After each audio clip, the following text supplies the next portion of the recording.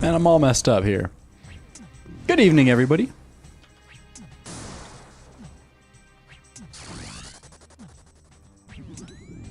How's everybody doing?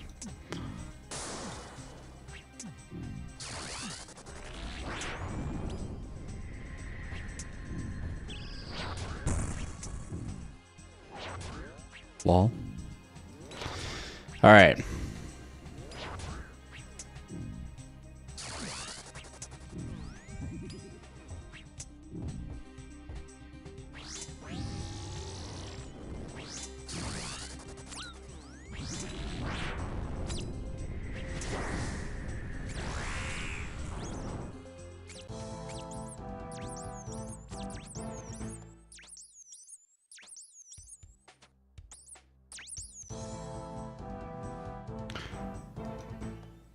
What combat achievements did I get? I mean, like, I know what I got, but, like, why were those combat achievements?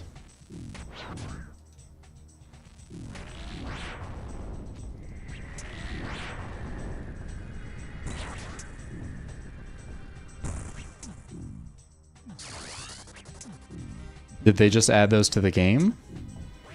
Because, like, 73 KC seems to be kind of a weird kill count to be including some combat achievements into.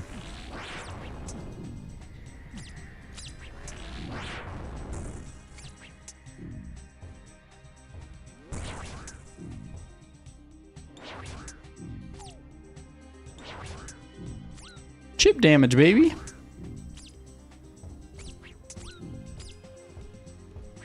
These guys, as well as their chip damage to prayers, they don't seem to have much regard for armor.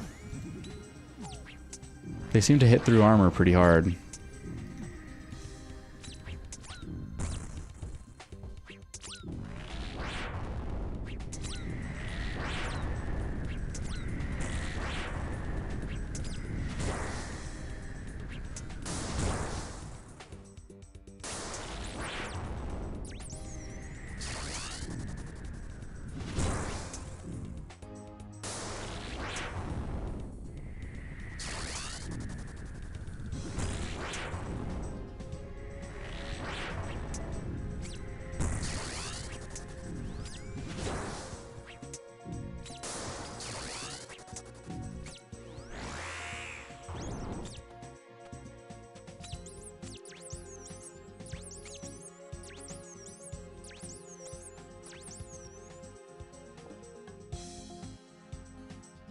Just a little bit of ratting around, boys.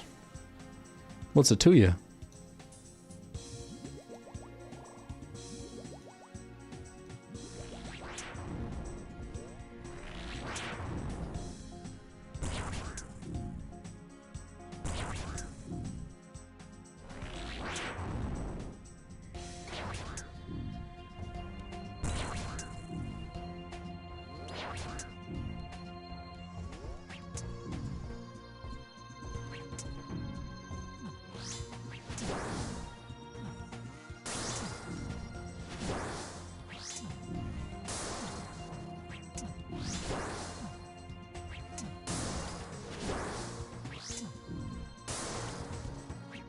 Damn.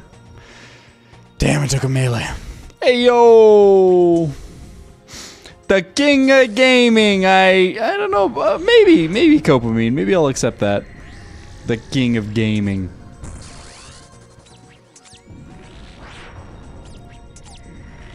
Is that hate speech?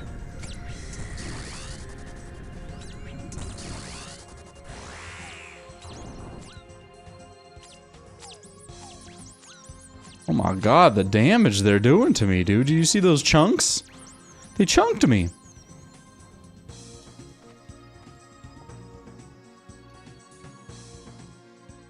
I don't really care about the rune arrows, I'll be honest. I have so many rune arrows, it's unreasonable. And those rats! I'm telling you, man.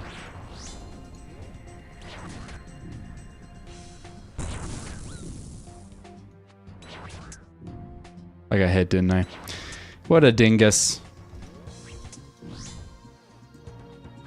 Stand on business. Hey, got some stinky business, dude, and I'm just a part of it.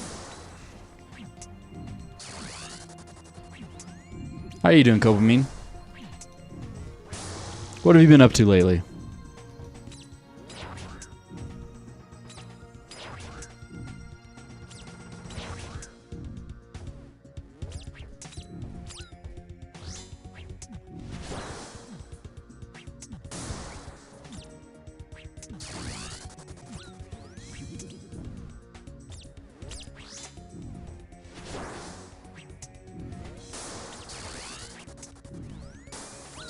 Oops.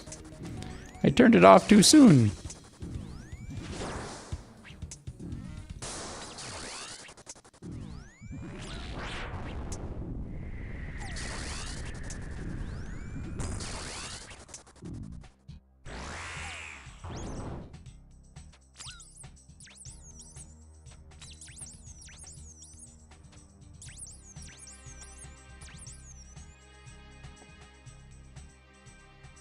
On business. It's finally got an Ethernet cable, dude. It's the small things in life that make the biggest difference. Good for you, man.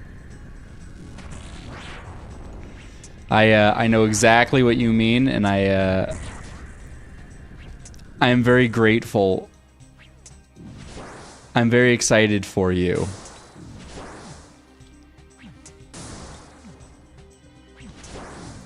I'm doing well. I don't know. I'm in a pretty weird spot with games right now because all I want to do is play League of Legends, which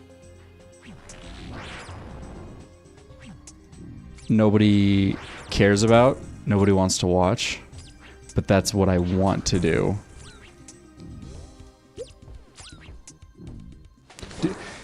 Being hardwired in, man, makes the biggest difference in the world. I do not trust. I just don't do Wi-Fi anymore. Like, my hatred for Wi-Fi has manifested in a way where I don't even build computers that have Wi-Fi capabilities anymore because I'm just not even going to use them. So I'm not going to pay like the extra 10 or 20 bucks to have a motherboard that has Wi-Fi capabilities. Because like, well, I'm not going to use it because I hate Wi-Fi, dude. I can't stand it. I'm so over that technology. They're like, yeah, but dude, now it's Wi-Fi 6, dude. Wi-Fi 6. I'm like, it doesn't matter, dude. Wi-Fi 6 isn't comparable to Ethernet. And Ethernet's, like, what, like 50 years old?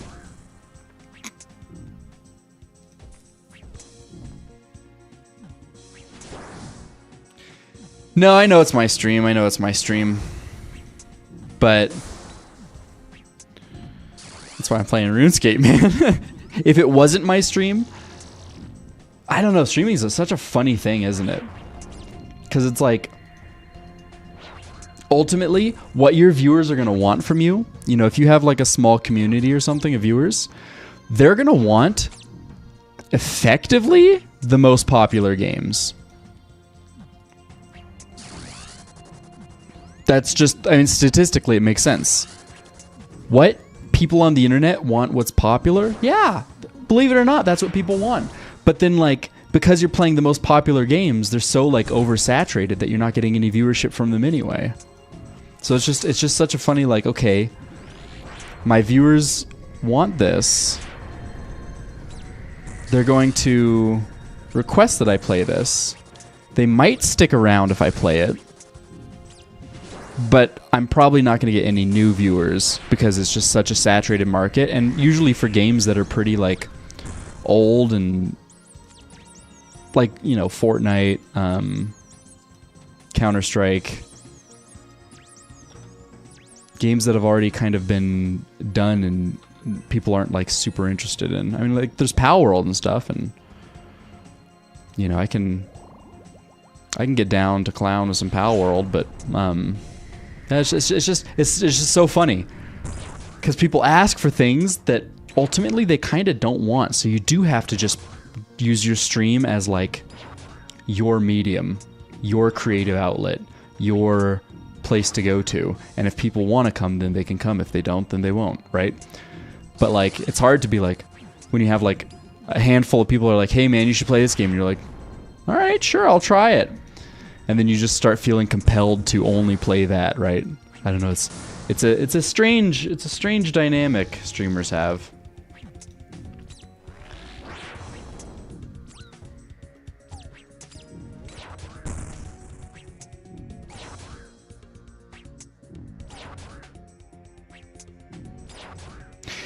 Yeah, if I'm not having fun, that's when it stops. The stream ends, right? Like so like people that are like, "Oh man, I like watching your stream for you, but you should play this game." It's like, "Yeah. But if I play that game, I might not stream anymore."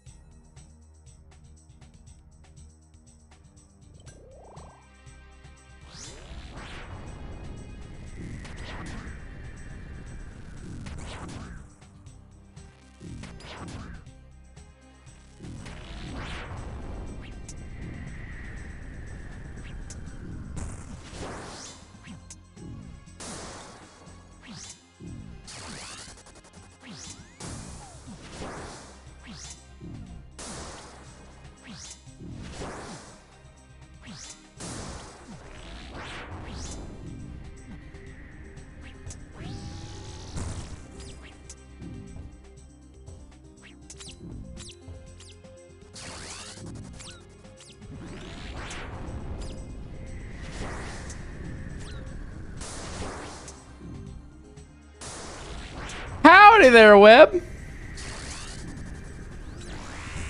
Webb's the main culprit. Webb's the biggest thorn in my side. He is the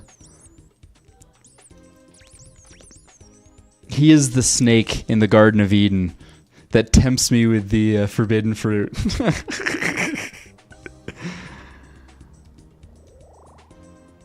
Yeah, it's just a weird funk.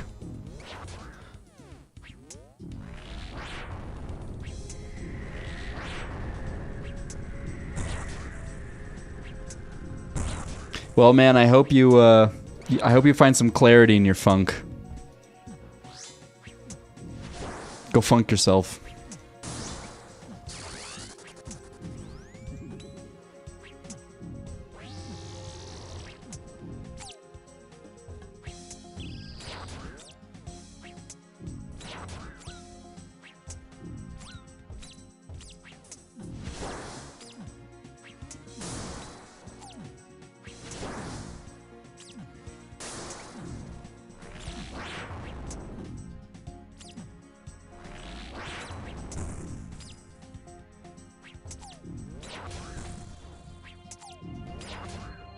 Chip damage, baby.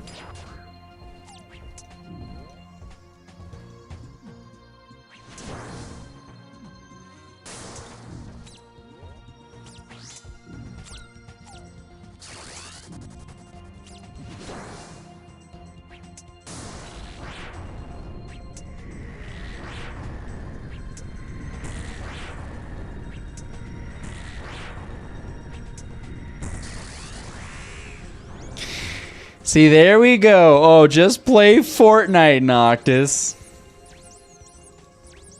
No, I need a palate cleanser from Fortnite. Dude, Fortnite was pissing me off so bad yesterday. What, Oh, that's right. You're medical. Yeah, being off for 2 weeks, man. Kind of makes unemployment look pretty good. You're like, yeah, I could go to the food bank. I could apply for unemployment. I could get food stamps, man. It's tempting.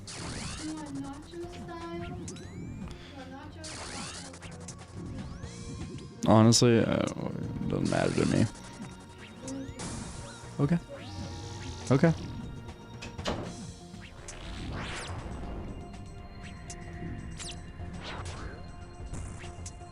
It's time to commit to the dream, Copa. Quit your job, Copa. Become a streamer, Copa. It's time.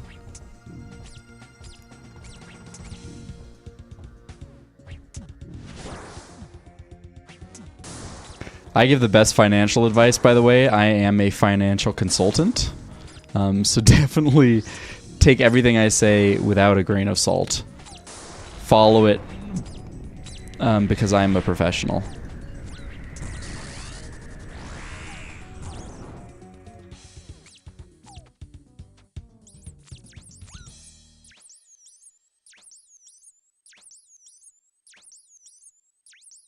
This Rat King song is fine. It's not my favorite, though.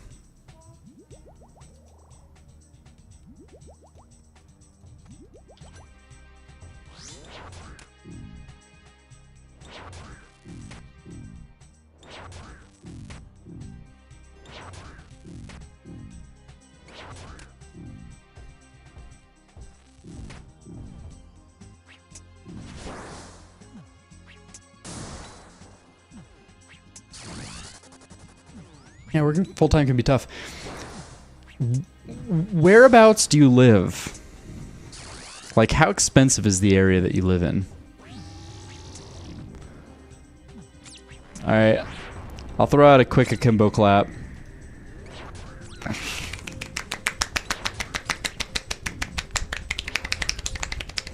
feel like such an idiot. Whoa!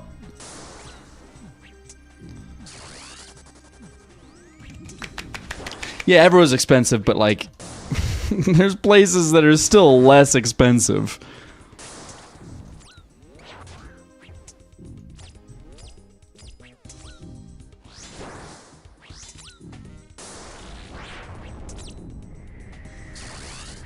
Alright, so I know what we're discussing this stream. We are discussing... Dude, I just can't get a spine, man. This is crazy.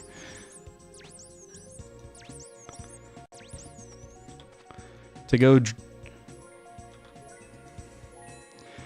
go like triple the drop rate on something that is like relatively easy to acquire is actually wild. The item that I'm hunting right now has such a high drop rate. It drops so frequently. It's not a hard item to achieve at all. It's very easy to get, actually. It's incredibly easy to get. It was purposely made very easy to get. And I haven't seen it, dude. It's wild.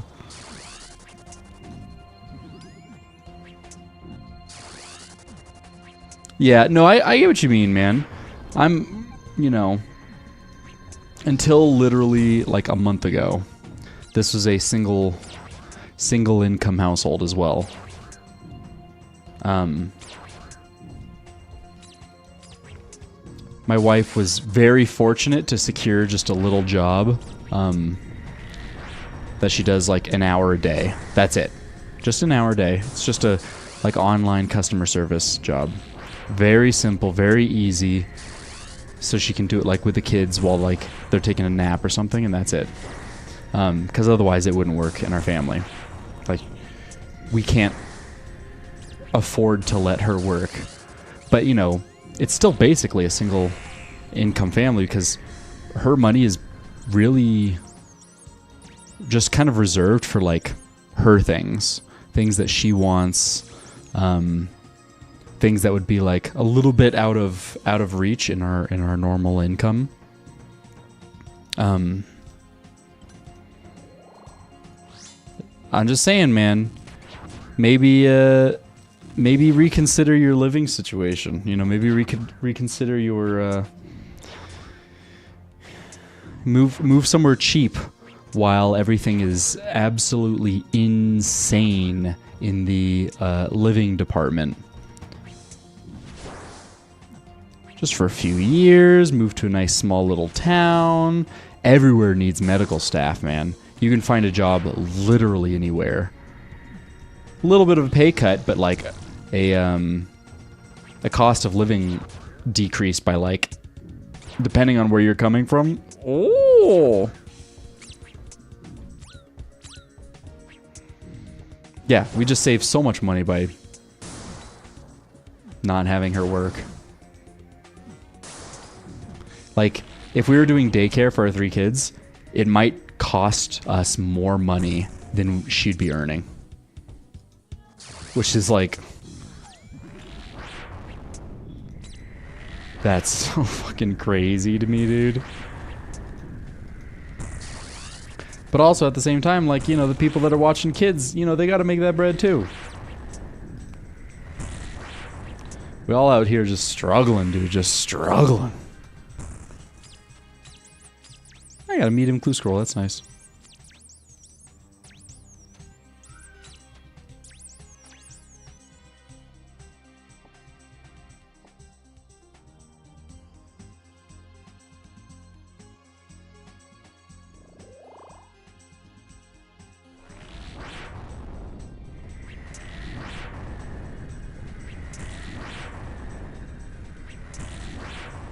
Oh yeah, it's incredible.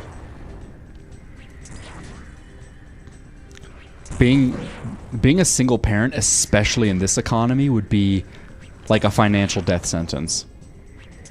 I seriously think any single parent right now, my heart goes out to them so completely.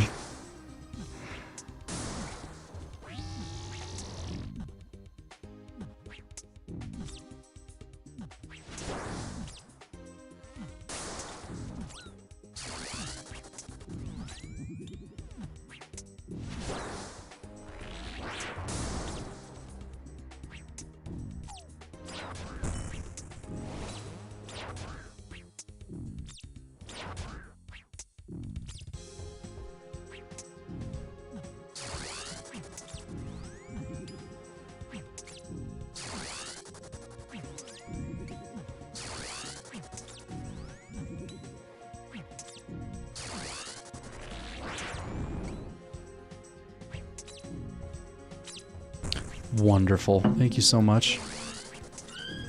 I have one. It's okay.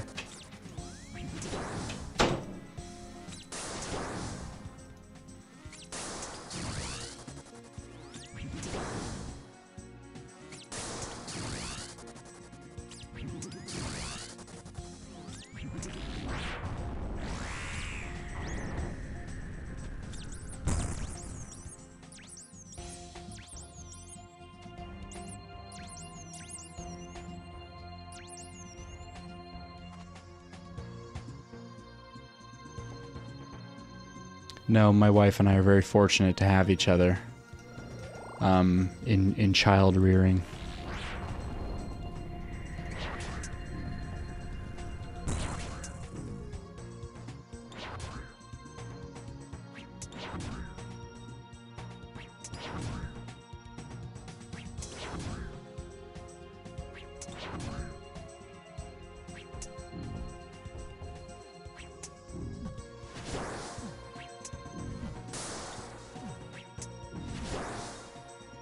Oh, but what I was talking about earlier is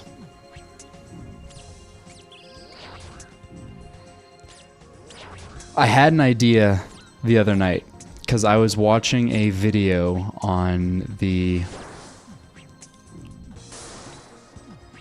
homelessness epidemic and the industry built around the homeless epidemic that has no incentive to actually solve the homelessness crisis, because there's all of these like gigantic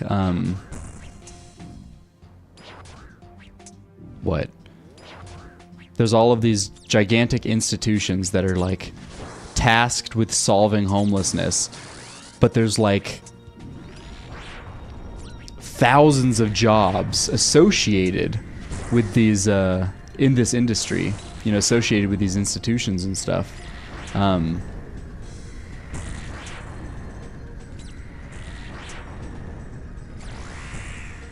What am I trying to say here?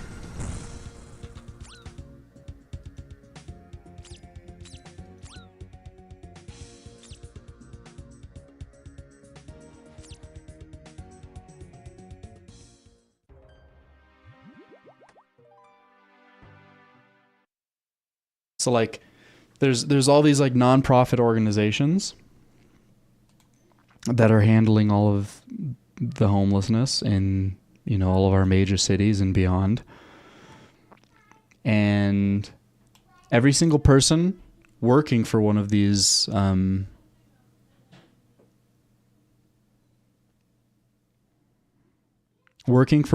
institutions is making a salary, right? You know, that's fair, as they should be. It's relatively our topic of the night. This is kind of the preamble.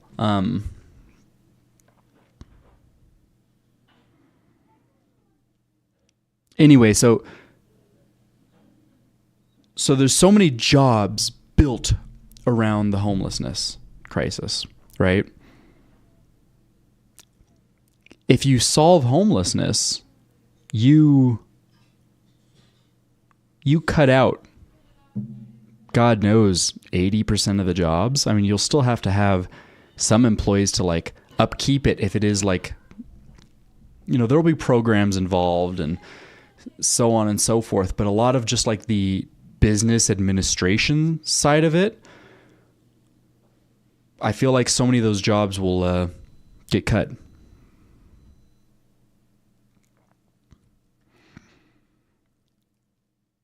So there's no incentive to solve homelessness. That's what I'm saying. And also, a lot of the CEOs of these nonprofit organizations are making like $400,000 a year.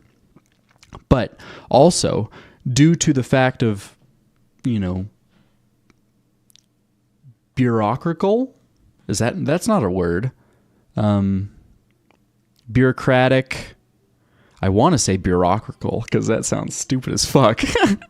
But just because of the nature of bureaucracy and its like inherent incompetency,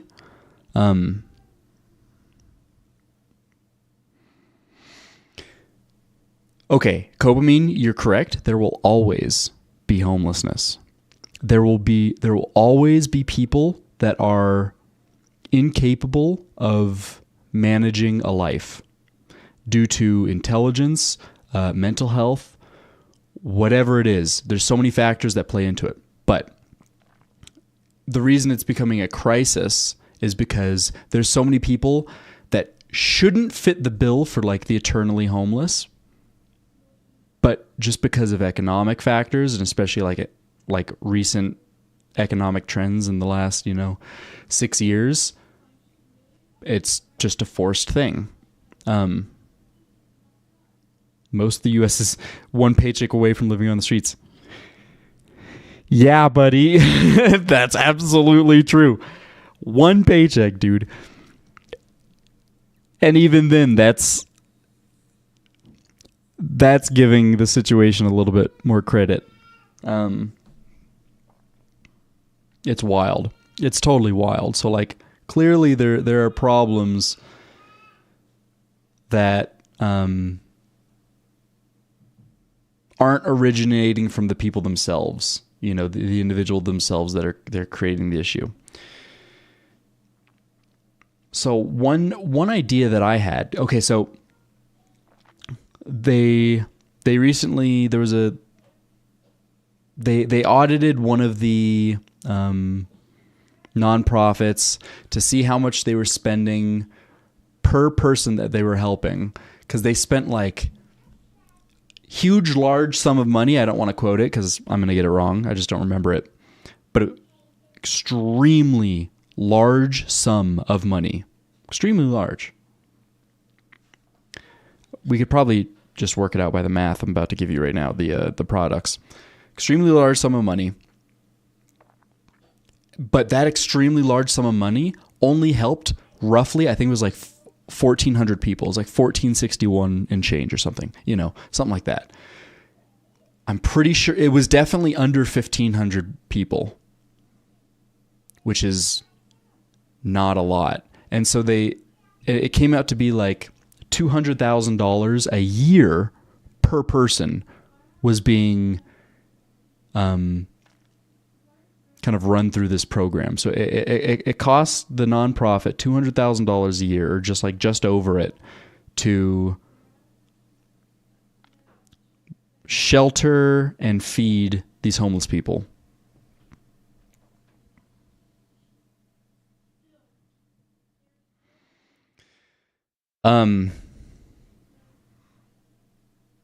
That's an insane amount of money. If somebody spent $200,000 a year on me, I would be living like a fucking king, dude. I would be living like Donald Trump, Elvis Presley. I don't fucking know, dude. Just some crazy rich person that's just like, yeah, I'm going to get a gold toilet and fucking overdose on it. 'Cause like, hell yeah. Anyway, but what was being considered in that end sum for each individual, most of that is actually just coming from salary costs for all the people, down the bureaucratic line of these nonprofits.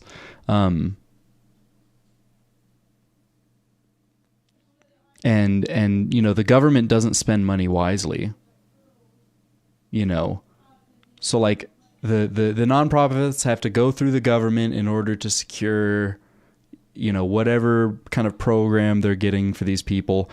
And the government's just like, yeah, just spend the money. We don't fucking care, dude. Just spend it. Don't try to get a good value. Don't try to do anything good. Just spend the money. So like governments naturally inflate the costs of things exponentially. It's insane.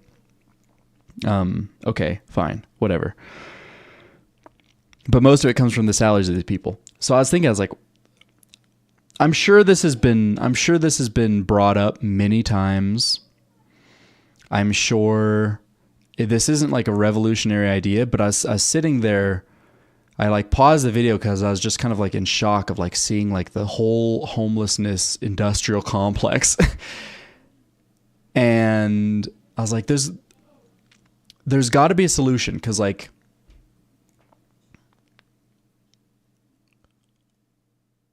at some point when you're spending $200,000 per homeless person and they're still living on the streets and they're still eating garbage and they're still just shitting everywhere, it's like, why wouldn't we just give them $200,000, right? Like, maybe that money would actually, even despite the drugs and the alcohol or whatever they choose to gamble it on, right? Despite that, it still might be better spent in their hands than in these government agencies and these nonprofits. Okay. But then you run into an issue of like, okay, so we're just going to start handing homeless people a check for $200,000. Let's be conservative. And let's say we hand a homeless person a check for $100,000. Let's say that we hand them a check for $80,000. What incentive is there to not be homeless? Because like all of a sudden it's like, oh, the barrier to entry to an $80,000 check is homelessness? Yeah, I'm working at Walmart and scraping by. I could just not pay my rent, get kicked out, quit my job, or do something to get me fired, whatever looks best on these these payout applications. And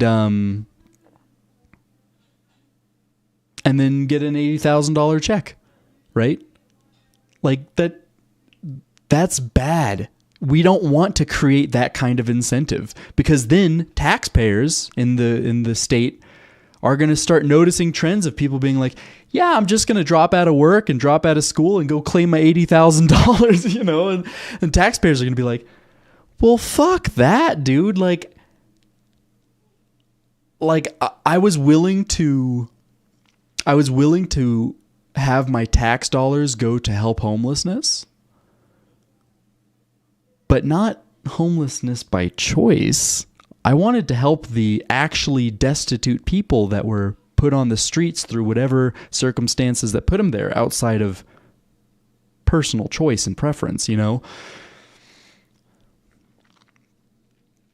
No. Here's what we do. So you're all familiar, I'm sure, with the universal basic income. The idea that was proposed by, you know, not initially by Andrew Yang, but was most recently largely popularized by Andrew Yang, or bringing it into the public lexicon.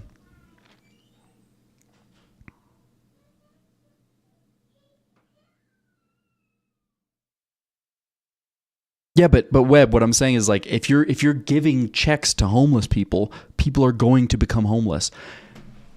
No joke. If right now the state of Utah was handing out $80,000, $100,000, $150,000, $200,000 checks to homeless people because they figured, well, that's the cost that we were going to be spending on each person anyway for these programs, we might as well just give them the money. Are you kidding me? I would jump on that. I would become homeless in an instant to get that $100,000 stimulus pumped into my life. There's no way I wouldn't. You know, it's just like all the people back when the coronavirus loans were going out. What were they called? It was the PPP. What was the PPP loan? I can't remember what it was actually called.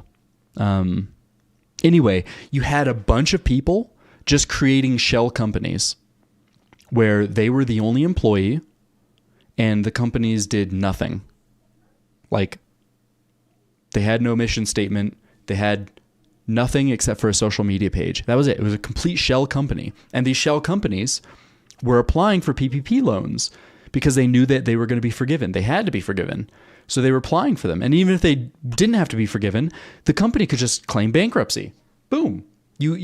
Each of these companies was getting like $8, $10, $15, $20, $30,000. So if a single person could make like 2, 3 companies, 2 shell companies, 3 shell companies, and then apply for PPP loans, never pay them back,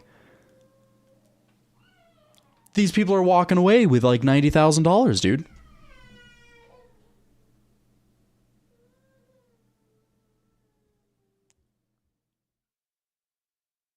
No, this is a monologue, Webb. There's no... I am not accepting any conversation. This is a monologue. This is a diatribe. A monotribe. Okay. Okay, so I brought up universal basic income. I don't think universal basic income is a good idea. I truly do not think universal basic income is a good idea, at least in the way that it's proposed. It's proposed like, oh, you get $1,000 a month, right? Awesome. That's wonderful. That sounds great. Like, duh, if the government just started handing out $1,000 a month, there are absolutely people that would take advantage of that to better their own lives and increase their quality of life and living. And then you'd have people that would, slack off and use that $1,000 a month to do whatever, but who fucking cares? It's their money, right? I don't care about that. But, sorry, my company ended up taking over $300K for the PPP, and it was a small company. Companies are the problem, not poor people. Yeah, but I'm a company. You're a company. We can all be companies. See, that's the thing. The only thing separating you from a company is a piece of paper. And bada boom, LLC established. And then you have all the rights that a company has, and you can do whatever the fuck you want as a company.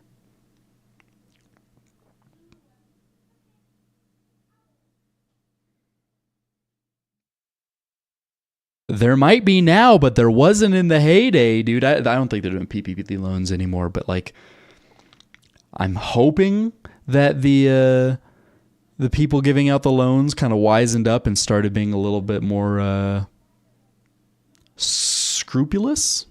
That's the word I want to say, I think. Scrupulous with their application process.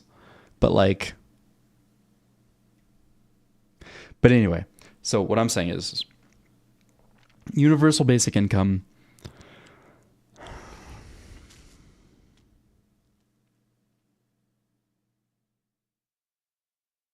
I don't think that's the way that we should handle it. Oh, no, I'm very well aware of the site. I'm very well aware of the fraud.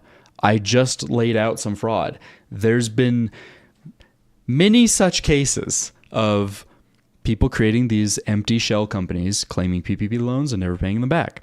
You know, even if they're only getting $10,000, if the government handed me $10,000, it would be a fucking payday. I would do it again and make another shell company. And then, you know, then all the big companies too that are getting, you know, $500,000 loans, whatever. Like, I get it. I understand. I'm very well understanding of this situation and how it was abused. But what I'm saying is, what if we kind of restructured the way we thought about universal basic income? What if every citizen of the United States, you have to be citizen, naturalized, whatever, you have to be a citizen.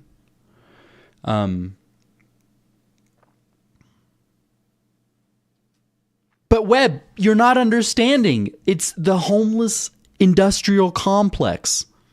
Like, homelessness will never be solved so long as there is a homeless industrial complex. And the homeless industrial complex has zero incentive of solving the homeless population, the crisis. Yeah, 3% of the population. That's still a lot of fucking people. But sure, with how much money we throw towards homelessness yearly, could easily be solved. But you're dealing with fucking governments and nonprofits that are having to go through like government regulations and shit. The bureaucracy stops everything. The bureaucracy puts everything on hold. It grinds every person, every well-meaning, well-intentioned person. It grinds them to a pulp. And through, you know, whatever regulations, stipulations, anything that they want to do is cut down, because like that's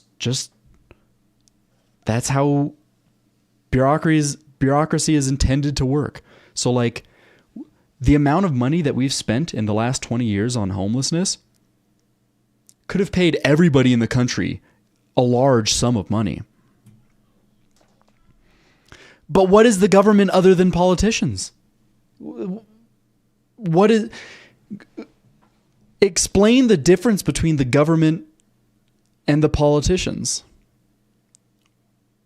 A politician is someone that works in government.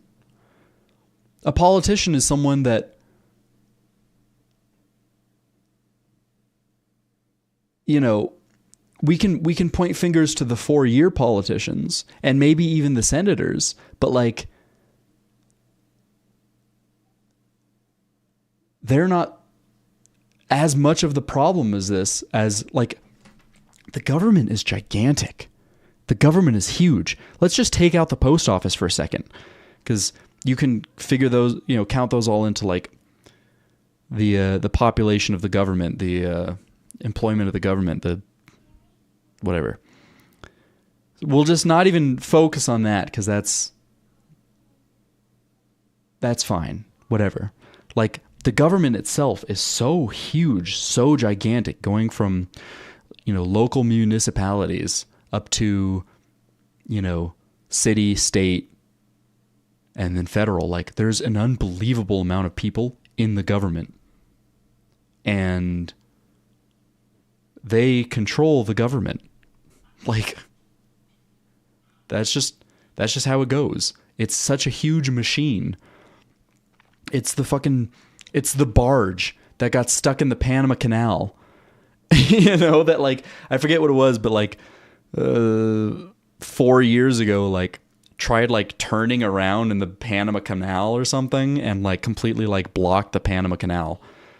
The government is like just a gigantic ship that takes like 15 years to turn around, to do a 180, because it's just so like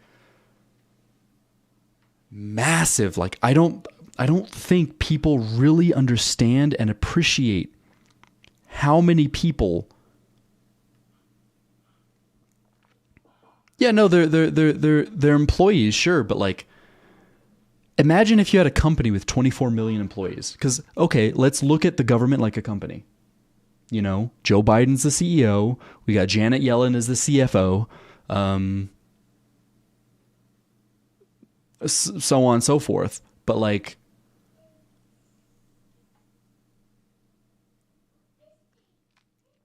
the difference between the government being a company versus what it is now is that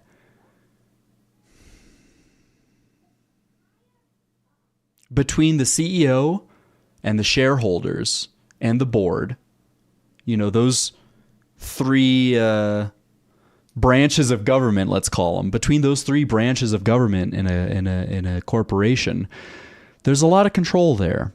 They have a lot of control, but I feel like in the government, like, because of all the individual municipalities that do have their own individual rights, and I am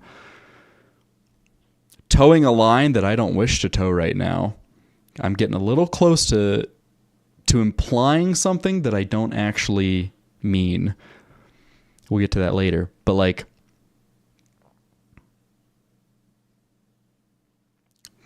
because of the individuality of the governments,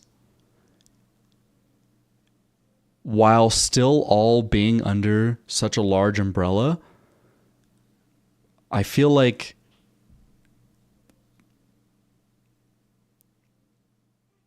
that grinds it to a halt, for better and for worse.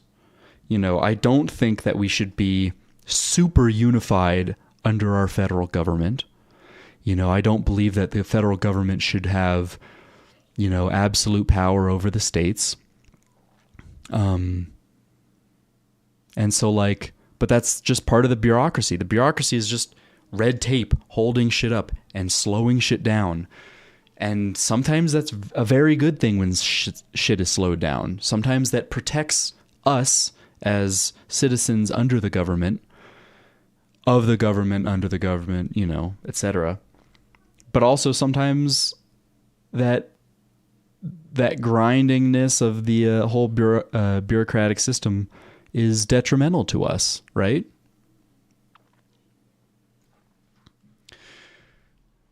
Wondering what you will think will fix the homeless problem if the government isn't in control. Private business. No, I don't think private business would fix the issue, because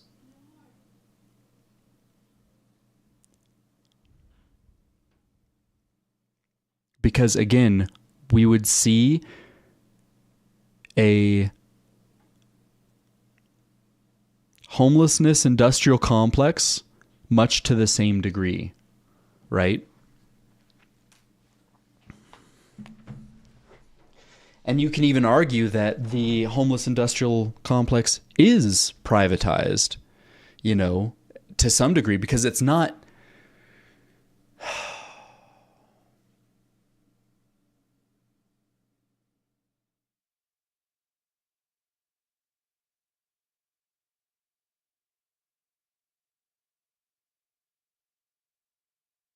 I don't know.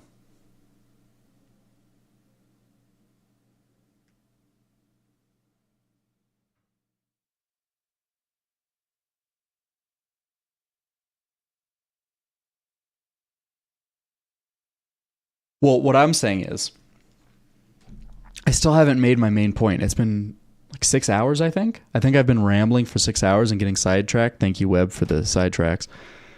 But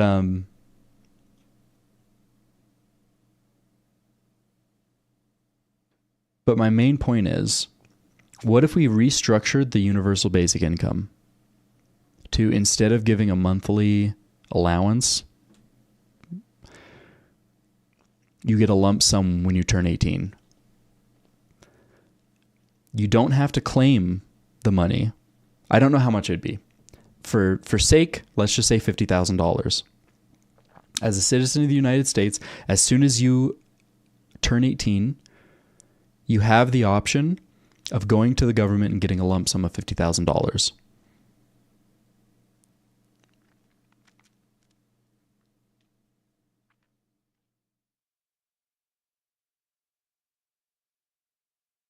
That money can be used for whatever. It's your money. As soon as you turn 18, it is handed from the government to you, and it literally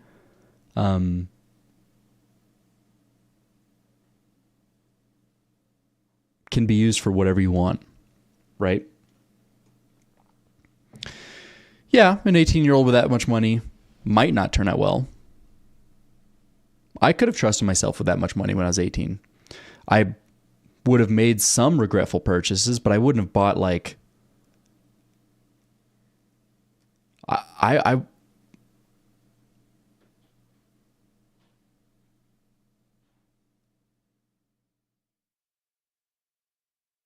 investment accounts in their name. Rather that. Well, what I'm saying is that money is available to you as soon as you turn 18.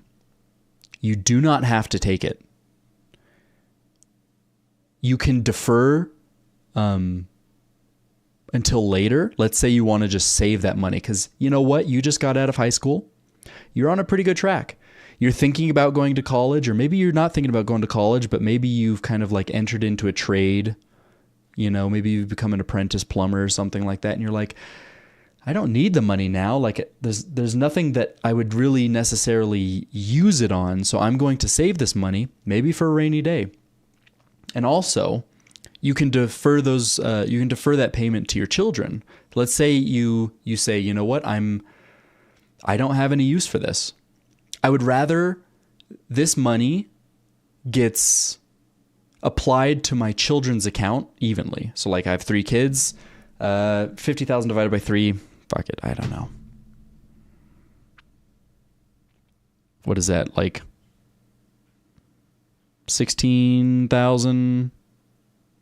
Okay, so let's say 2 kids, 25,000, right?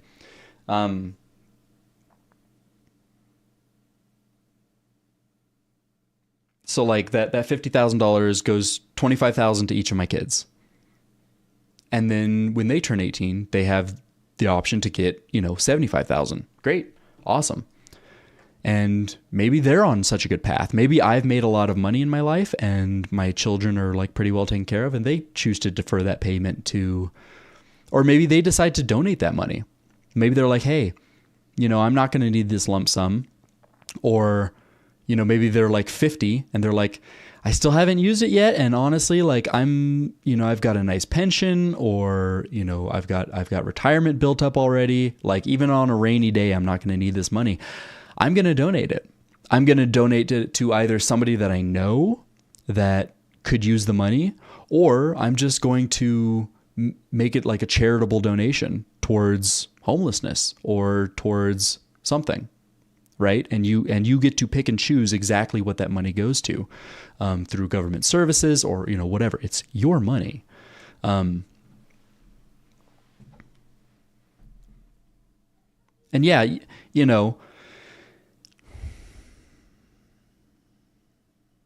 see, but Webb, no, if you blow through the money, man, hey, you got your shot. What if you use it for a medical procedure? Great. Then you use it for a medical procedure.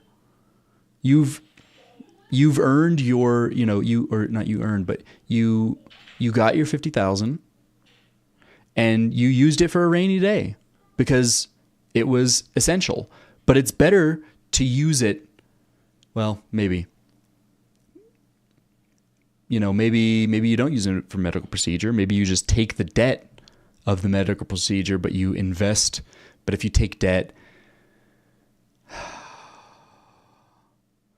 They might claim it anyway, but I don't know. I think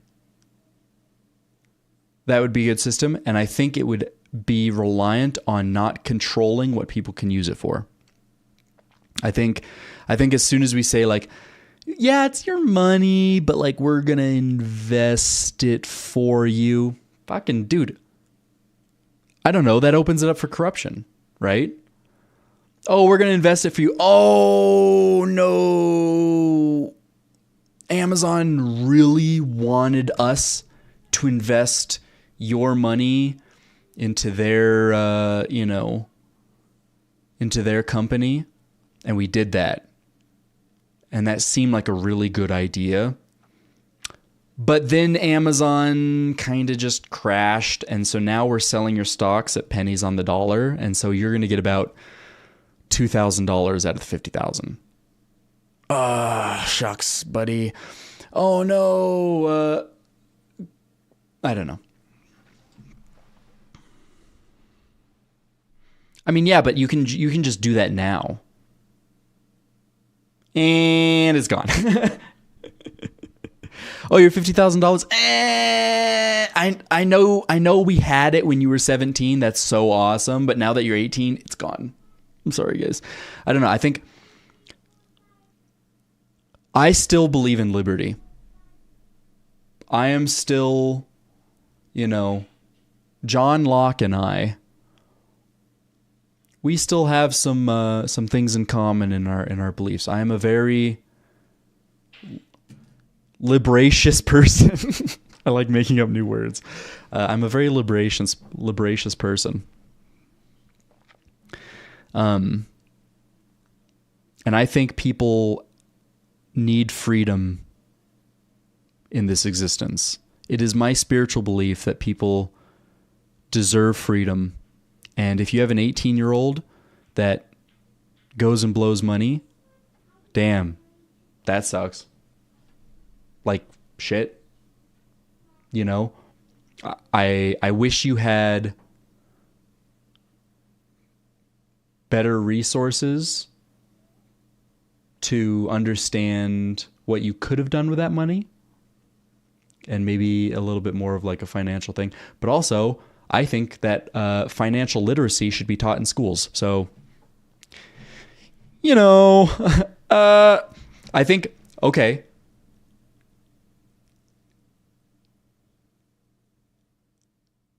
we do it, $50,000, a complete liberty payment that the government has no control over, but financial literacy is taught in high school and maybe even started in middle school.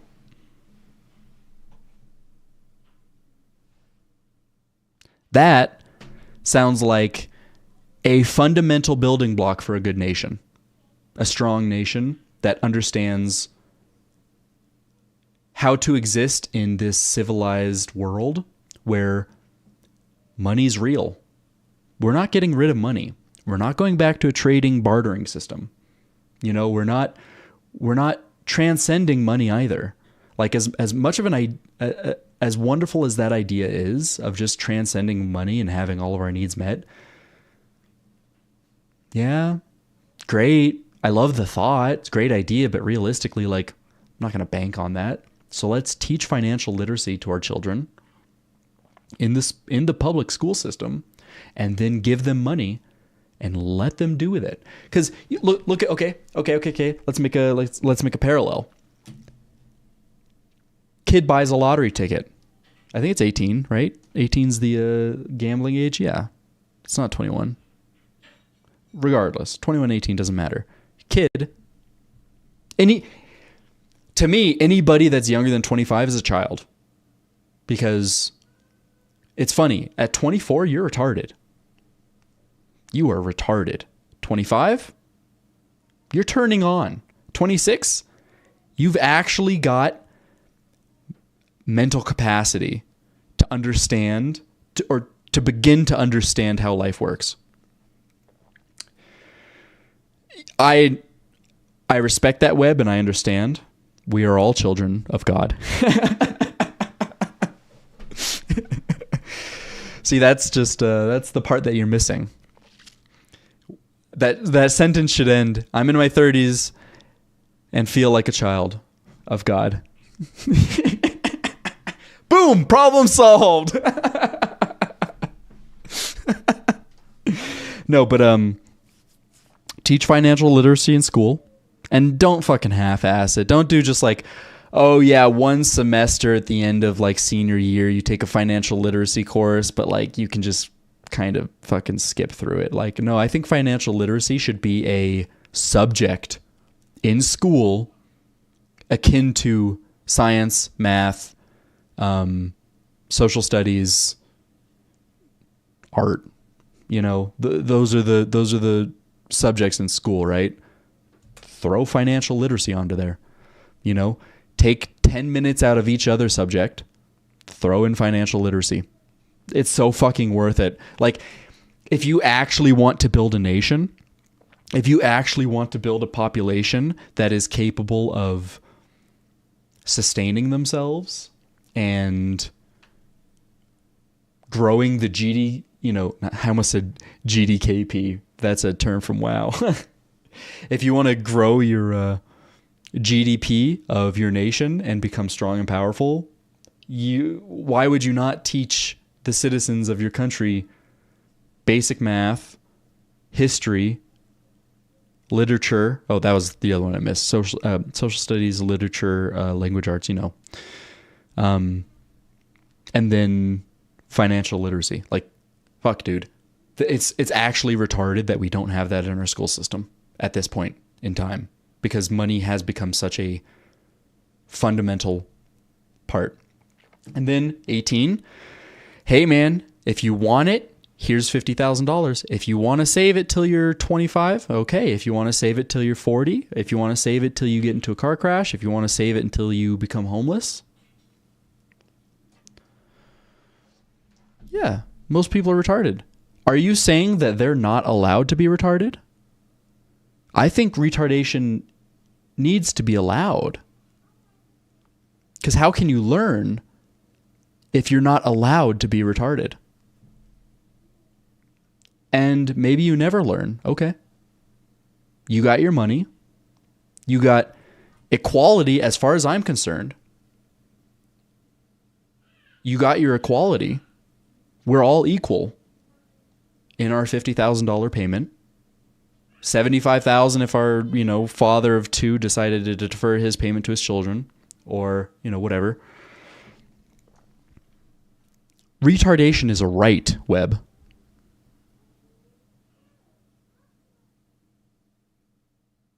Okay, but here's the parallel that I want to draw.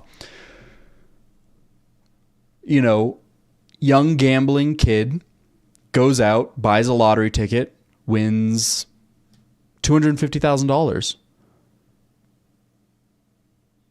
They're going to blow it. And they often do. How many lottery winners have you ever heard of that have like been in a better spot 10 years down the line? They're not. They're retarded. Whatever. Money goes straight back into the economy. Yeah, it might go into the liquor industry. It might go into the luxury car industry. It might go into, you know, whatever industry, but like,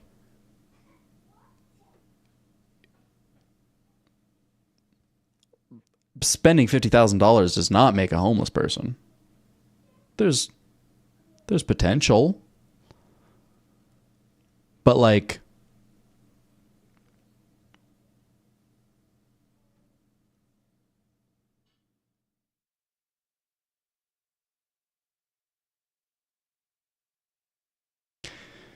do you know what I think we need to do about the homeless population? I think the homeless population needs to be given mops, buckets, Lysol wipes, scrub brushes, sponges, and they need to just start cleaning.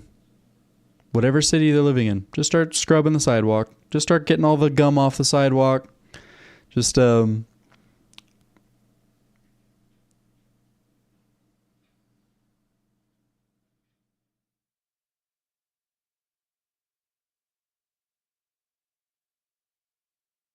You quit for a year to live off the money.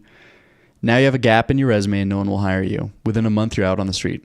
Oh, fucking alarmism, dude. No way. That's all doom and gloom. One, do you know how many gaps in my resume I have? I have an incredible amount of gaps in my resume. I'm still hireable. Like,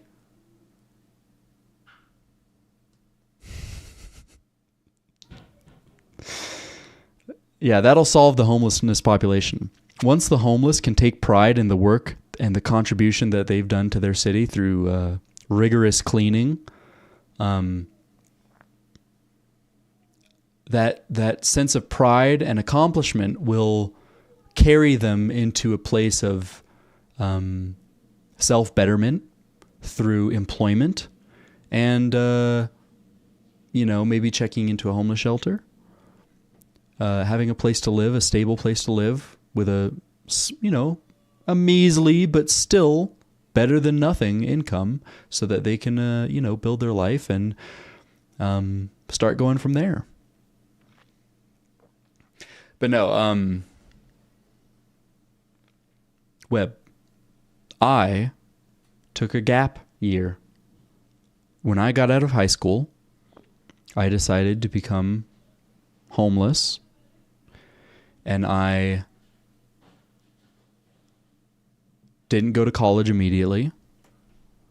I went to go jump around and couch surf. And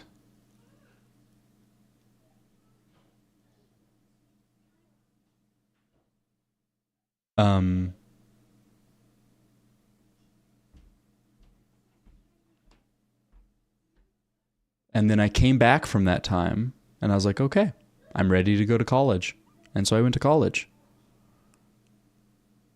And yeah, not everybody's like me, but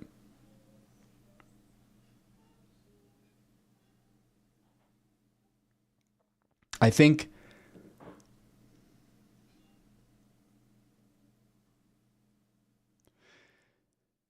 it's funny. I think giving people $1,000 a month on a UBI system is like poison. Obviously, it would be helpful to people like me. I would use it to make investments in myself and better my life, and I'm sure you would too. But there's a lot of people that wouldn't. Okay, whatever. But like, I feel like the psychological aspect of having the $1,000 a month just like guaranteed forever, and you don't have to do anything with it and you can just live off that, that might cause homelessness because you're getting your $1,000 a month, okay, and you're living fine, but inflation, what if we hit record inflation at some point, which is bound to happen? Like shit like the past, few years of like, what is it, 20% inflation? Shit like that happens, man. It's the economy. You get some wacky people in the Fed and they start pumping out money. All of a sudden that $1,000 isn't enough to like do anything with, and then you're homeless anyway. So like, we can always take any argument and just go, yeah, well that can create homelessness.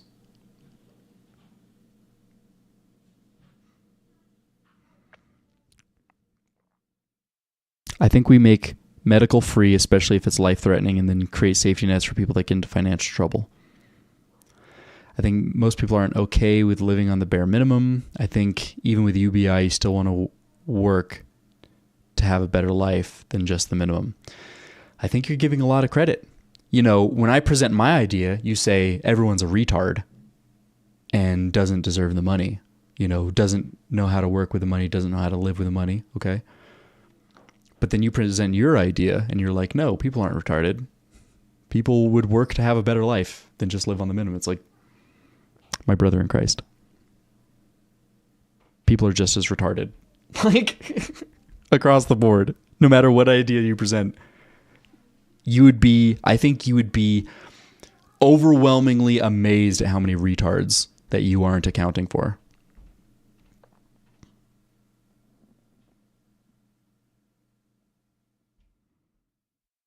Okay, then why does the $50,000 the $50,000 payment at 18 not count for abuse? You know, why is the number of abusers of that system very high, whereas the abusers in your system is very low?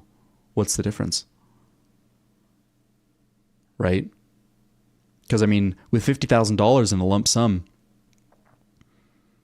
if you've gone through your financial literacy courses in high school and paid like a modicum of attention to it, you're like, I should probably either invest this money in college, I should invest this money in a small business, starting a business, or I should invest this money in stocks or bonds to make, a return on.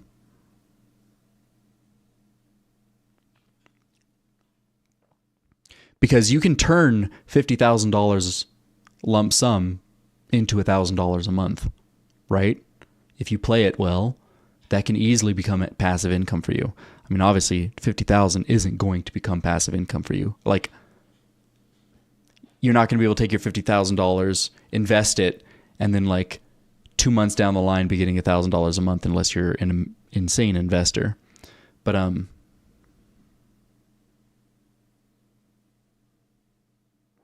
maybe.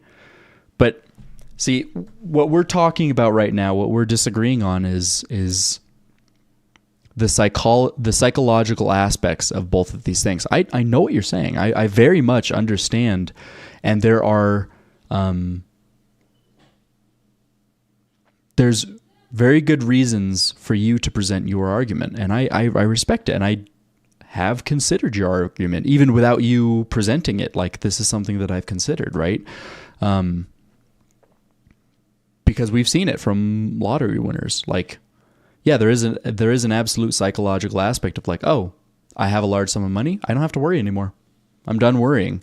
And then let's say they use that money only for living expenses, and let's say they're good with their money, but they're only using it on living expenses, right? And let's say they're a single person, they live in a cheap area in the country, and they're frugal with their money. Let's say they spend $10,000 a year of that $50,000. 5 years down the line, they run out of money. All of a sudden, they're sitting there. All they have is a GED or diploma, high school diploma. They no longer have their lump sum of cash, and they don't have a college degree because they just chose to, spend $10,000 a year and live in a room, not even an apartment, just a room in somebody's house and rent it out. And now they have no money. They have no job experience, no skills. And it's like, oh, what do I do? There we go. Okay.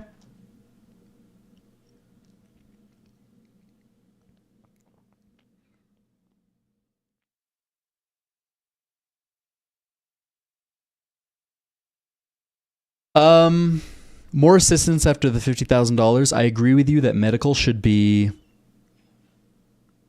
audited, right? The medical industry needs to be audited and cut down. Free would be nice, but I don't think it has to be free. I think the medical industry could be still like paid for by the patients and not the taxpayers, but not be what it is.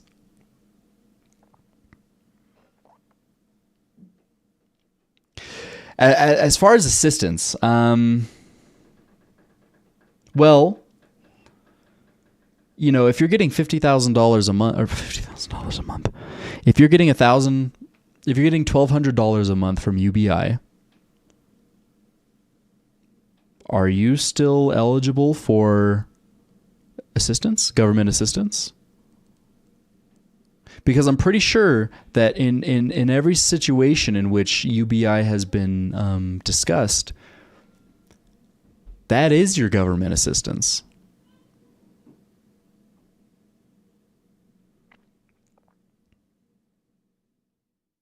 Yeah, but that's what you were saying. $1,200 barely get you by, but you're only supposed to be giving them enough to supplement, financial costs of like insurance and bills and stuff.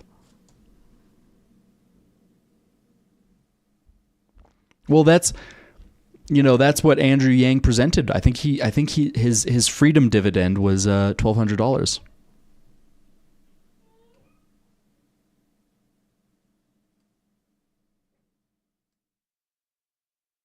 And so, but that's not even the point. You're getting hung up on the where these numbers are figures, right? They're abstract, they're arbitrary. Let's just say, fine. What number do you want to use for UBI? For a monthly income from UBI, what number? Because it doesn't matter. We say $10,000 a month. Who gives a shit? Because everything is relative.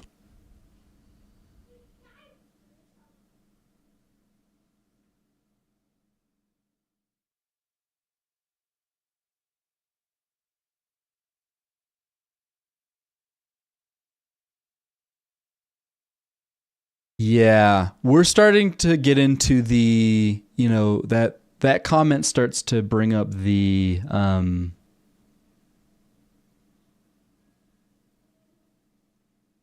what do they call it? Oh God, what's it called? It's a labor theft. Yes, labor theft. That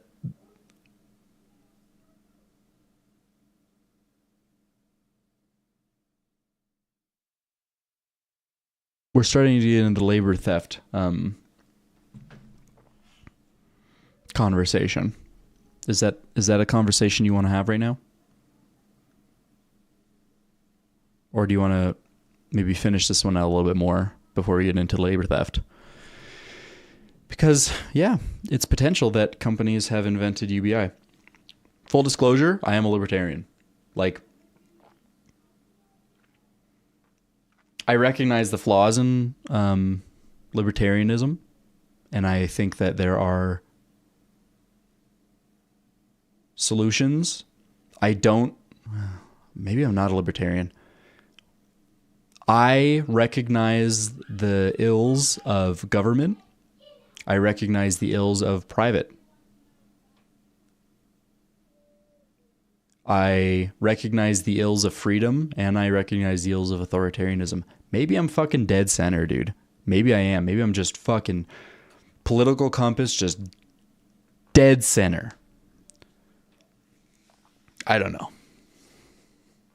I'm not smart enough to know. Maybe that makes me dead center because I'm not that smart.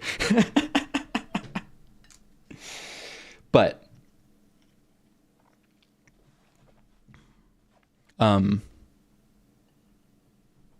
so like, I don't like the idea of government assistance in the first place. I don't. Like, personally, that is just something that I don't really like. But that's in theory, right? In theory, I don't believe we should have government assistance at all. I really don't. However, because of the ills of the private sector,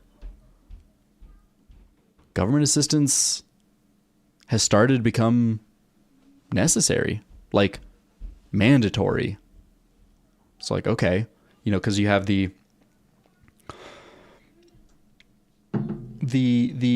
horribleness of the military industrial complex just fucking sucking money out of us.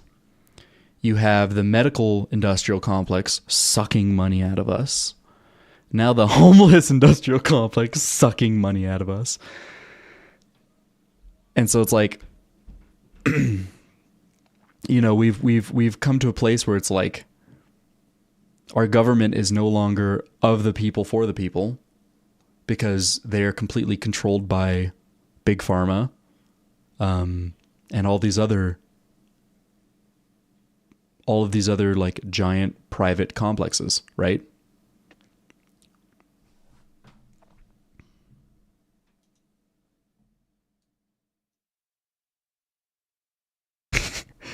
Dude, does this have oh god, what's his name?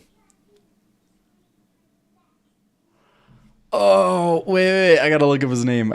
Hold on, I want to make the prediction.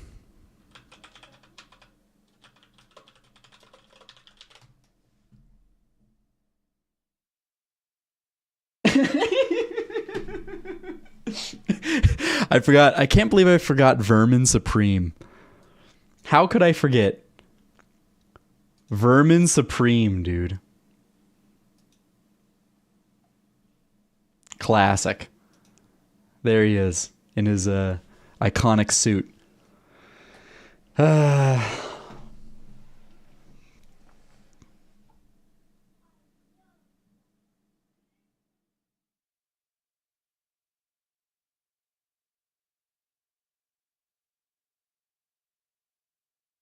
So, okay, I assume this video doesn't have Vermin Supreme in it then.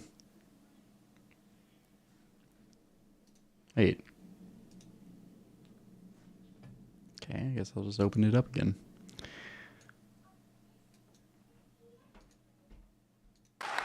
Mr. Peterson, I have a feeling I know how this answer is going to be. Should someone have to have a government-issued license to drive a car? Hell no.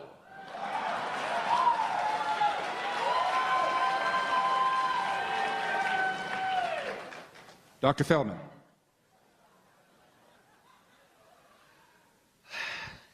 A car is like a gun or anything else. As long as you're using it right and not using it to hurt other people, you should have a right to use it. A license and a permit is just another way to get some money and inconvenience to people.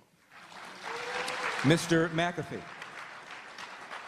I don't think licenses are required. However, if you are under 16 and your parents say you can drive and you haven't done it before, you should put a flashing pink light on your roof at least so we can get out of your way. But that at the most. Mr. Perry. The government requires licenses for far too many things. The government requires licenses for people to broadcast radio. The government requires licenses to get married. They require a license to drive. What's next? Requiring a license to make toast in your own damn toaster? Absolutely not.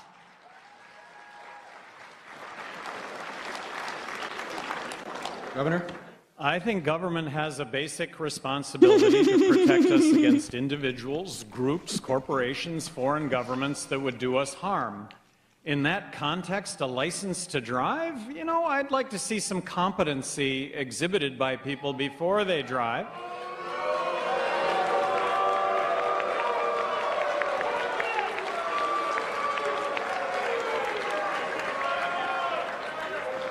As governor of New Mexico, I vetoed a whole lot of bills. I vetoed the haircutting license. I vetoed all sorts of licensing, but license to drive? I mean, you could, arguably, you could have an insurance requirement, I guess, that then the insurance company would determine. I mean, you got people that are blind that would be on the road, I think, that would actually continue to drive until they hurt somebody. I think. Gentlemen, we have come to the end of the question and answer portion of the debate. You now have 60 seconds to make a closing argument. Since Mr. McAfee went first, Mr. Perry, you may go first.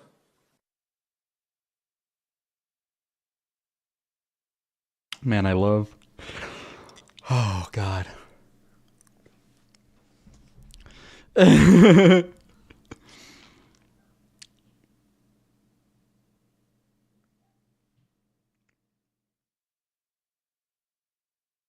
What argument from Joe Rogan disenchanted you from libertarianism?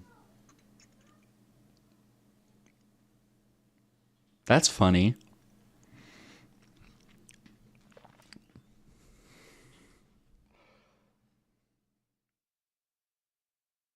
Okay, well, hold on real quick. About your consensus thing.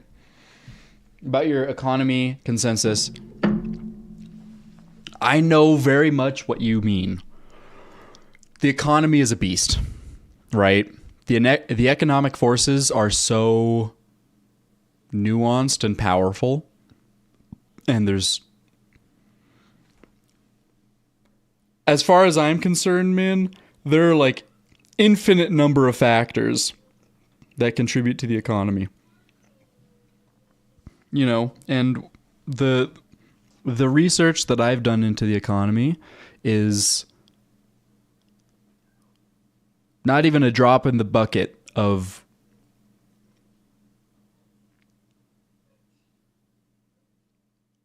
what we as a collective society, through all of our greatest minds, understand about the economy.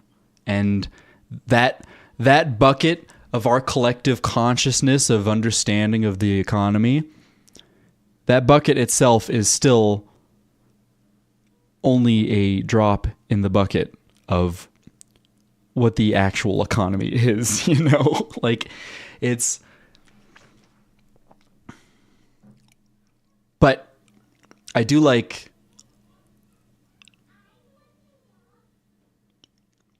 South Park's take on the economy with the Crash episode, because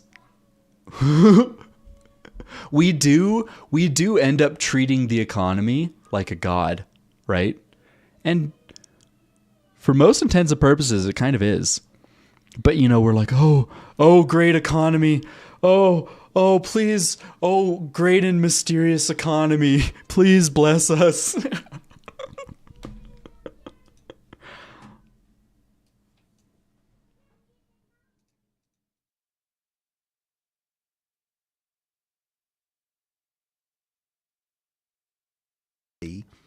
What problem? Dave Rubin, dude. Don't make me watch Dave Rubin. I don't know anybody on any side of the political aisle, on any part of the political compass, that likes Dave Rubin. Do you, Webb? If you do, forgive me. But anytime I hear from Dave Rubin, I'm like, what the fuck, dude? I don't... What is this guy? Would you, everything you're building here right now, right? Do you want the government to tell you how to do all these things and all the regulations that you got to have your electric thing this far from this and like all the regulations like that for construction are important though. You do have to make sure that people don't do stupid shit. But make sure you generally, don't have a power line that's near a water line. There's a lot of. But I would put most of that on the builders though. They want to build things that are good. Now I get it. That's not true. Listen, people people are going to build corners all the time. Like, you have to have regulations when it comes to construction methods, or people are going to get fucked. They cut corners when there are regulations anyway.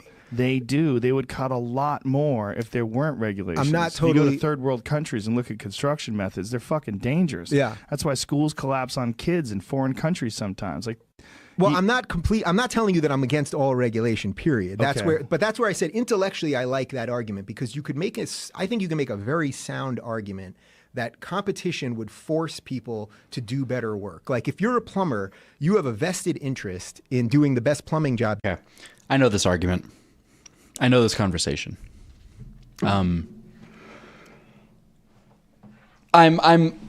This is actually something that, independently of this episode of Joe Rogan podcast, I have actually considered and thought a lot about.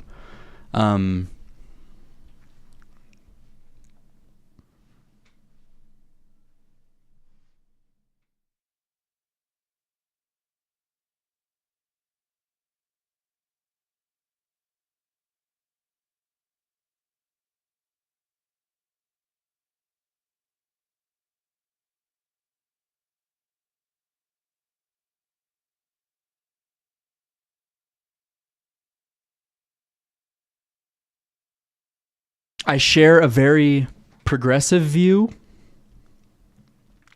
but also a very conservative view. I'm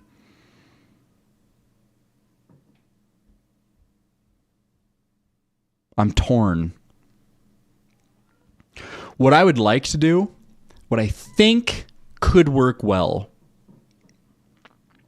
is a dismantling of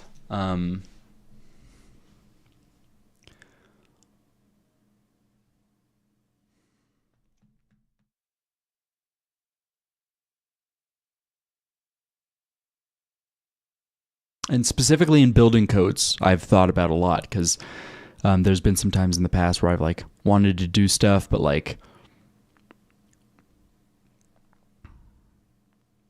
I was like, oh, I want to do this. And honestly, like I wouldn't mind abiding by code, but just the amount of like the amount of stuff that I would have to go through with the the local government, whatever department, whatever agency, I don't know. But like whatever I'd have to go through is such like a rat's nest. Because I was talking to someone, about it that has a really good understanding of like construction and like and what I was looking into doing. And they were like, yeah, you're going to have to like, apply for this and like, have inspectors come out like at like a minimum of 3 times during construction to make sure everything's up to code. And like following code, like I'm okay with that. Especially coming from my perspective where I don't have a lot of knowledge in the practices. So like code is there to protect me and protect future people that are going to live in this household, and I don't want my work to hurt the family that comes after me. So like I respect code in that way. I really do. And I'm very respectful of the coded house that I live in. And when I see shit that isn't up to code in the living spaces that I inhabit, it makes me nervous. It makes me very scared, and I don't like it. I like code. I really do. I really appreciate code for buildings. I am grateful. Yet.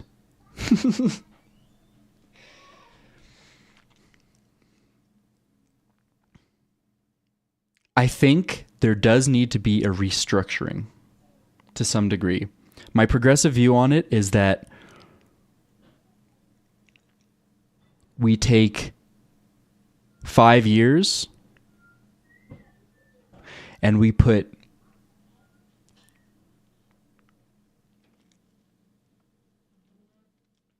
a handful of people on a committee, maybe 7 years, whatever, maybe not whatever. Let's try to actually get this done in an efficient manner. So 5 years. Take 5 years, start a committee, put the most knowledgeable people about building residential, commercial, and maybe separate committees for residential, commercial. But anyway, you take people that are of the highest understanding of what it takes to build these places, that also do not have any financial incentive in the game. Maybe they're retired or what have you. But if anyone on this committee has a financial incentive to sway it one direction or another, there's no point in having the committee in the first place. Because fucking financial interests, man, can really throw a wrench in any good system. It's wild. Necessary evil, unfortunately. And they go through all of the building codes. It'd probably have to be split up between residential and commercial. But anyway, they go through all the building codes, and basically they scrap it and start from the beginning. And just kind of start over again. And really just like set a great foundational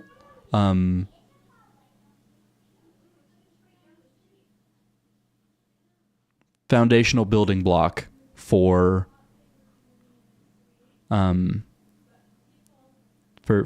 building codes. And like they get it all down, and then they work on the nuanced ones, et cetera, et cetera, et cetera.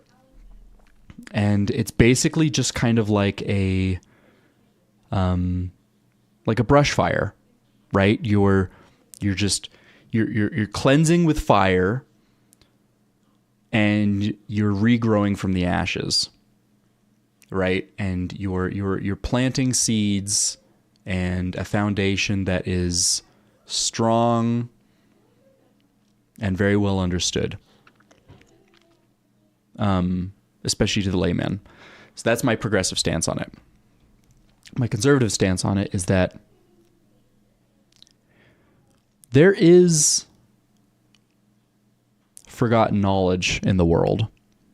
And so my fear would be that some of these codes that may have been axed were actually vital, but overlooked by the committee of 100, people knowledgeable in the industry. Okay. But that's kind of my ideal government. When I was like 18, I was hardcore anarcho-capitalist. I was more libertarian than any libertarian that's ever existed. Very strong. I have since moved out of that, but also before I was anarcho-capitalist, I was like communist. So I've gone both directions, but that's youth. Youth is just kind of like trying to figure out what to do. You're floating, you're attaching yourself to this. Let's see what I can learn from that. Oh, now I'm going to attach myself to this. Let's see what I can learn from that. And so you're flip-flopping everywhere, and hopefully you're wise enough to extract what you can from these things while recognizing the bullshit. But my ideal for the government is that we as a society are capable of auditing our government and of clearing out and having the brush fire, because I do value government. I value what government has done for national land and forests and parks. Very important, because if the government didn't get involved, all would have been privatized, and these wonderful places may have been desecrated even worse than they are already. So that is a wonderful, wonderful use of government. Thank you, government. But on the other hand, the government is very susceptible to corruption. And because of the insane loopholes within the government, within tax code, within all of these other aspects of the government, people can manipulate it to their own financial benefit at the detriment of everybody else. That is absolutely possible in government, and that is part of the reason that I got into like such a hardcore anti-government stance. Was not because government in and of itself is bad, but rather government is it is a double-edged sword. It can be used for good, and it can very well be good for, be used for evil. So it's like, so my idea of the government is like brush fire. Every once in a while, we just fucking burn it down and we rebuild it. I feel like we've gotten to the point with our government right now where there is so many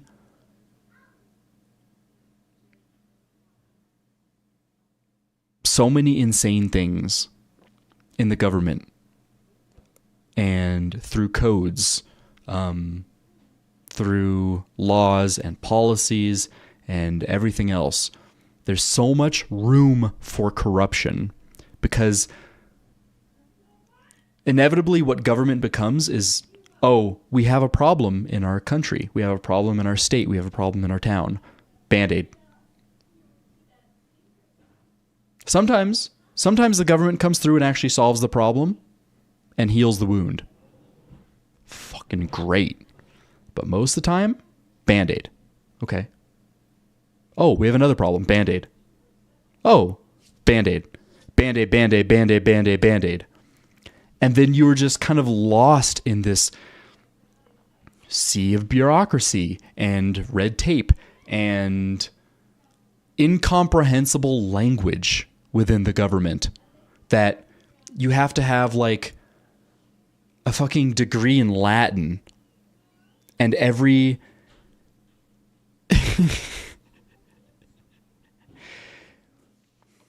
and like every language you have to have a degree in, like a master's degree, like a PhD, a doctorate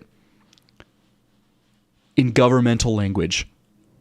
Because it's just like, dude, you know, I can read through a lot of shit, but like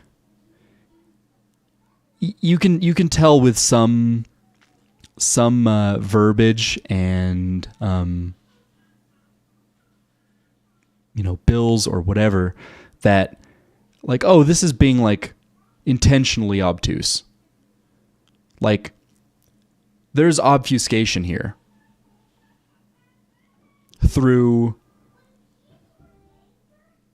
incredible language, like use and manipulation of language. It's like, oh. But anyway, so you have this system of bandages on our country that government has instilled through laws, policies, codes. And eventually those band-aids do not serve us. You know, the blood, the corruption, the rot has soaked into these bandages.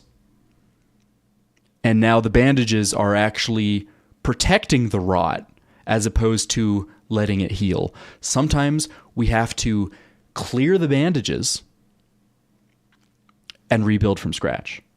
I do not agree with the libertarian stance of no building codes. We don't need it. Private sector will figure it out, and you know, through the capitalist you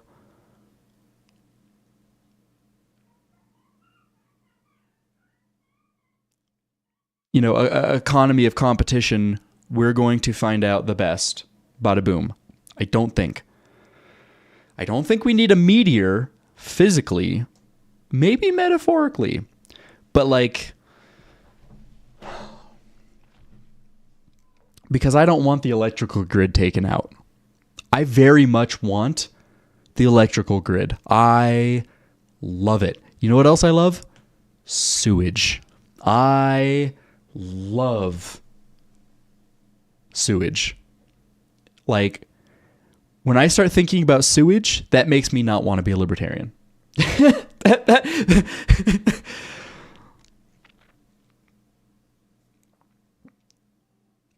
What movie? What movie are you talking about? But anyway, so like I'm a big believer in brush fire. Brush fire government. Every decade we just say, you know what? Maybe not decade. Maybe that's too soon. I mean, it takes 250 years for a civilization to collapse. And the first like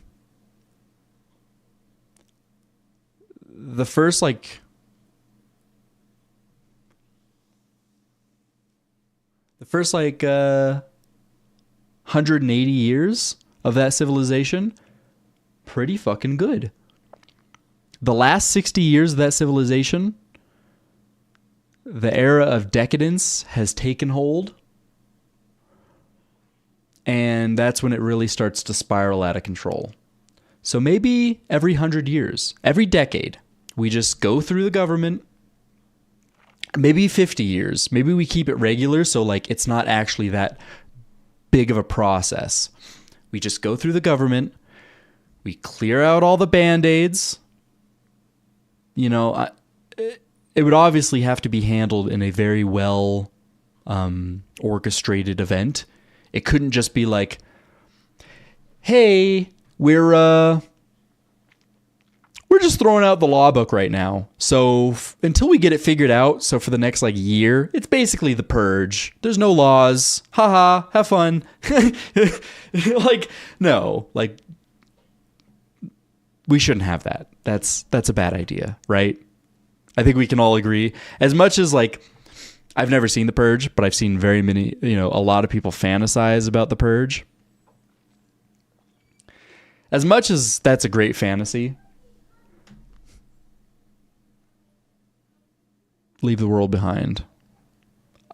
I don't have Netflix, so I probably won't watch it.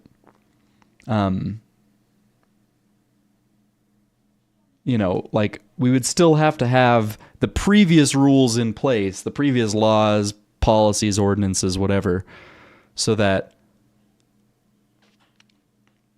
there's order kept. But maybe like a year period of like just kind of like clearing everything out, starting from scratch, and like building like a good foundation, like no murder,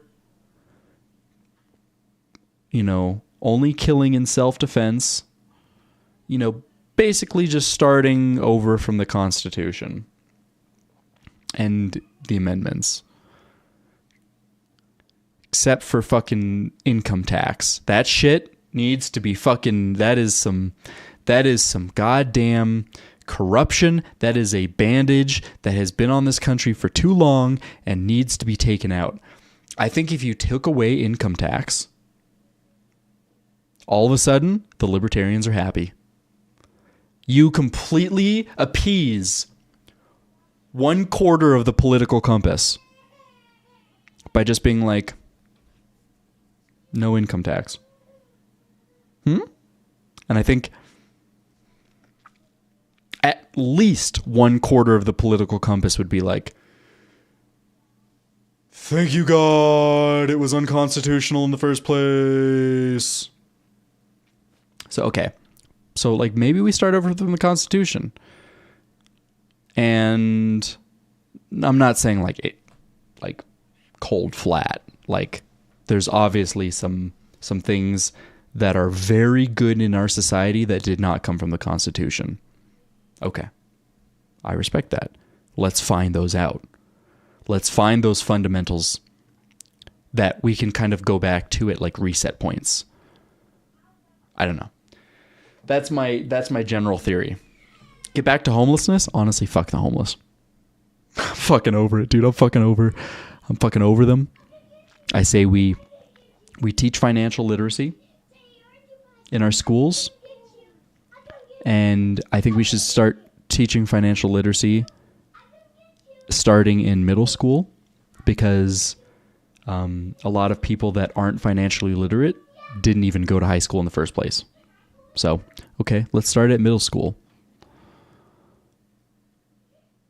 and like really drive home financial literacy for every single individual in this country. I think we give everybody equal opportunity through a government assistance lump sum payout. What is that from? I know that's from something. The homeless fight each other for houses. I've seen that somewhere.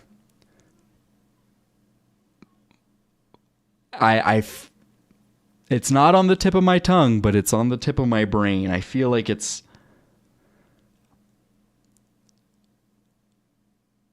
Maybe it was Whitest Kids You Know? I'm not 100%. But survival of the fittest. I don't know, man. Or maybe we just give them a test.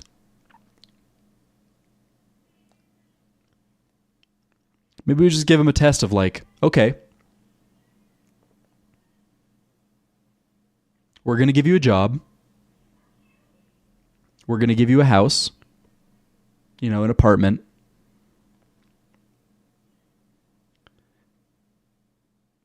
Maybe 3 months. We give every single homeless person 3 months. We give them an apartment. We give them a job.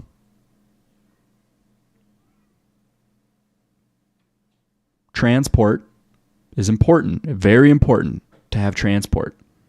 How that comes to pass?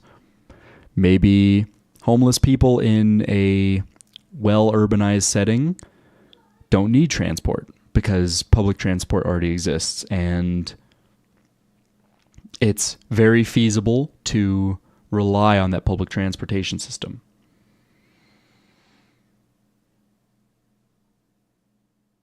But regardless, they have to have transport of some way, because, like, if you don't have transport to your job, you're going to wake up in the morning and be like, nah, I'm not fucking going to my job, dude. I'm not going to walk to my job that's like 3 miles away, even though I have known very industrious people that have done that. I've worked with some very industrious homeless people in previous jobs of mine that were actually given these opportunities of like, okay, here's a place to live, here's a job, do it, make it happen. And they would walk like 3 miles to work and then walk home 3 miles. Jesus, I'm not going to do that. But like, they are good for fucking them. But okay, transportation to some degree. Maybe it's just a fucking bike, you know? Okay. Like, we don't have to be giving everybody fucking cars.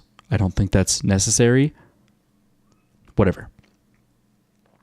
We give them 3 months in ideal conditions to turn their life around if they want it. And if they're doing good and they're making money and they're sticking with their job, or maybe they've decided to, I don't like this job, I'm going to find a new one. Okay, no penalty. If you found a new job, or you asked us for like maybe like a new job, great. You know, we can make that happen. Like, I think it's unfair to be like, no, here's your one job opportunity. If you don't like it, fuck off. Like, I've quit a lot of shitty jobs, and I've been so much better off for it.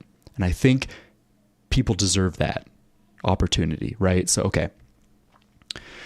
You have the option of getting a new job, but you do have to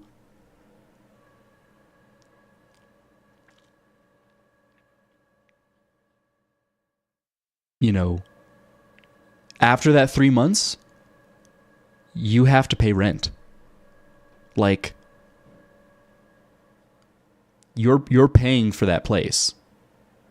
Maybe you don't have to pay like prorated rent for the 3 months that you live there for free. Maybe that's part of the government assistance, is that place is provided for you.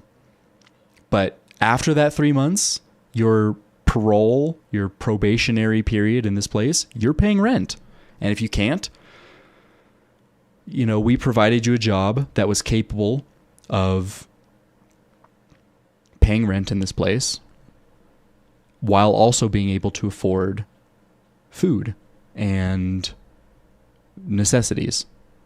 And you're also welcome to start a business, get a new job, or like get an additional job. Maybe, Domino's lets you deliver pizzas on a bike. And pizza delivery, you can choose your hours. You can choose what times a day you work. Let's say your one job is handling all of your necessities. And you want an extra job to luxurize yourself with. Great. That's even better. That only helps your continued existence in this place provided, and whatever. I don't know. I think something like that would work well, because I know there was an instance. I'm pretty sure it was in Portland. Where they just decided, hey man, we're going to give homeless people houses. We're just going to add I say houses, but like a living space. with its own toilet, its own kitchenette, its own everything. Like, and I think it even included laundry. Don't quote me on laundry, but I'm pretty sure it did. You know, they just gave it to them because they're like, they're homeless, so let's home them. Boom. That project failed miserably because the people were not capable, like, they were not mentally capable of, even though it was free and they didn't have to pay for it, they didn't have to pay rent or anything, they were still incapable of maintaining any sort of like functional lifestyle within the home. And the homes became like so crazily dilapidated and destroyed, and they were flop houses where people were like, they would find like 20 homeless people like shoved into like one little thing, and they were like, but we just gave it to you. And they're like, fuck it, fuck you guys, fuck this house, I'm living in a flop pile. And so it just went horribly. And so everyone was kind of like, ugh, that's not a good idea. And they just became like trap houses, just filled with like horrific amounts of like drugs and death and overdosing. And it was like almost more dangerous to be in these houses than to be on the streets. So it was like, I don't think we home the homeless. That alone doesn't seem to be enough. I'm sure some people did well with it and, you know, were actually mentally capable of handling it. So it's like, at some point, what do you do?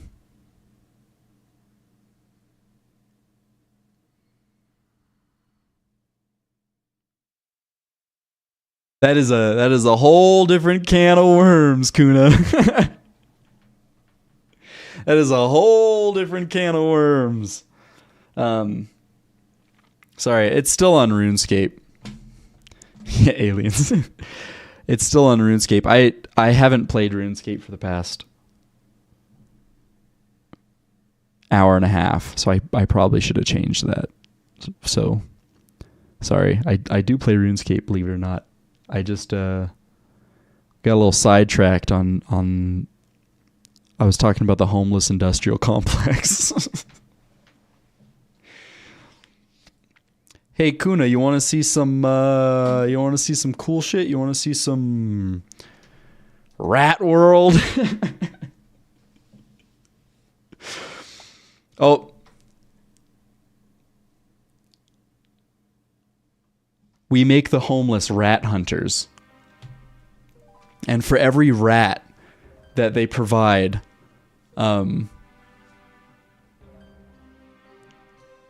they get money for. And if they kill the giant rat, the Rat King,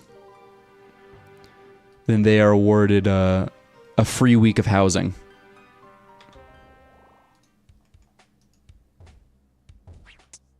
Shit.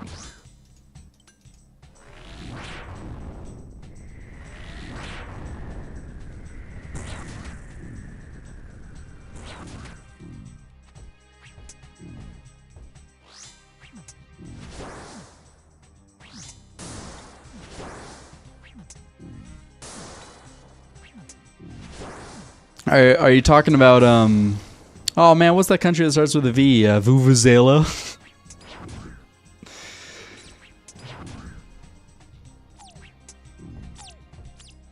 No, but I wasn't talking about like Scurious or RuneScape. I was talking about like the actual rats and the actual Rat King. I heard he lives in deep underground between New Jersey and New York. In the White House. Yeah, I'm sure there's some serious rats in a house of white.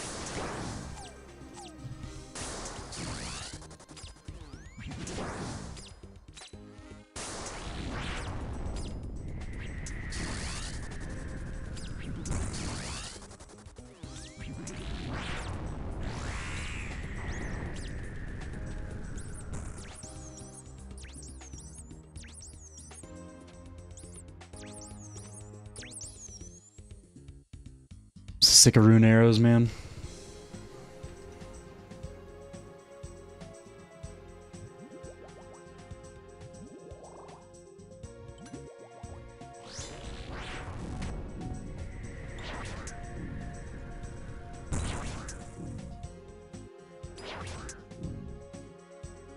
I have so many, dude. I have an incredible amount of rune arrows. And I literally don't think I'll ever use them.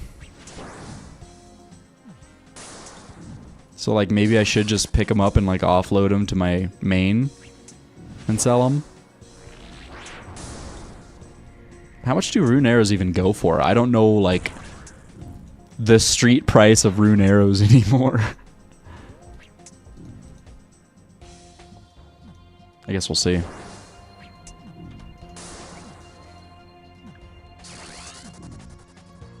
Okay, so it's 1,600 for that. For a stack of 20. That's not bad. Maybe I should be picking these up and offloading them.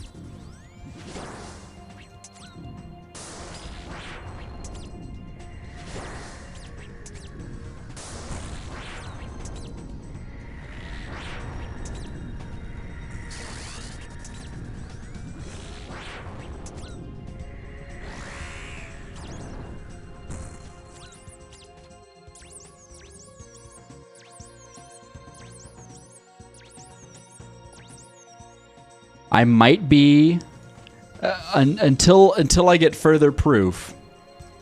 I might be the most dry person at Scurious. I'm willing to bet. I don't know. I've seen some pretty dry people in RuneScape, so like I'm sure somebody has gone in a crazy amount without a spine. But like, I'm feeling pretty dry, man. I got 89 KC. Haven't seen a single one. What about my PC build? It sounds like you're being aggressive right now.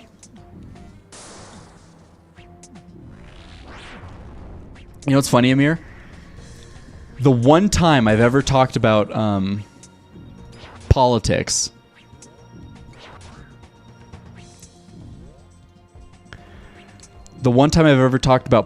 on this channel, despite however many requests that you've put in for me to talk about, like, politics, you missed it. You missed your one opportunity of knowing what Noctis thinks.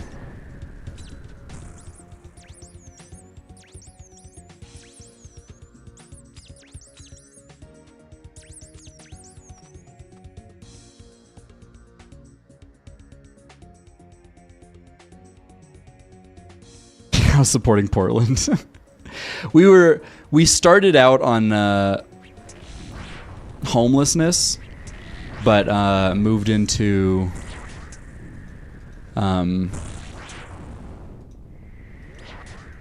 government assistance, UBI, and oops, I wasn't paying attention, and a little bit of the private sector.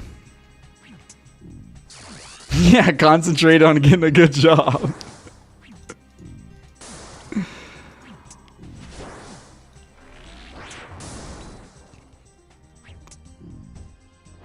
Oops. Got spammed with 4 ads. Damn, dude, Amir has no luck with ads. That poor kid. Which is amazing that you're getting spammed with ads, because, like, you shouldn't be. Well, maybe you should be. I don't know what the timing is on these ads. Fucking ads, though.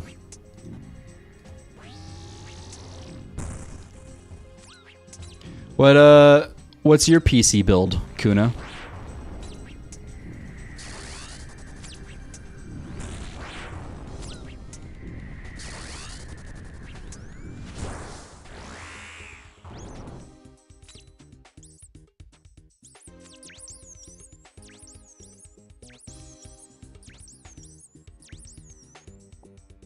Because I don't have a, that might be old. I may not have updated. I don't have a 3600 in my PC right now.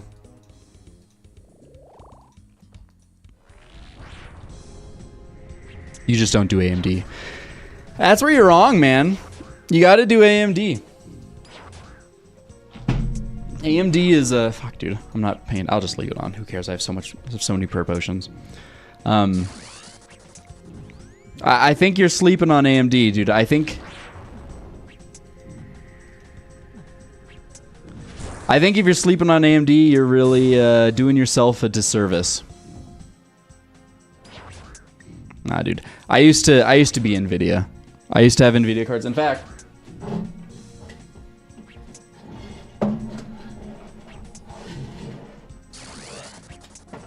here's my 1070 that I have. Like I know Nvidia. I've had many Nvidia cards in my life. Nvidia's gone, dude. They're done. They're over. The time of the green giant has ended. I just started, never switched. Yeah, you're the worst kind of consumer, man. You're the loyalist consumer that gets raked over the coals and destroyed, demolished by. Hold on, I gotta check. If it really says 3600, that's wrong.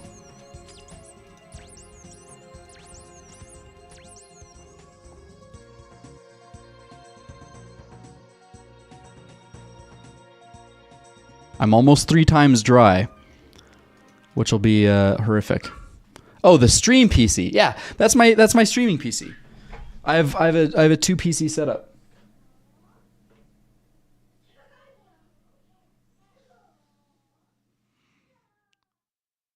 A 1660 Ti. Am I a veteran? No, you're not a veteran. I'm sorry.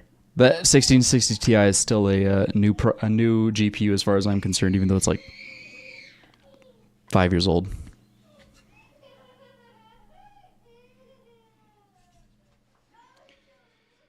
Hey, Remig. Oh, shit, dude. Thanks for the subscription, dude.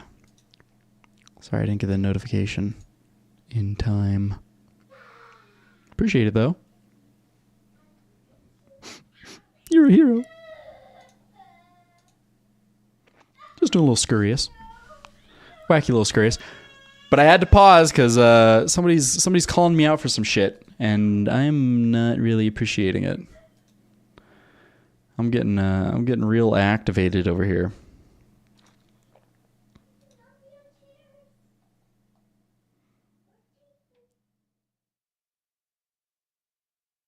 Hello, Rem. My king. What inspired you? Remy, what would you like to see? Kuna's coming in here like, oh, Noctis. Oh, 3600, dude. Isn't that like garbage? Like, isn't that like basically trash, dude? Like, how is it even on, dude? I'm the mod intern. Thank you, Amir.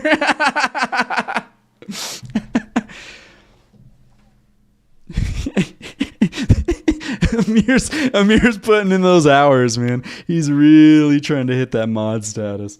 Good for you, Amir. I like pull yourself up by your bootstraps, young child.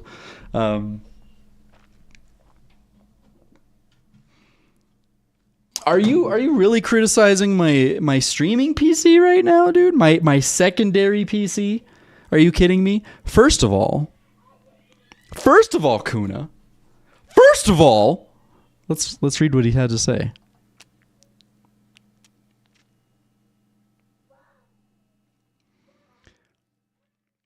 $3,600 and the rest is junk? Isn't a 3600 junk? My dude. First of all,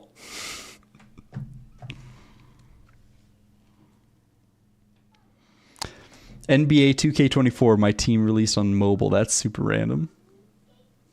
Now you got some mobile stuff to play with there, dude. I'm so happy for you, Amir. Your life's really looking up. Having mobile NBA 2K is just gonna make your life fantastic. Congratulations.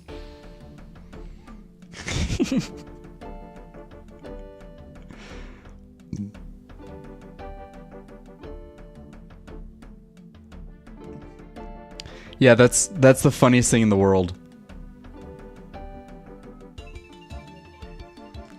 Is I can play RuneScape on my phone and it works wonderfully.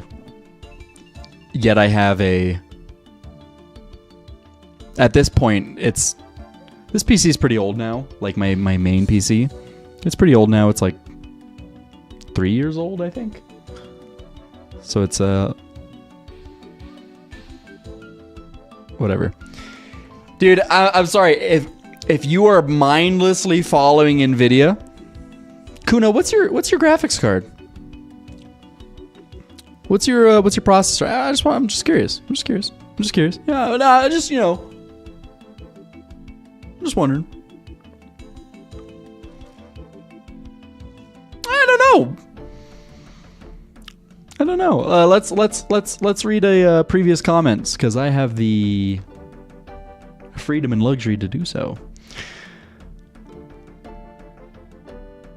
Nothing crazy. I just don't do AMD.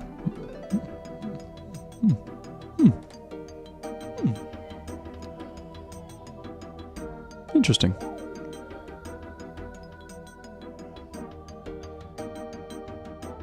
Yeah, my takes are always mid.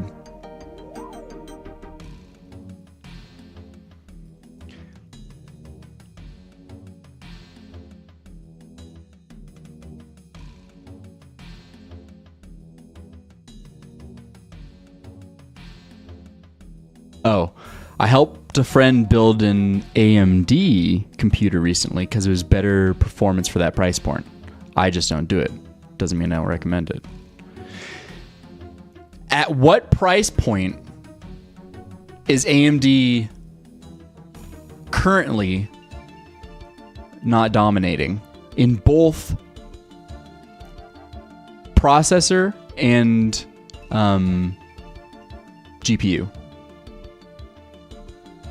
Even with the most recent price cuts coming to the 4080 Super, even with that $200 MSRP price cut, the 7900 XTX is, was it $980 roughly? $950, $980. That's still, in rasterization performance, outperforms the 4080 Super.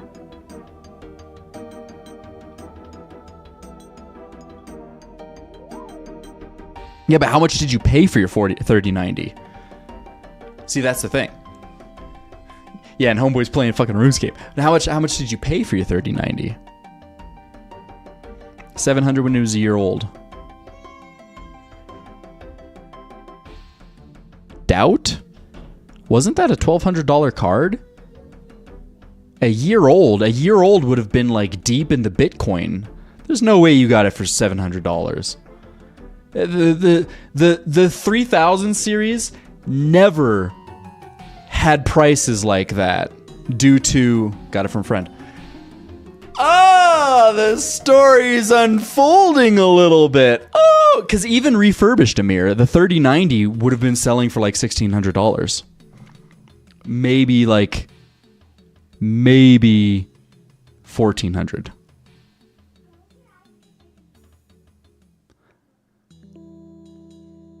Three times refurbished.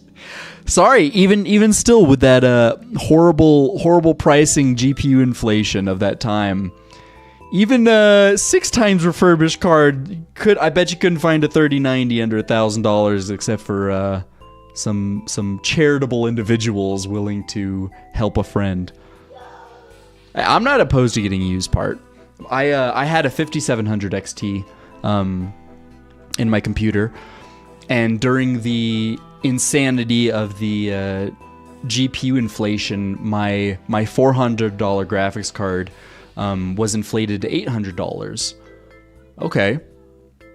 Well, then AMD came out with the 6700 XT, which is the direct generational successor to the 5700 XT, which was my card.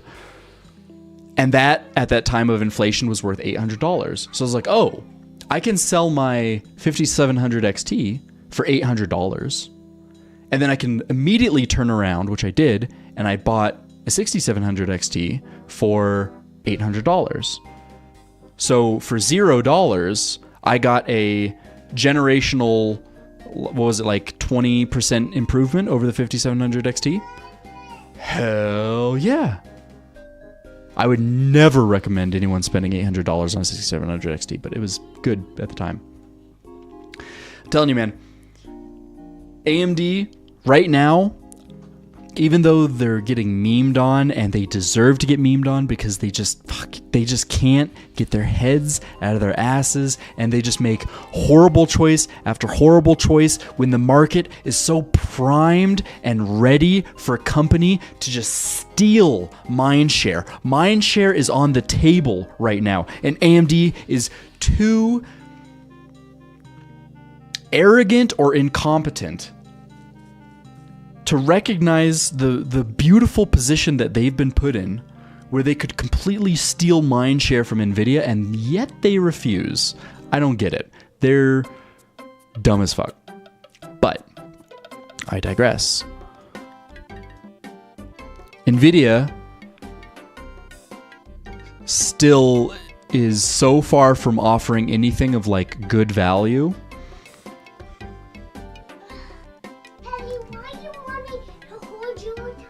Are you going to bed, buddy?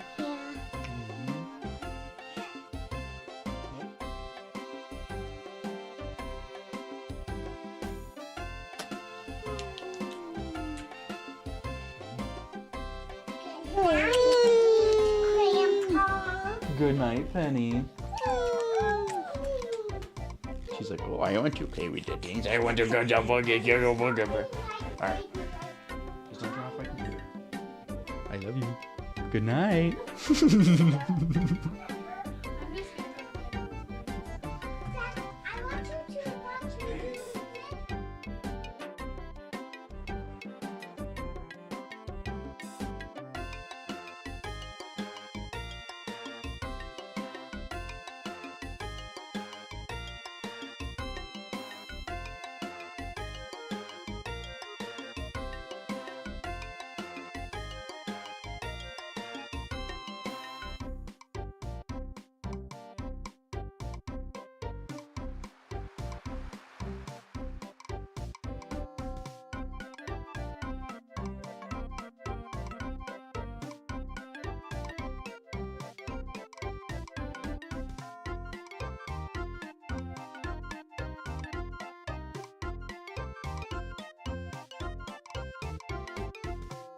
Okay.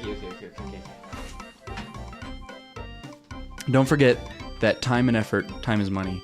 You never mentioned having a little brother. You mean my son? No, that's my daughter. What was I saying? Oh, AMD is just absolutely dumb and stupid. But like, NVIDIA is so out of their mind. The only NVIDIA card that I've ever, since the 10 series, since the 1070, since the 1080, the 1080 Ti, since that series, that generation of graphics cards, I have been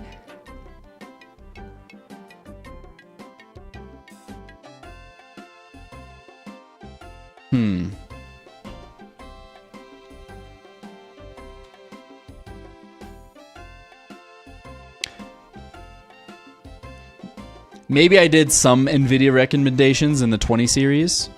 Maybe. I considered it. Maybe I did.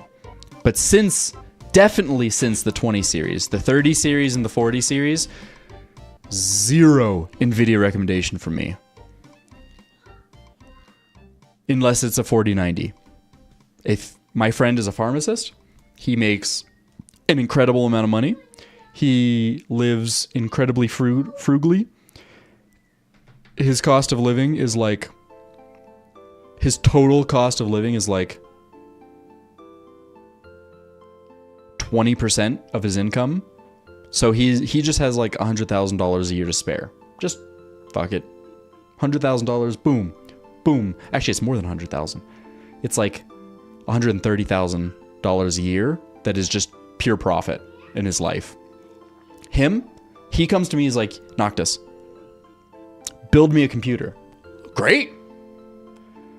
What's your budget? A budget? The hell does that mean? What does budget mean? Oh, okay, I'll get you a 4090. That's my 4090 recommendation. That's my NVIDIA recommendation. Anything, and even still, I was still offering a 7900 XTX as being like, well, it's $1,000 cheaper. So if you want to save $1,000, you go with the 7900 XTX and get like 20% less performance, I think it is. I actually, don't quote me on that. No quotes, no quotes. Anyway, fuck it. Rat time. Once I hit 100 KC and I don't have a single drop from Scurious, dude, very funny. Very funny. Where's my,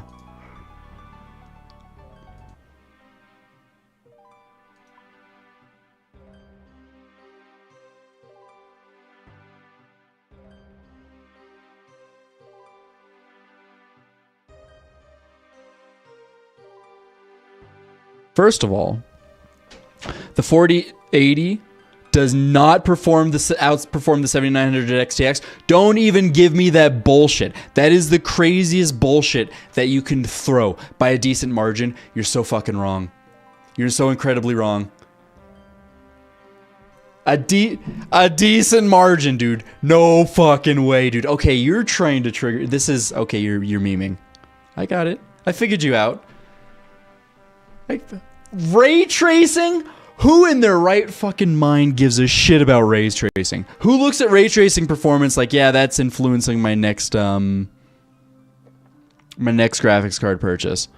Have you ever turned on ray tracing?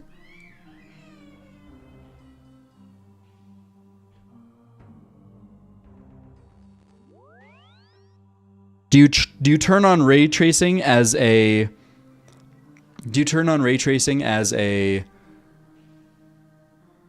self-justification? As a way of feeling like you didn't spend money? Like you didn't get ripped off? I don't know, man. I've played with ray tracing on a 4090 because I built a 4090 PC for my friend, and I was like, well, I'm gonna fucking play on it.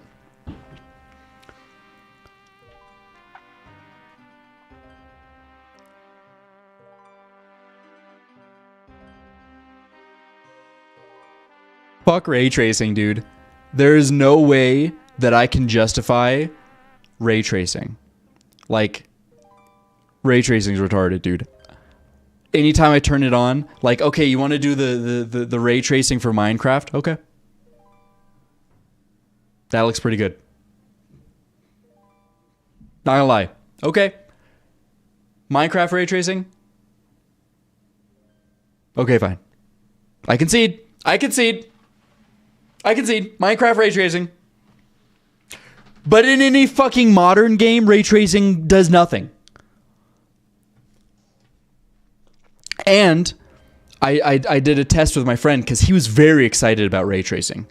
He was like, he's been looking at ray tracing tech, and when ray tracing was first announced with the 20 series, he was like, "Hey Noctis, have you heard about ray tracing? That's pretty cool, right? Like I can't believe that they're doing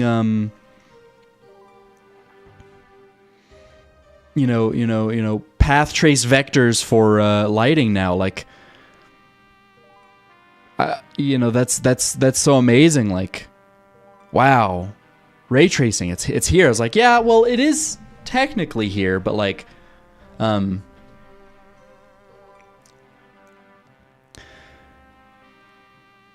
I was like, you don't want to do it right now. Stick with rasterization. You're not going to be disappointed. So I built him a new PC at that time. I gave him a 5700 XT. Very happy. That's, what he was using until very recently.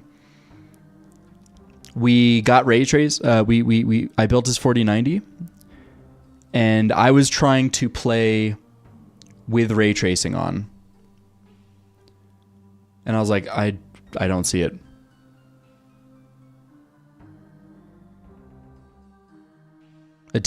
You don't want a DFO?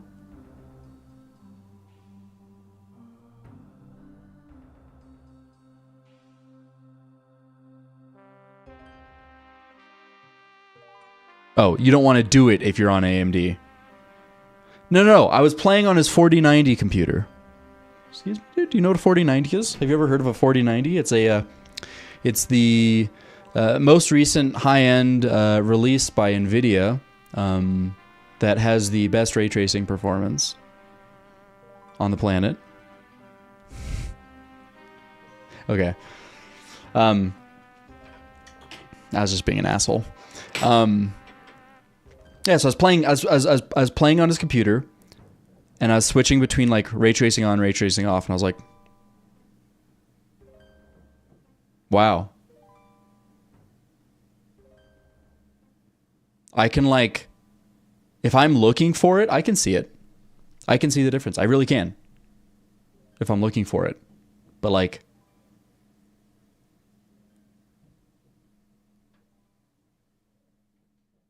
so I was like, okay, I'm going to do, no, I was never talking about doing it on AMD.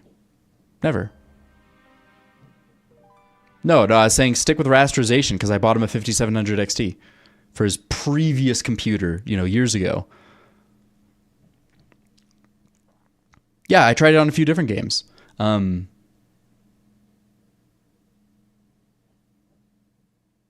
was on his Steam library. I don't know.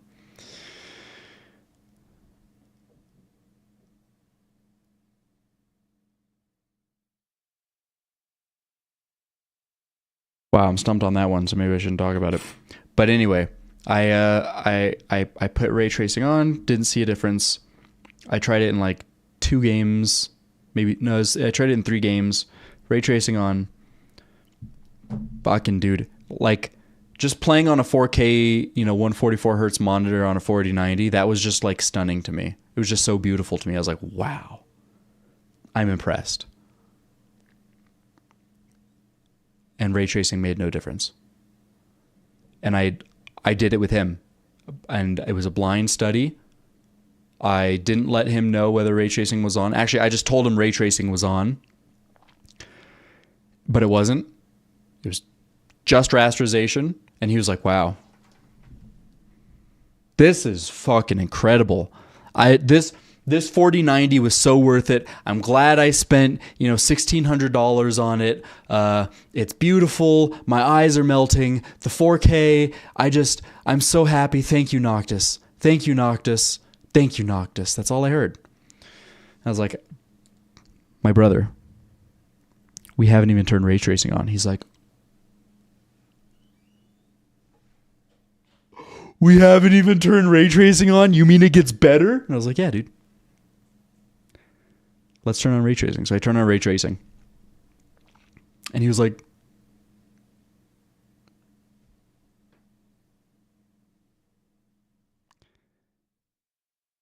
the game's running at a lower FPS. It's running below the 144 hertz refresh rate of the monitor.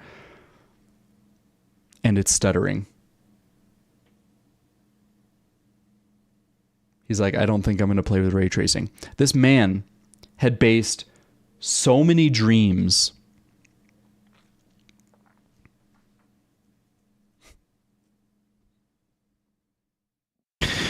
you better believe it.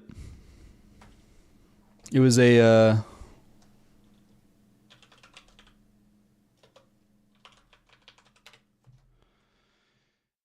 let's see.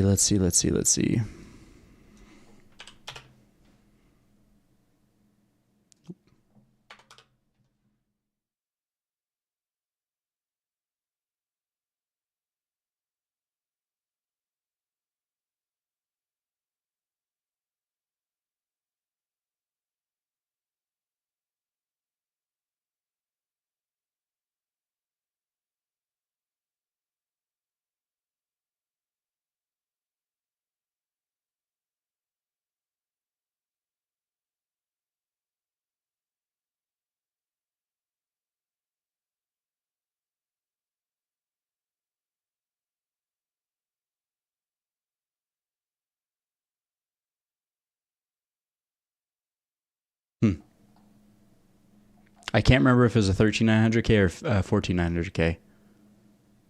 When did the 14900K come out?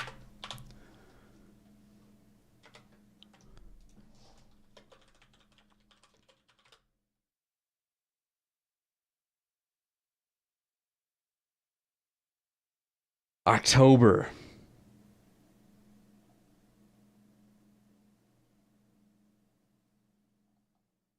Was it really released in October? Very big skill issue, Remy. Very big skill issue. What was the release date?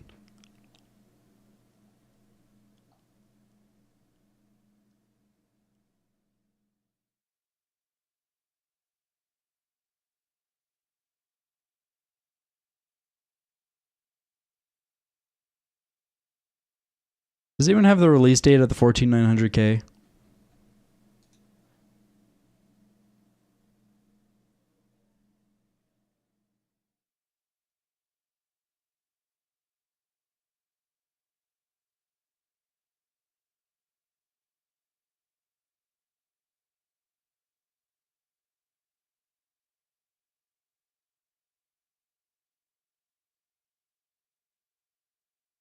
Yeah, it looks like it was in October. So I think it probably was a 13900K. I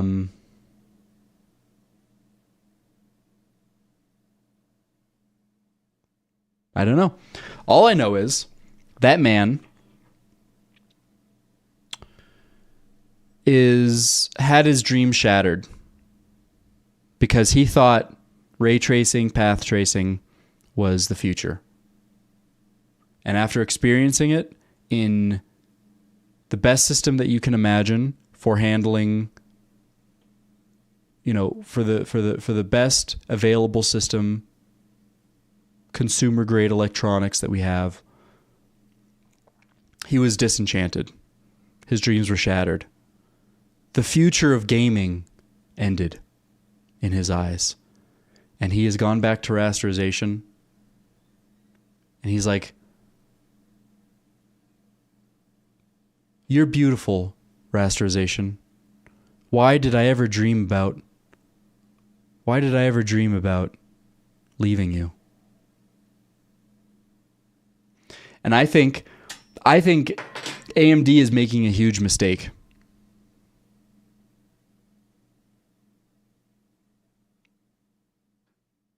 No, it was shitty. It was not a good experience. We played like 2 separate games and like not like, okay. I'm not backing up on the stuttering. I'm staying strong on it. It was shitty. And it was a fresh install of Windows. There was no fucking Chrome tabs open.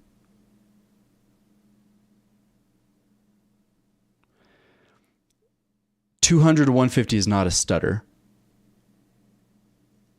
A 1% low does not equate a stutter. I agree.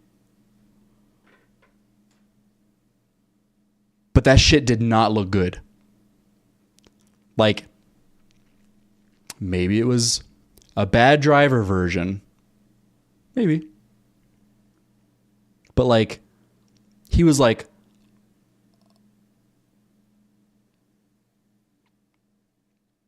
I'm just going to play rasterization because in raster, I built it whack. All right, Noctis knows nothing, dude. Noctis knows nothing.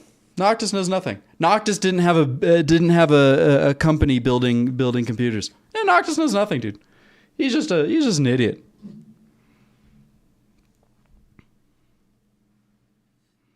At 400 FPS, like Counter-Strike.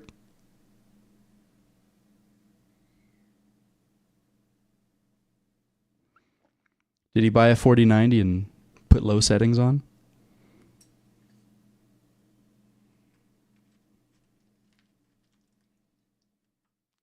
Look, all I'm trying to say is ray tracing is bullshit. And I think it is the greatest mistake of AMD to try to follow NVIDIA in ray tracing because I think there's like a collective 5,000 people in the world that are interested in ray tracing. Like, to me, in its current state, it is a useless technology, and I hate that graphics cards have been pulled in that direction. NVIDIA is an asshole company that was like, AMD is starting to gain traction.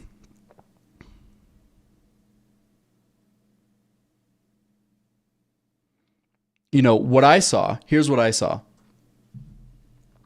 NVIDIA fucking killed it with the 1080 Ti. I think the 1080 Ti is one of the best graphics cards that was ever built, and I give NVIDIA huge amount of respect and props for making the 1080 Ti, especially at the price point that they released it. As far as I was concerned, NVIDIA was like the most benevolent company that's ever existed when that thing was on the market. That thing was a beautiful piece of machinery. And I was like, wow, the artistry that has gone into this stupid fucking graphics card is amazing. So that was my outlook on NVIDIA when the 20 series came out. Everyone lusted over the 1080 Ti. Very good reason. There was wonderful reason. It was the card. And I think enthusiasts across the board can all agree on one thing: 1080 Ti. Okay. So I go into the 20 series coming off the high of the 1080 Ti. And I'm like, man,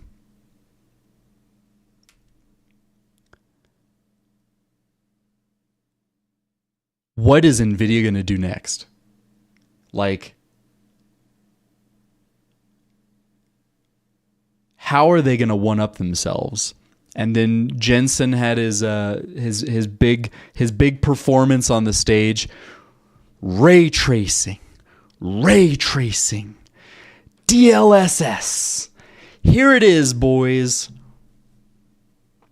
It's amazing. It's the future. It's what graphics cards were meant to do. Oh my god, dude.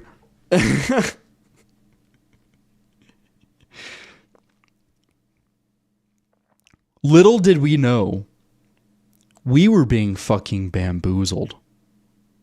We, consumers, gamers, computer enthusiasts, were being led down a path of evil. And we were being mind controlled, and we were being brainwashed. That's when the brainwashing happened. It started there and has only been ramping since. Ray tracing. Real-time ray tracing.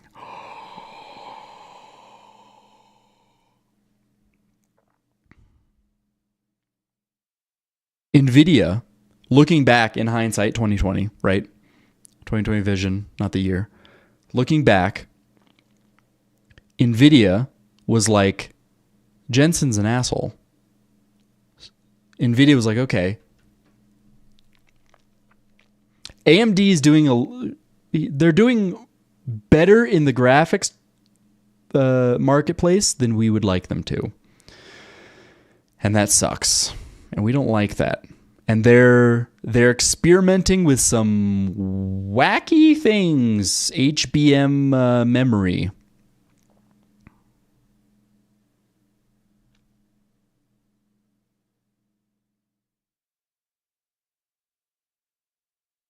You know, and I think NVIDIA got scared. Okay. Go to bed, my guy. But just know that all of your opinions are invalid. And you're entirely wrong.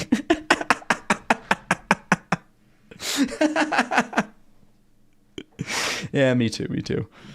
We're all wrong. What the fuck do we know? Damn it, I'm trying to play some damn RuneScape.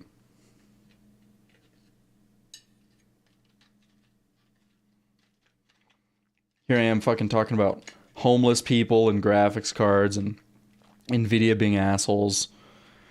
I'm just trying to play some damn RuneScape. Coming in here, oh, 3600. That's fucking garbage, isn't it? Yeah, all right, Kuna. You don't even know what a 3600 is, let alone a 5700X. You're just like, what if we give all those people 4090s?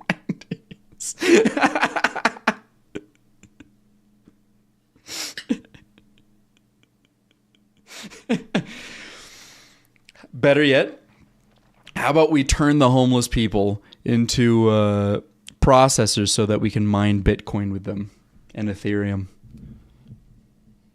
Well, they'll be physically mining Bitcoin.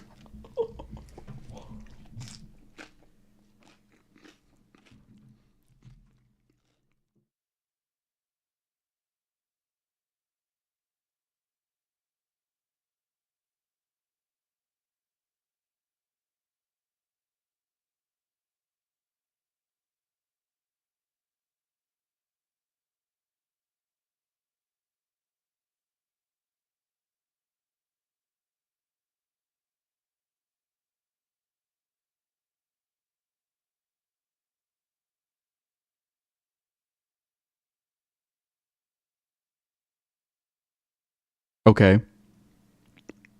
Is that the end of your question?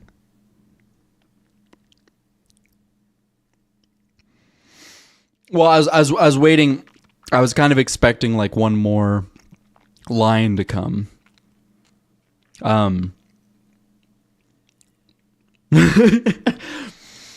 That I thought that was kind of like the preamble to the question. Like, oh, I thought this crypto thing had become a flop recently, like it crashed, but here I am looking at this.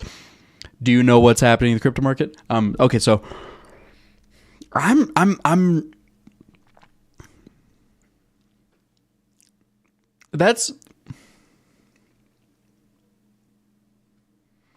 Webb's a better one to talk to about crypto than I am. All I know about crypto is that I had the opportunity to buy Bitcoin back when it was like 30,000 Bitcoin for $1. Maybe not that good. Maybe it was like 1,000 Bitcoin for $1. All I know is I remember being offered that opportunity and being like, yeah, but I don't have $1. Fuck. That's all I know about crypto, boys. That's where Noctis signs out of the conversation. Just pure regret. That's all I know. Yeah. I don't think it was 50 Bitcoin. I think it was higher than that, man. I think it was like in the thousands that he paid for pizza. Cuz I remember that story too, dude. Yeah. That poor fucker, dude. He's even worse off than I was. Right? Like, cuz at me, like, I didn't invest at the golden opportunity, and like I can pinpoint the exact time and space I was in when I had that opportunity. It's so vivid to me in my mind. But at least I have the justification of like, well, at least I didn't have any and I lost it or spent it on something stupid. Like, I just didn't invest, and maybe that's the dumb part, but like, you know, whatever.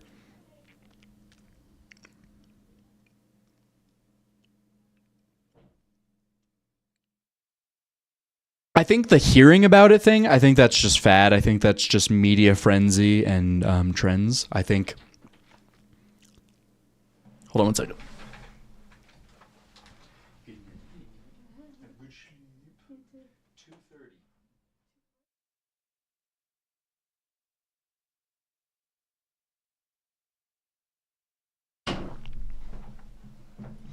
Well, I feel like the crypto thing was still relatively talked about during the NFT thing, but NFTs definitely soured the public's perception of cryptocurrency. NFTs very much made everybody question the validity of a digital currency system. Honestly, looking back on it, I wouldn't be surprised if NFTs were a fucking psyop.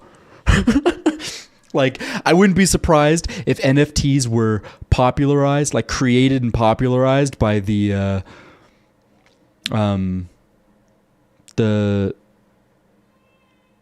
federal bank to completely sour the validity of cryptocurrency as an alternative to, fiat currency. I wouldn't be surprised, dude, because NFTs killed that shit for the public perception so wildly. But then there was that law that came out like 2 years ago or like a year ago that like crippled cryptocurrency or Bitcoin mining in some regards. So like, yeah, the NFT game should be continuing. Yeah, we need Jake or Logan's Zoo cryptocurrency or Zoo NFT game release, dude. Hell yeah, dude.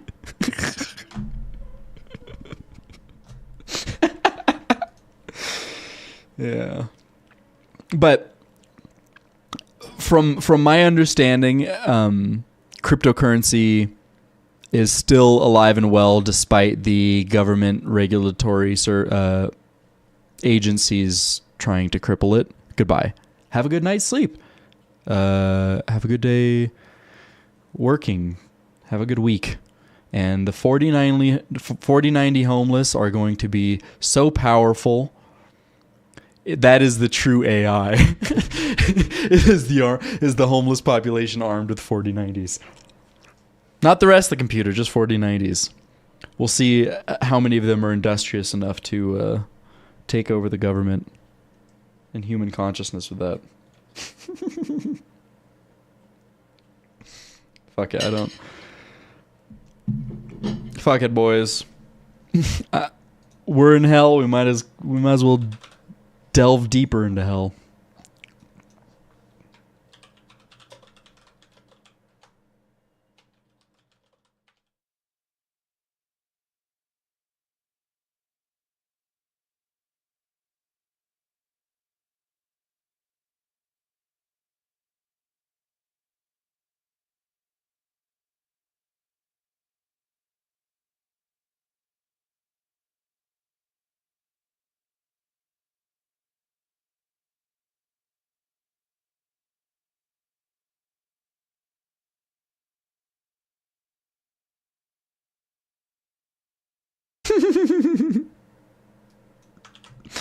This is such a good title.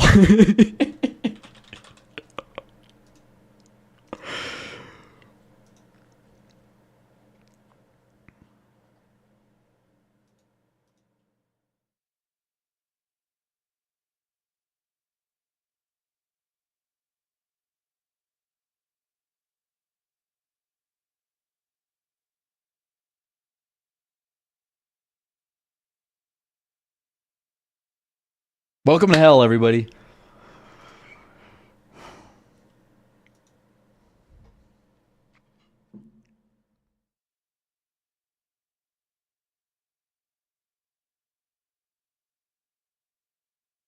I hate nachos. Don't let my wife know. I hate nachos. You're in editing hell. Aren't you done, dude?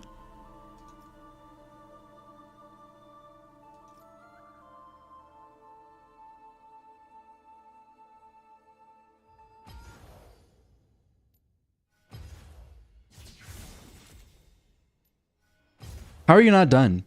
You got to just finish it.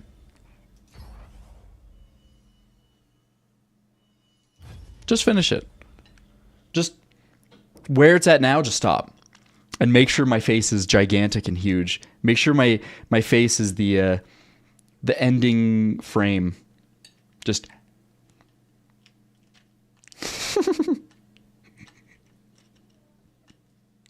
yeah, don't actually make my face that.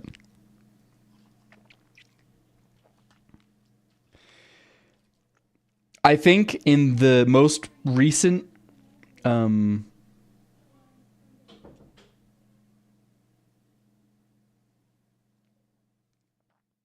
most recent version of it that I saw where my face was like huge and like not shrouded at all, I think that should be taken out. But the initial version that you sent me, where like my face was one frame, okay. Make it 2 frames, but shroud my face. Your discretion, but leave my face in, dude. That's funny as hell, dude. That's funny as hell.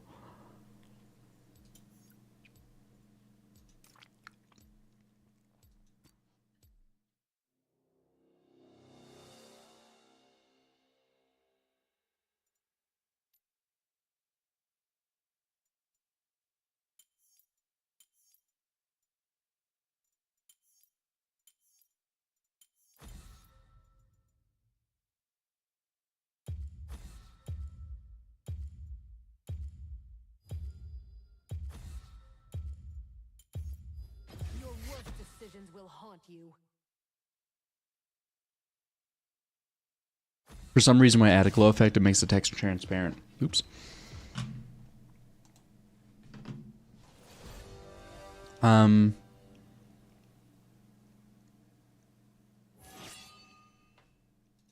What text?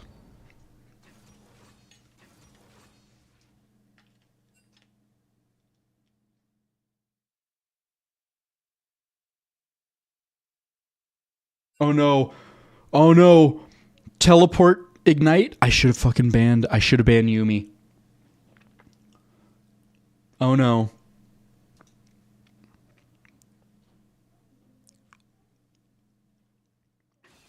Oh, Lulu, thank you, God. Let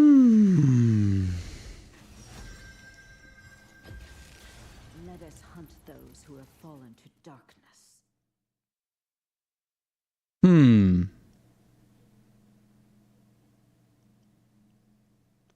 And you don't think that's good.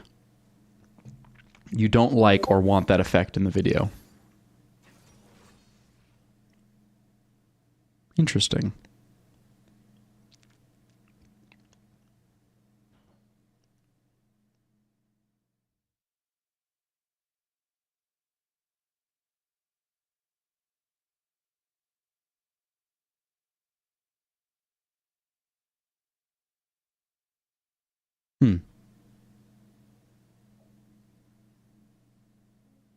Yeah. You should have control. But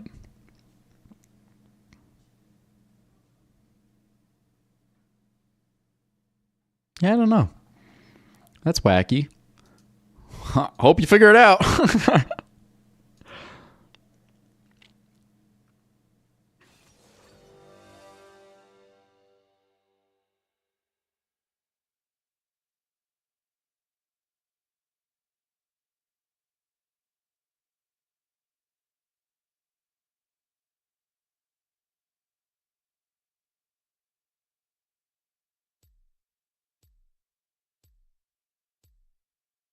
Zyra's a pain in the ass, and so is Misfortune, but if we can not get killed in lane through poke, it would be pretty good. Zyra's tough because she pokes so well and is like anti-engage.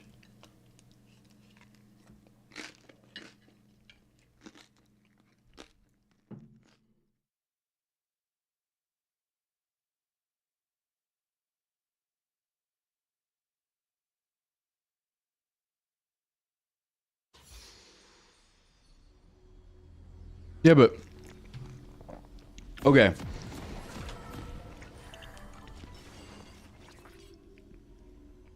About the not looking horrible but hard to read thing.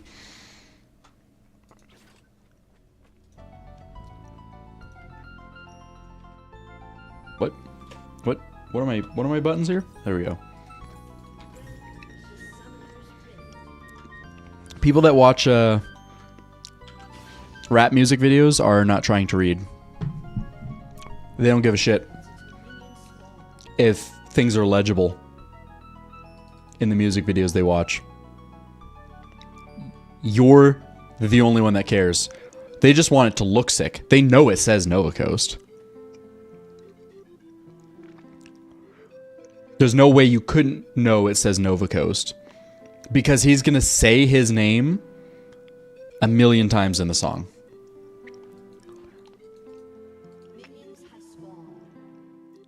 And it just looks like a cool effect. Like it's like adding a negative effect to the background, right?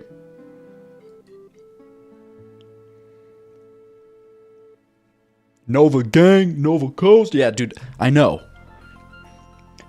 You don't need the title card to be completely legible there.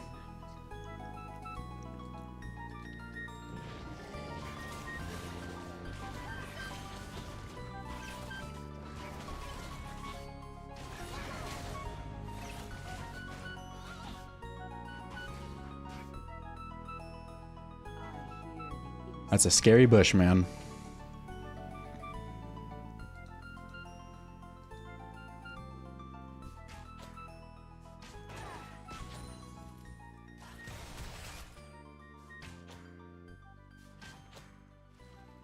Evil lurks around it.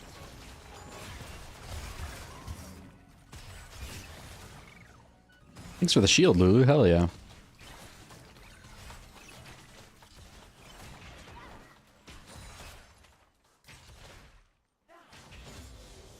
Oh my god, dude.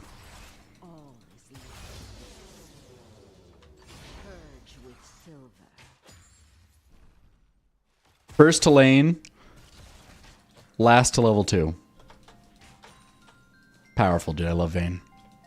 Should fear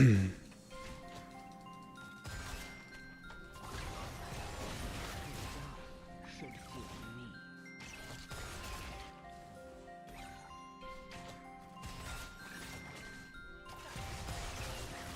Ouch.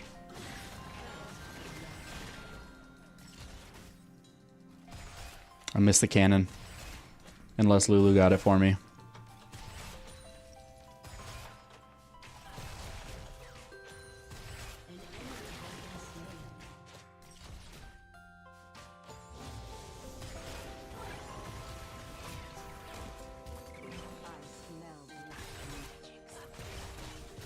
Ow. What am I doing?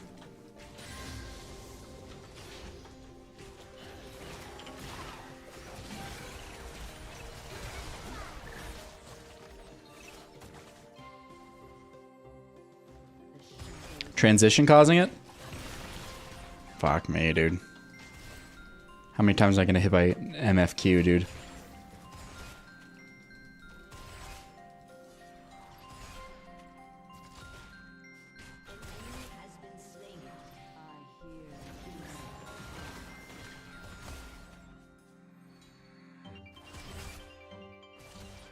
And we're in the worst position. Their support has a lack of health, but their ADC is full health, which is the opposite. You want your support to have lower health than the ADC.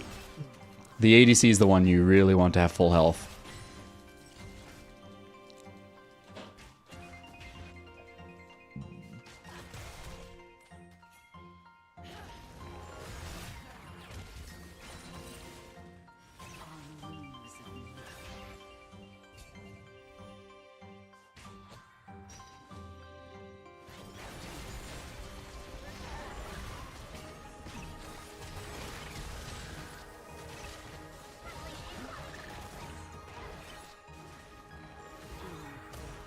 Come on, Lilia. Snipe him.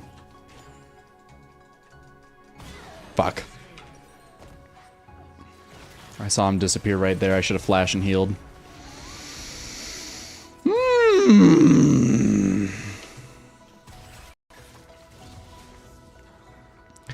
Remy, I hope you have wonderful dreams. My little Remig. My sweet, sweet little Remig. He's so wonderful. You caught me on a weird night. I usually play a lot more video games, and especially ones that aren't League, but all of tonight was political conversations and computer, so.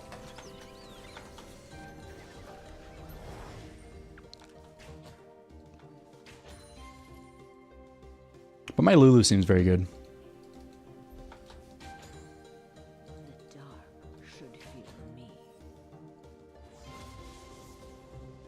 I loved it, dude. It was worth my Prime subscribe.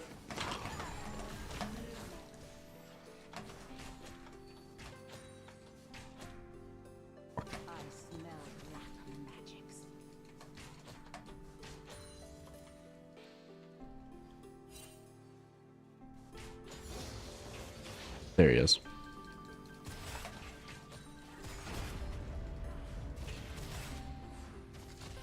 Beware.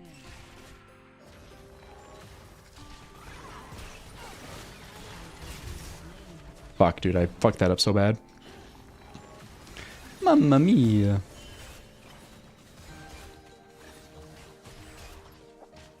Hear the innocent cry.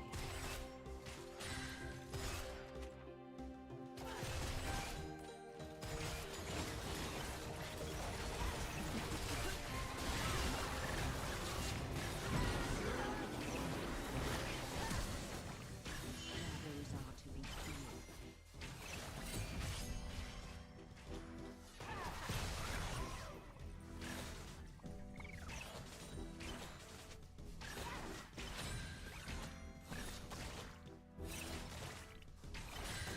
In the dark, all is laid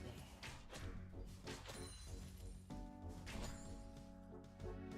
We hit one plate, I think. Oh shit, we should have just backed.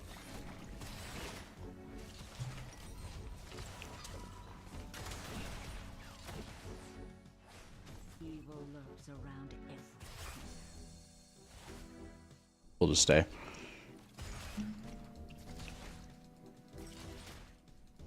We've got the mana and the means.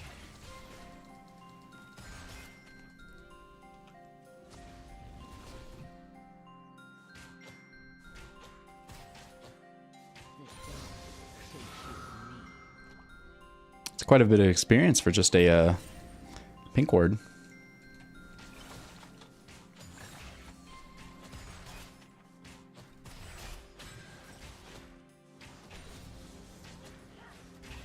I release them from their Ow.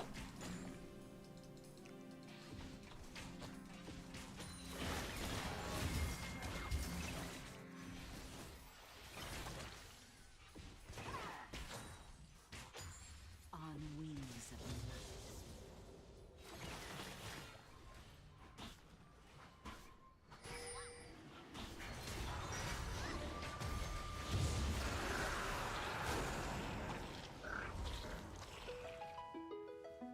Beware.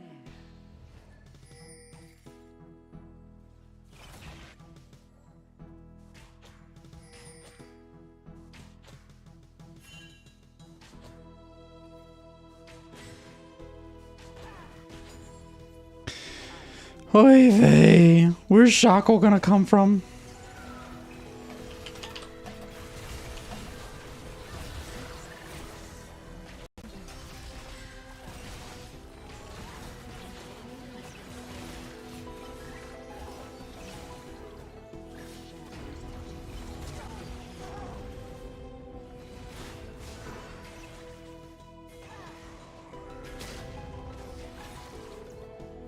Out of there with 10 health, baby. Oh, Shaco's coming down. He wants it. He thirsts. He yearns. You ever yearn?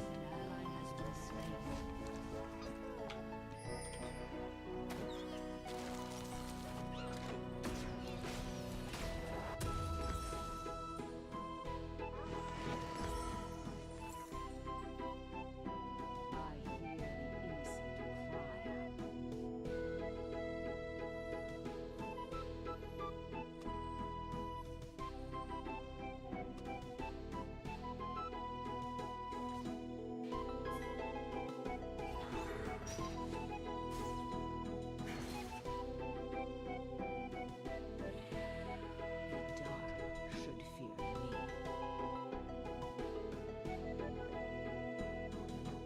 Man, complete stealth is wild. It's not just proximity.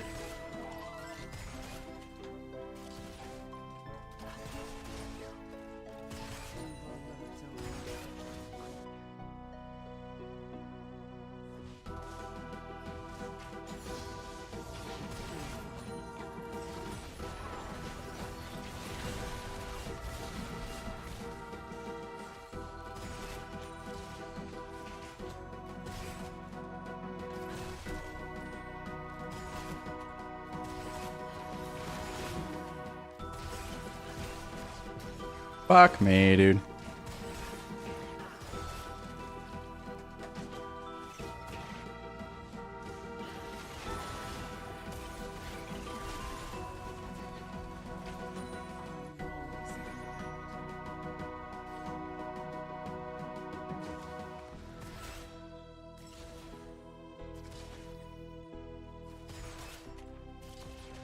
have a feeling Shaco's coming.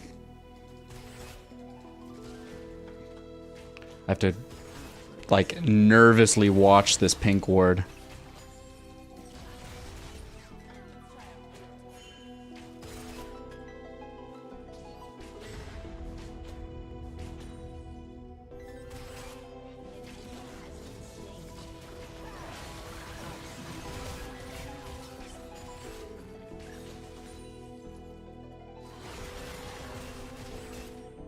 Oh, thank God that Q didn't land on me. Fucking. Sometimes, man, Misfortune's Q seems like it has the biggest range in the world.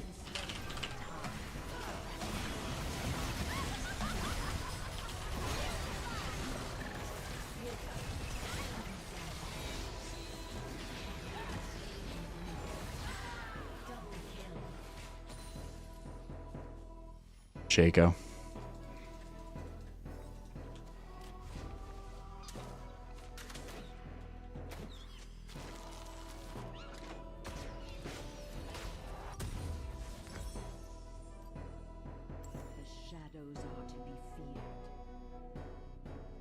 Okay, so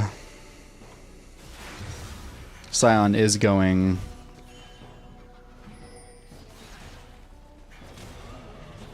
Oh, that was the real him, lol.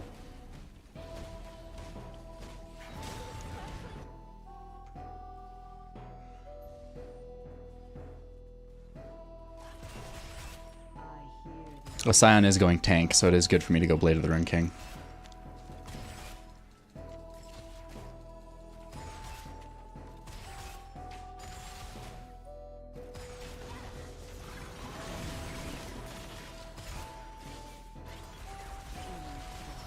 Get them to waste their mana.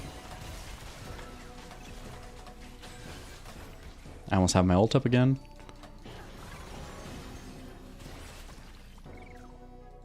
Staying close to the minions so I can do the thing.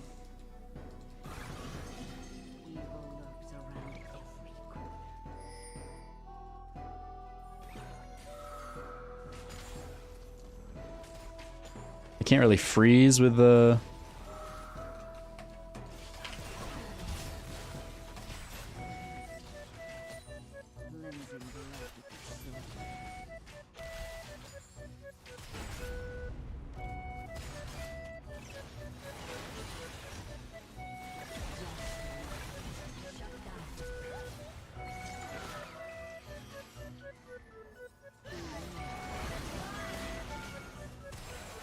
Oh.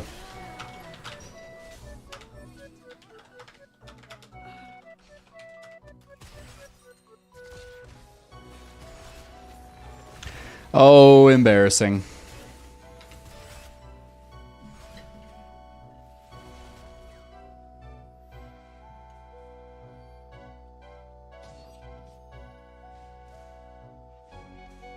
Gotta hate nachos.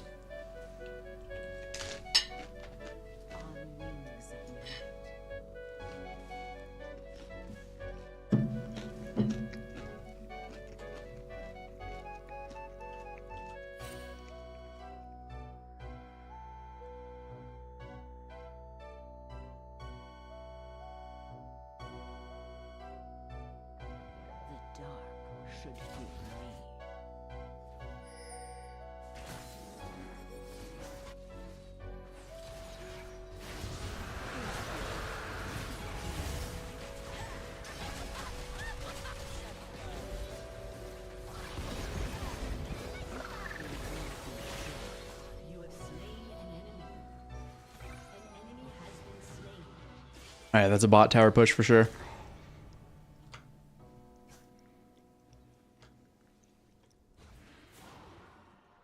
An ally has been slain. I smell black magics.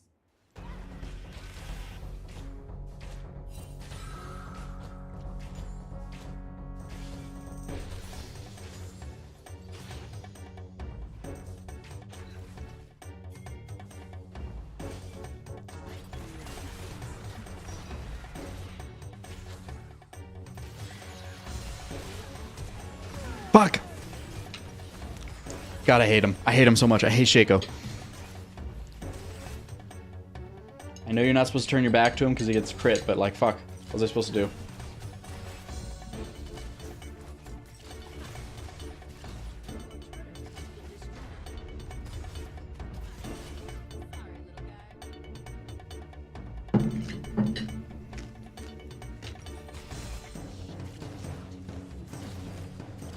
I should not be 4 and 3.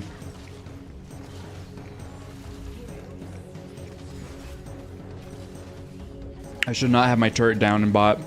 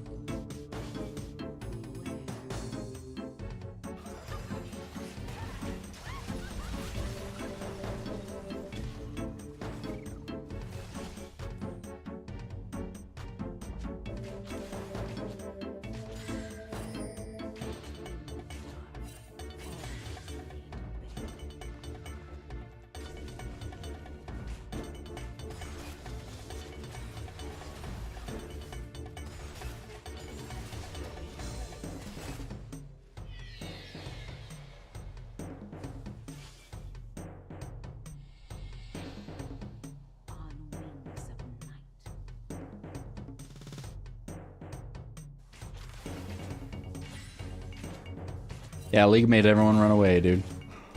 Now it can be quiet, just how I like it.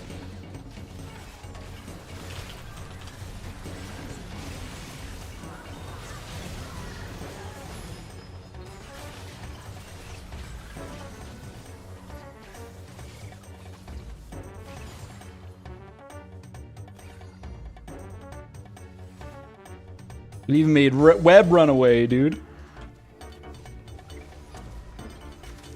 Yeah, fucking Shaco, man. A true menace, a true pest.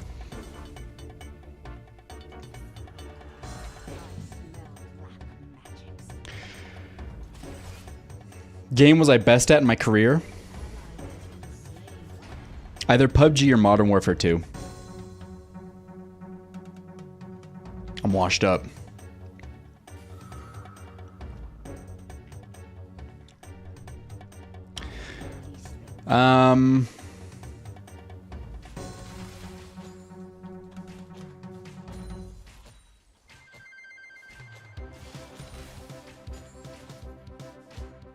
Closest to pro? PUBG.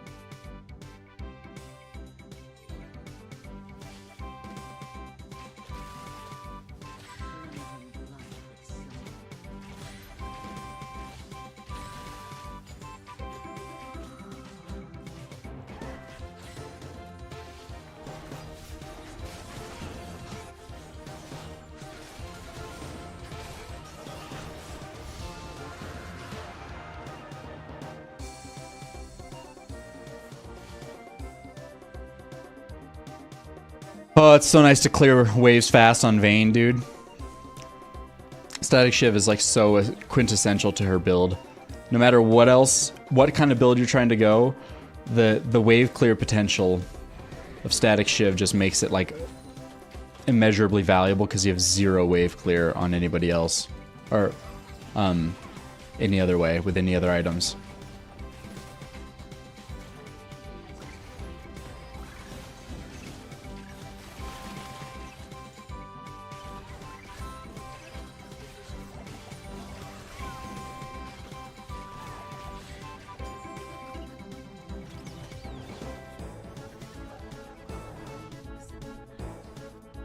Go pick some of these up. Alright, I got Blade.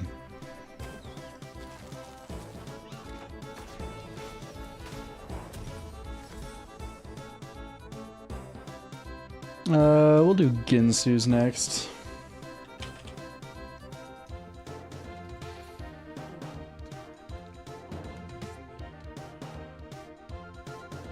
Maybe I'll play mid a little bit more right now.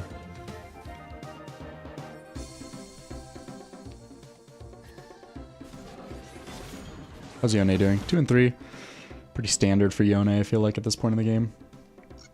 I smell black magic. Shut down. An ally has been slain. An ally has been slain. The dark should fear me.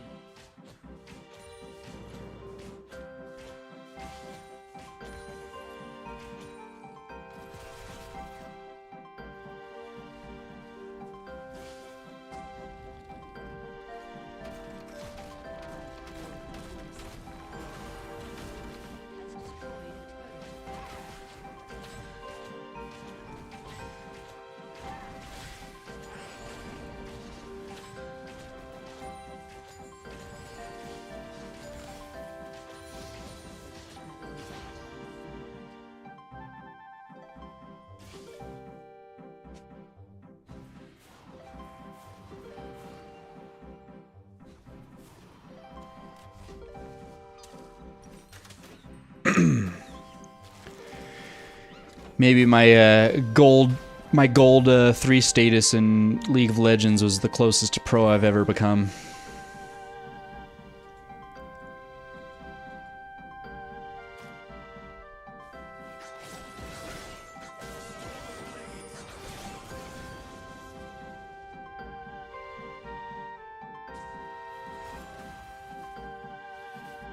On wings of night.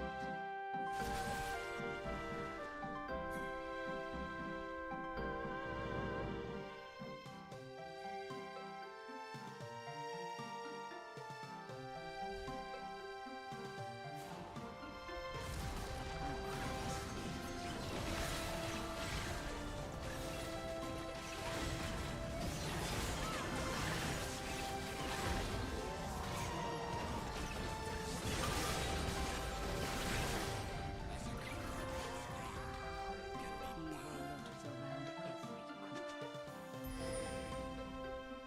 Oh, they're doing Baron. The Scion was a split push distraction for Baron. Fuck.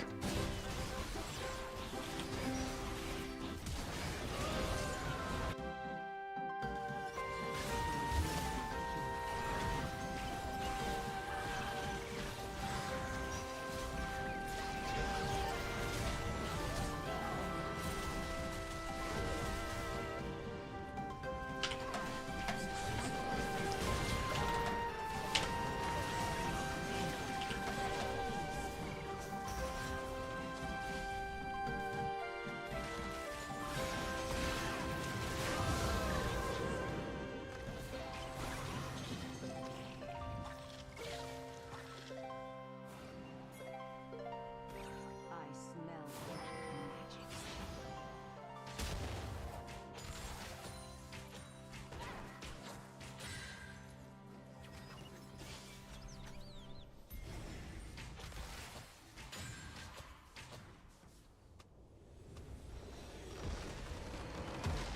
Hell yeah, dude.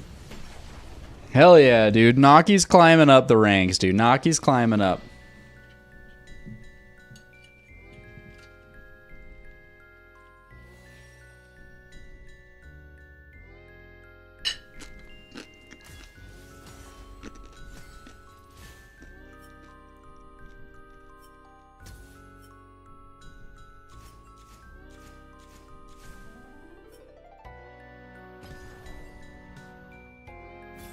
Yeah, Lulu did really well.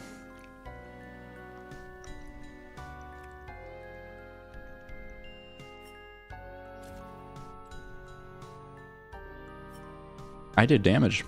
Wild. I'm not used to doing so much damage relatively early into the game.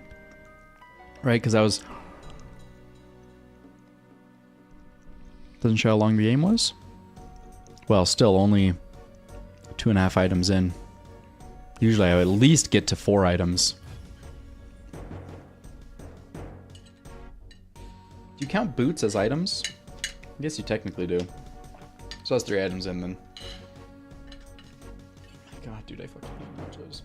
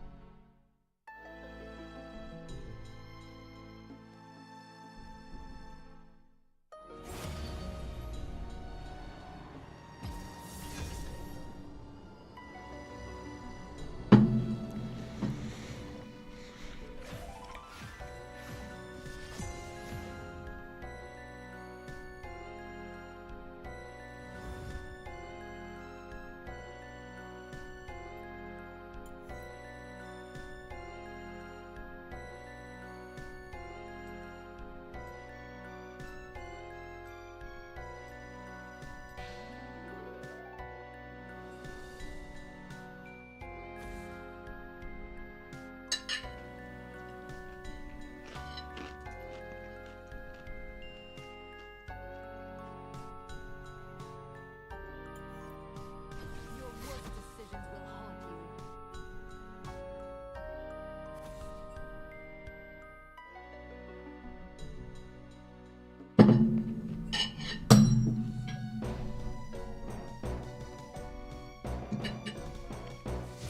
Hell yeah.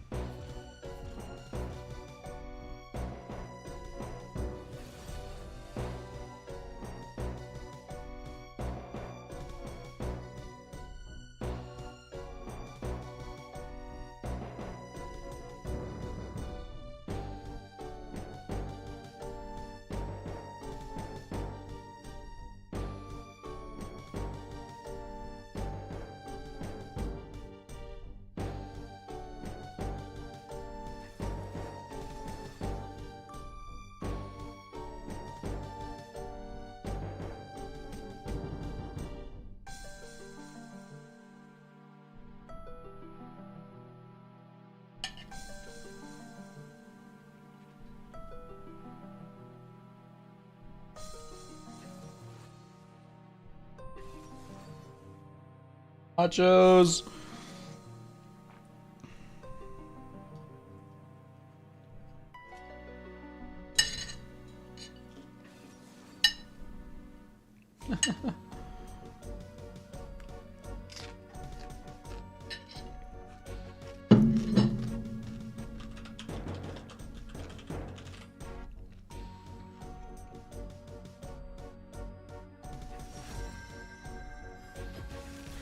Let us hunt those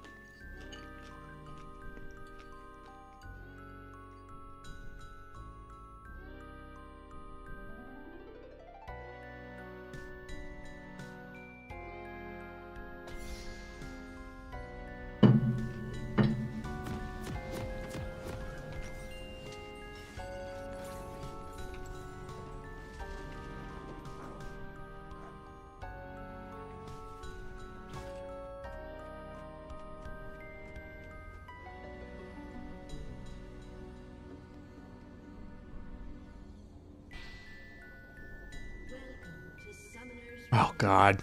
Oh, fuck you.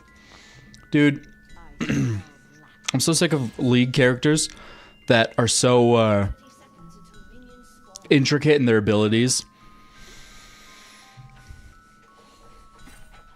that it takes like a PhD in literature to be able to read through what their fucking abilities do. It's like, dude, fuck you.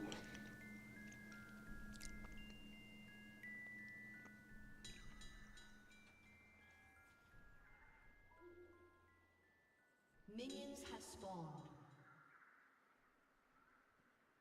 Like, so incredibly obtuse. Swish. In the dark, all is laid bare.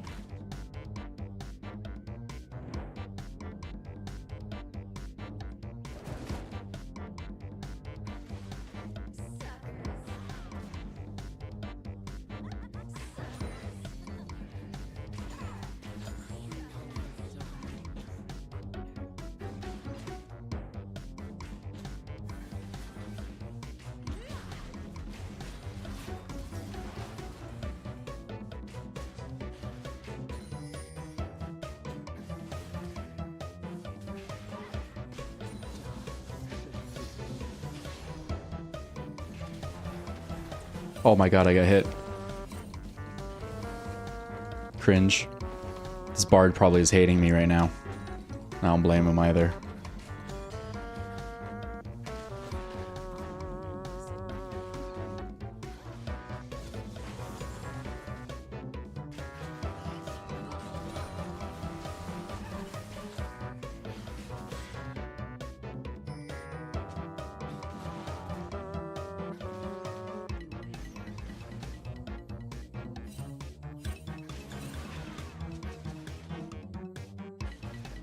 Good animation on Smolder when he shoots something.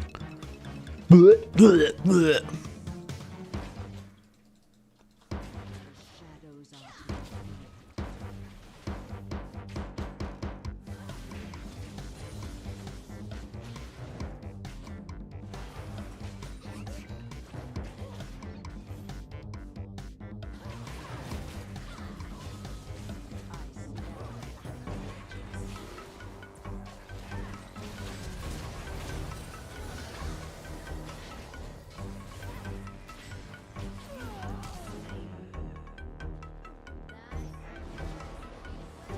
Lol.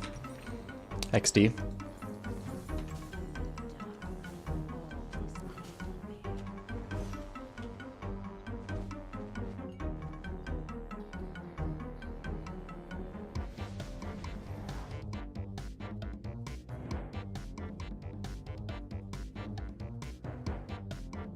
Copa's back.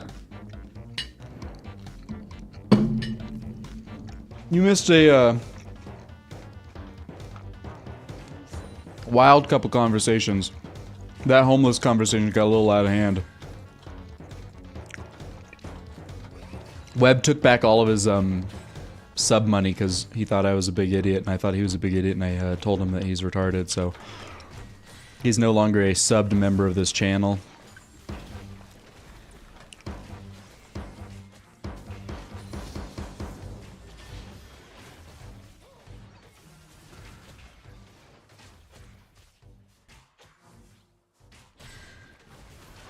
they will be purified.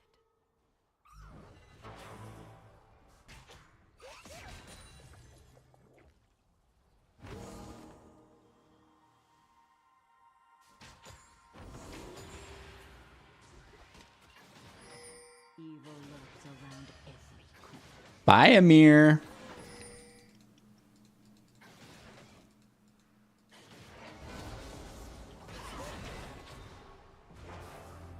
Yeah, homeboy's fast. Ally has been slain. The dark should fear me. Homeboy looks thing's dumb as hell. Never hit me with that fucking testicle yet, dude. Big floating testicle.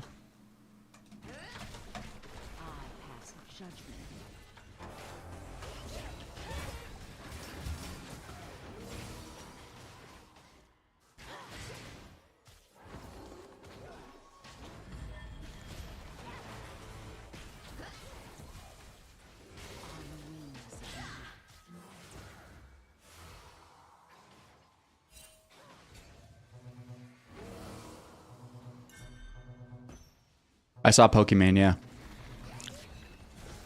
I thought she was signing to kick.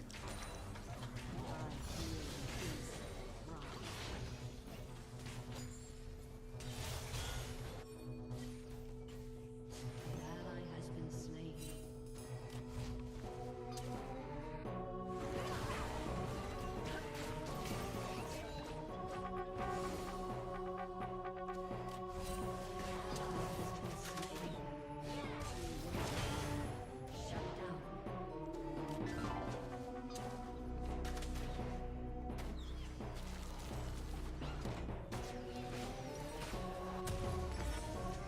Hey, Vay. Shadows are to be feared.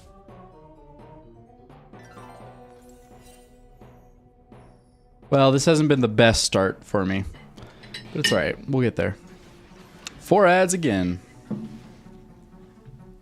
I thought she was signing with Kick, not YouTube.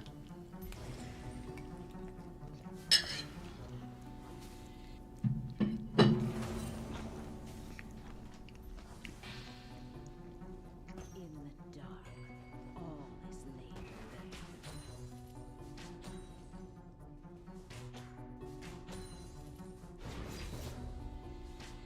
You sure? I think you check your sources again, brother. I smell black magics.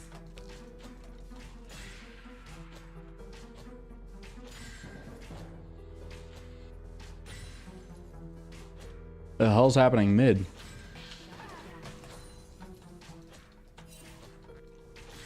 Cleansing blood with Well, let me get level 6 first. There it is.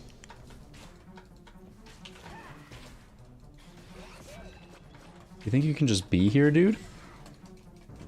Fuck off. the dark should fear me.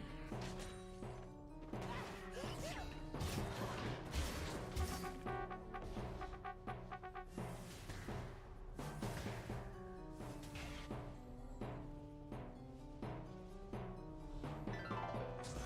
wings of night.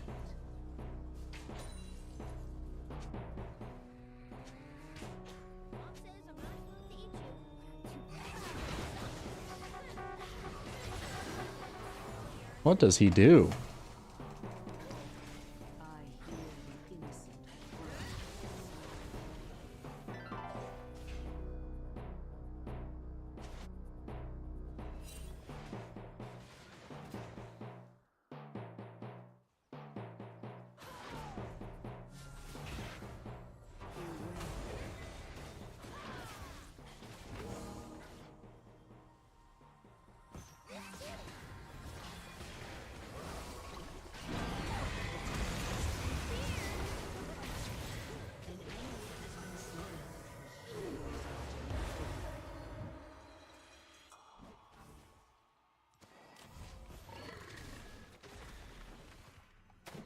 Gotta watch for Kane. Man, I just do not secure kills, do I? Evil lurks around every corner.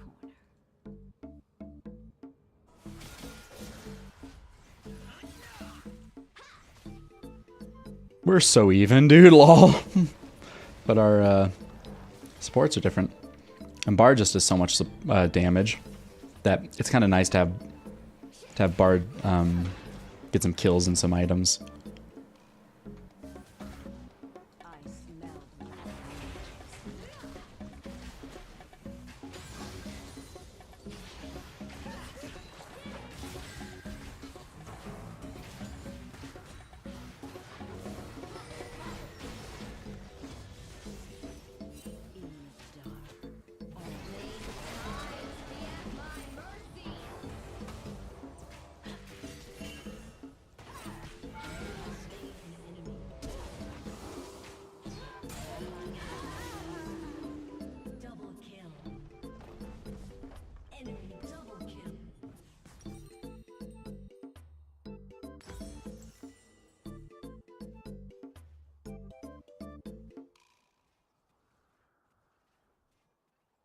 dark should fear me.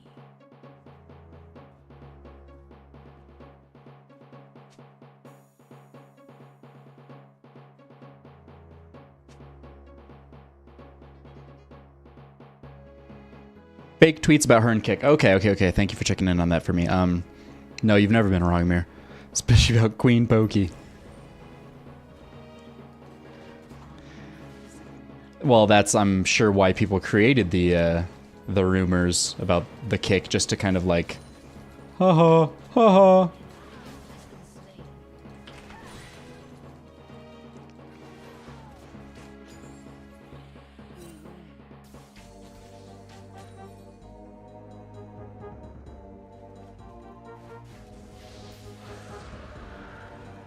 That's Karen, dude. I knew you were there.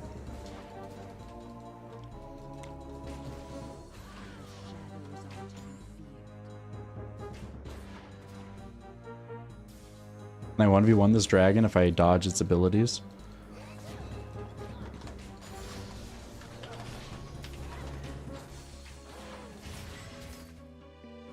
Evil lurks around every corner.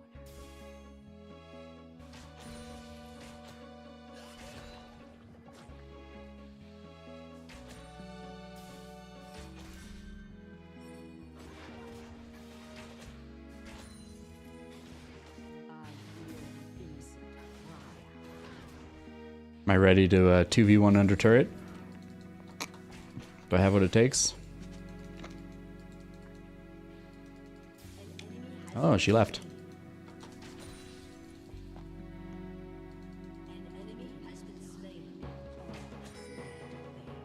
Oh, he left too.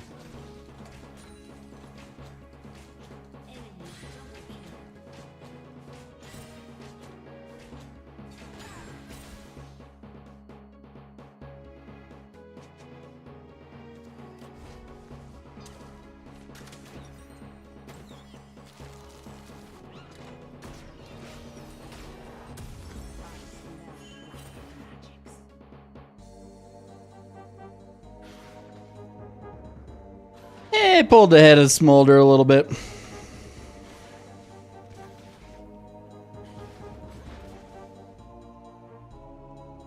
Play low on bot side, you'll win long term. Maybe. Maybe you're right about that. I don't know enough to know if you're right about that or not. But I play high, baby.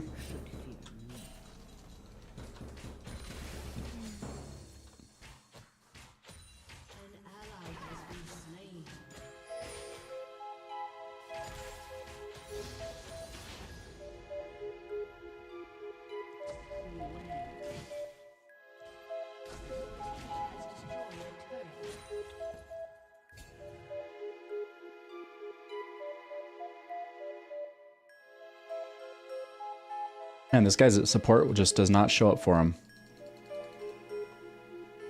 If he's still here, I'm fucking going in, dude. But if he's smart, he left.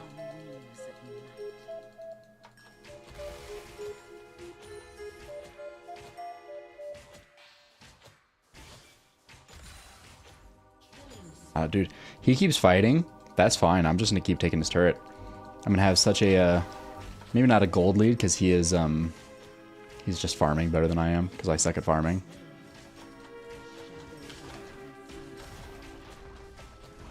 But I will have an experience lead.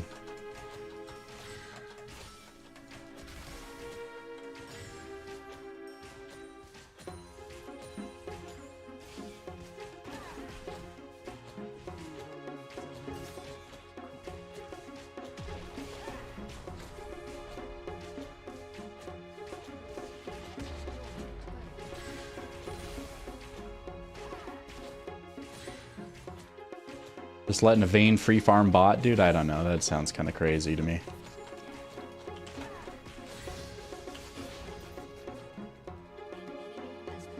And he doesn't even have an item yet. I could just go in on him. There's nobody down here. Maybe Kane. Ah, but there's so much. I shouldn't have stopped my back. That was a waste of time. Gay Lover, dude? Yeah, he's my bae. Gay Lover's running it down mid for me. I love him. Never doubt gay lover.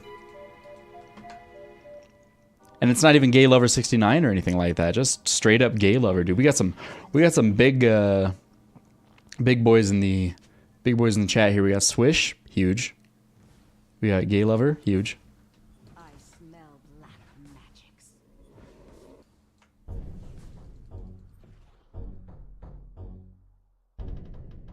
Man, our team's just rolling through them a little bit. At least that's what I want to think, because every time my team dies, they're in their jungle.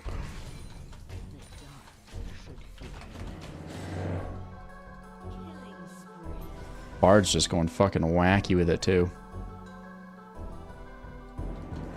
Apparently, the support has given up on the ADC here. That's a shame. I hate to see that shit.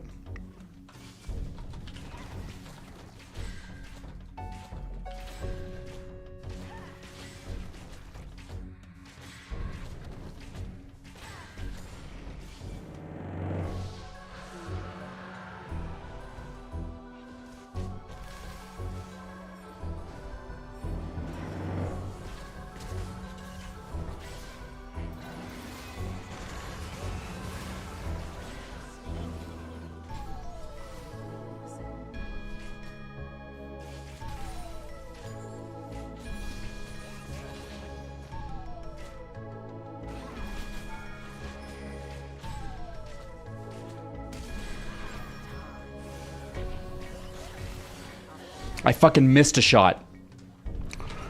I hit a fucking minion, dude. Oh my god, I'm gonna cry about it. It's worth crying over.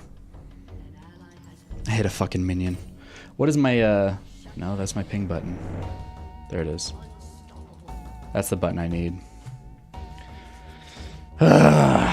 Played like a Dumbo.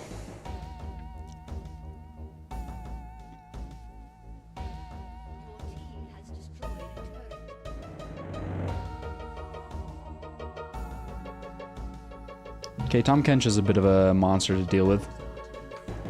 Bit of a monster here. And LeBlanc. Tom Kench and LeBlanc are fed. Horrible. At least Kane's not fed either. I can deal with Tom Kench. Maybe. He's hard to deal with, actually. LeBlanc is impossible. So I'll definitely have to get some serious weaponry.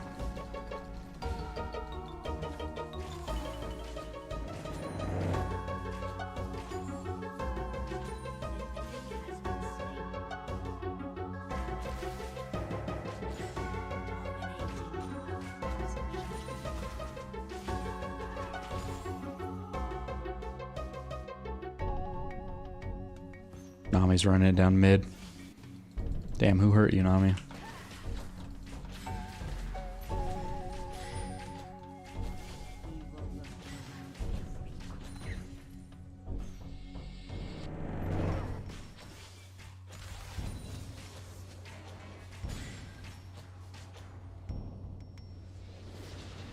Damn. 2 FFs in a row.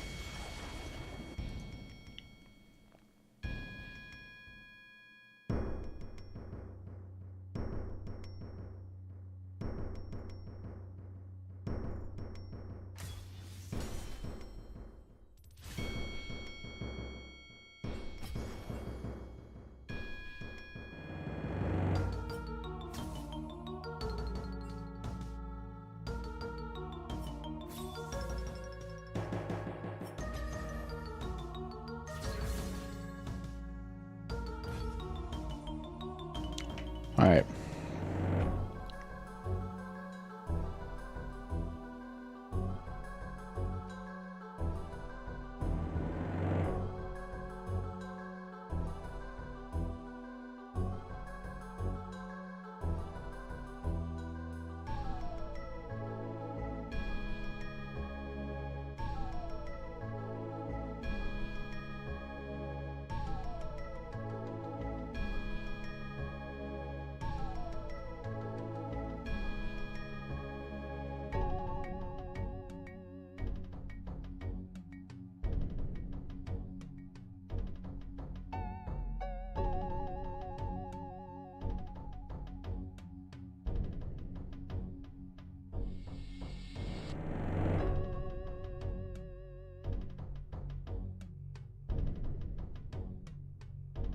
Sorry, I got some texting business to do.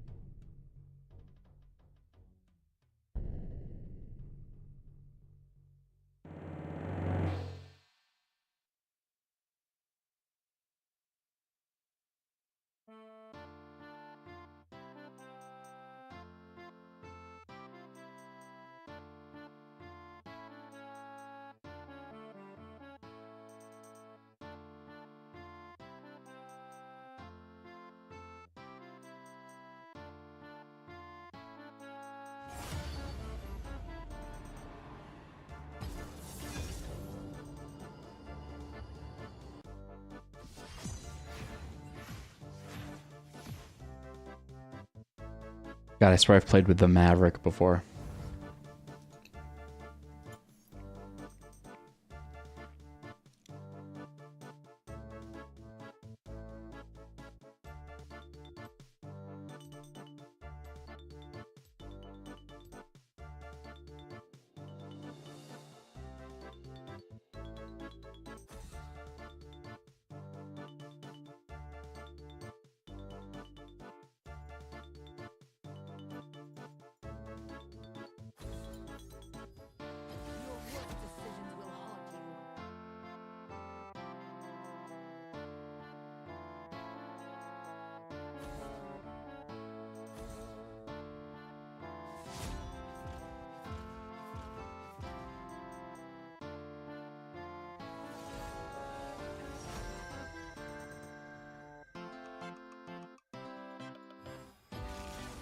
Let us hunt those who have fallen to darkness.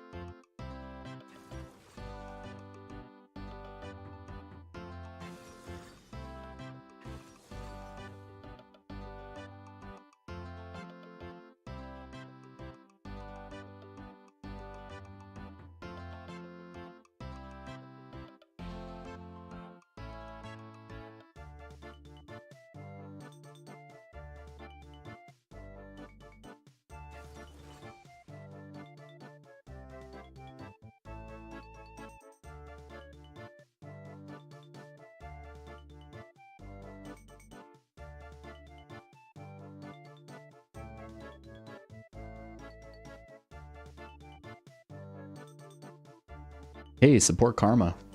I'll take support karma, hell yeah. Their team's pretty scary, honestly. Misfortune support, I think.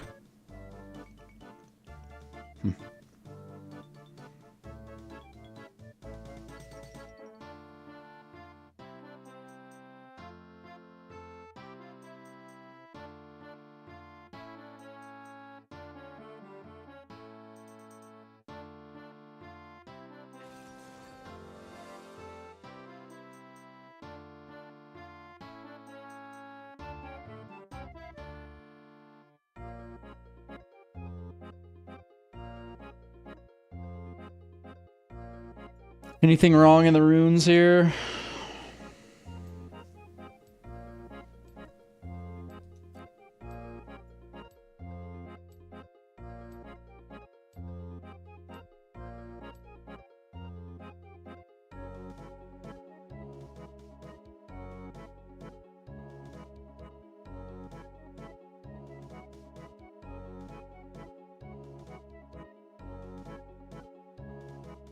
I feel like York support. Oh. Oh, interesting. Okay, York support misfortune.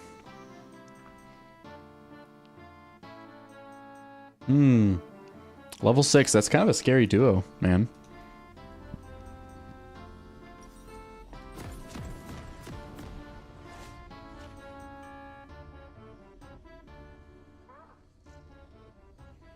It's right, Clubbums. We'll get to smashing soon.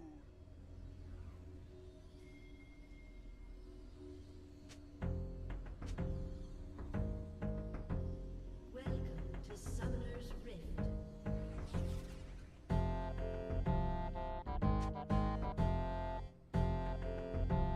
Evil 30 seconds until minions spawn.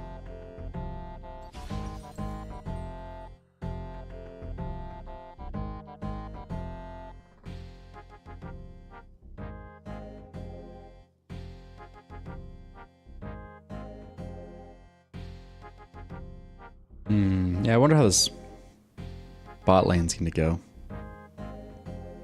I smell black magics.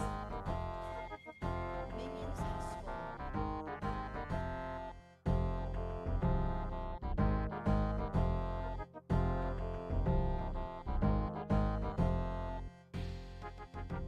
Is Smolder a good jungler? Remember when Vayne was a good jungler? Those were wild times. Those were wild, wild times.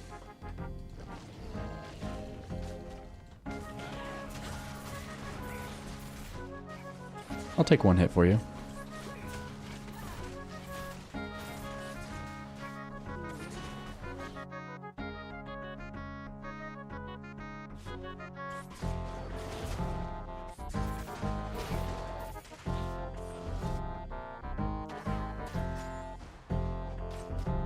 Damn. I missed CS because I was so focused on what my jungler was doing.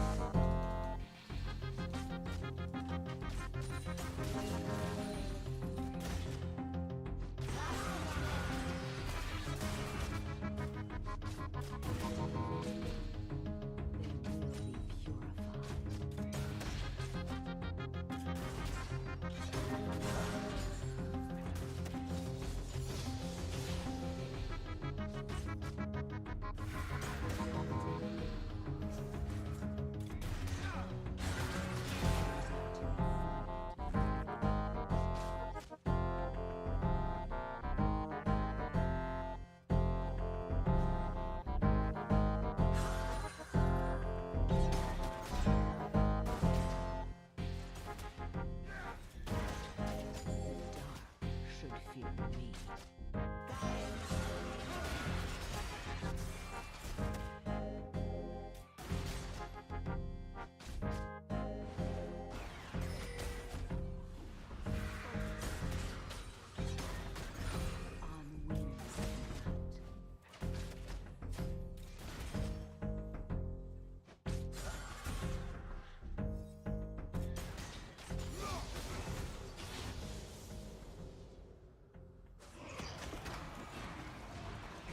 On wings of night. Cleansing blood with silver. He's a little scared of a little Naki boy here.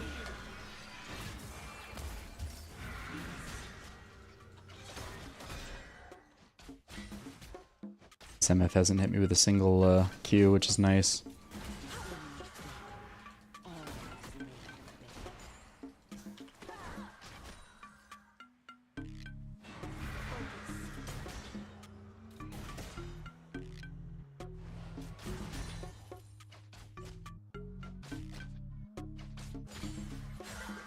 I smell black magics.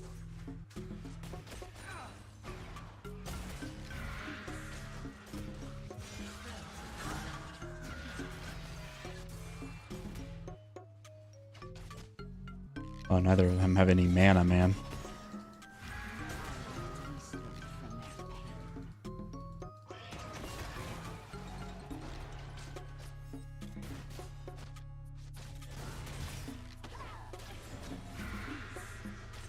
You didn't get the cannon for me? Oh my god, you fucking...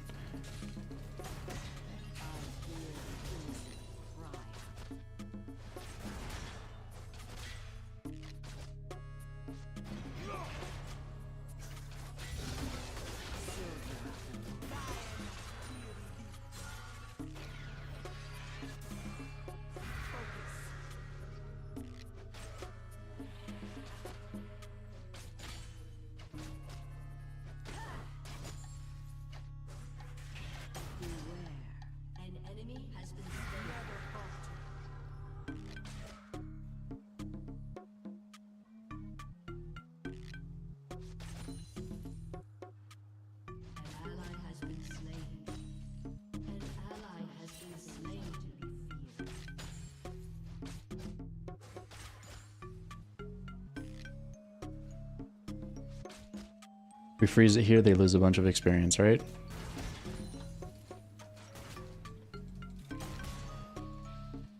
lurks around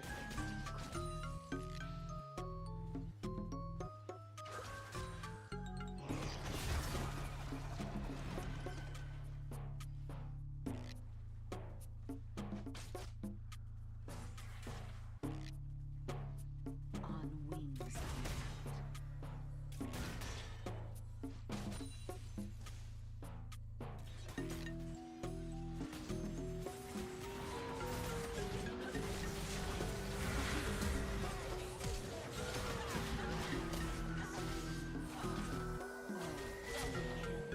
Okay.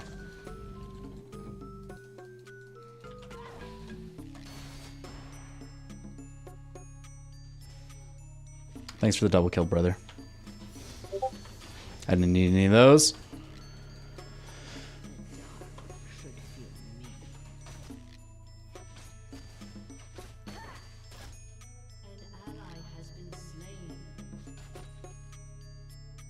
Ooh, a screenshot. I want that red buff.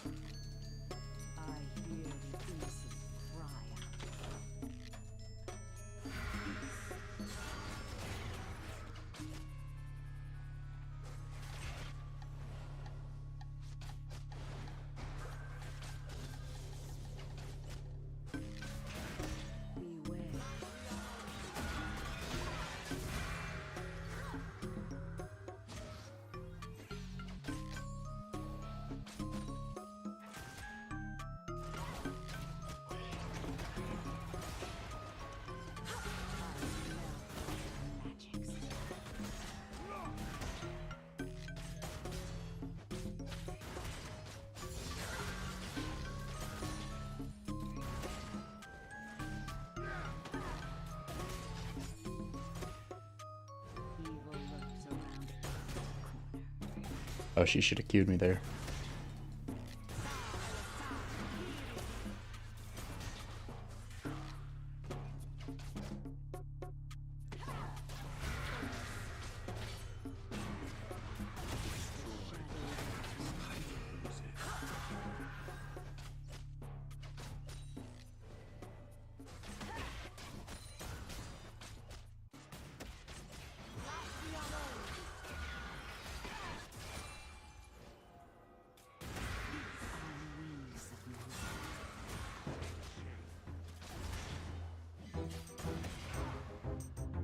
At least with Yorick's wall, it's based on attack speed, not attack damage.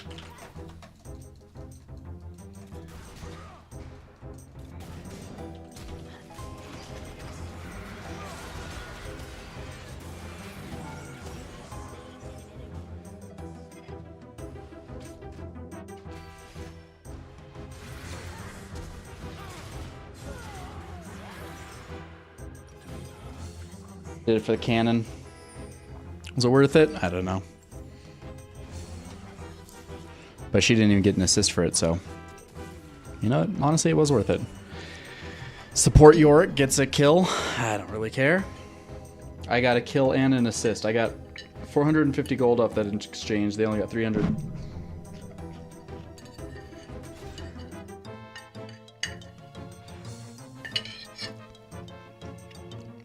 I just spent time recreating it in Photoshop to see if I could fix it. But now the bottom text is doing it.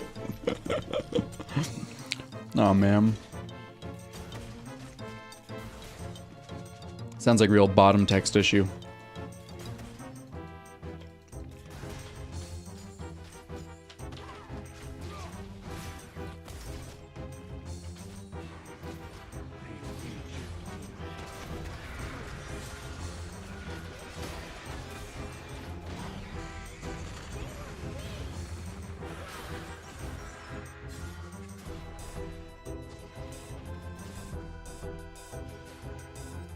Damn, could have gone better. I think we lose a plate here, maybe dragon. She's doing some serious damage.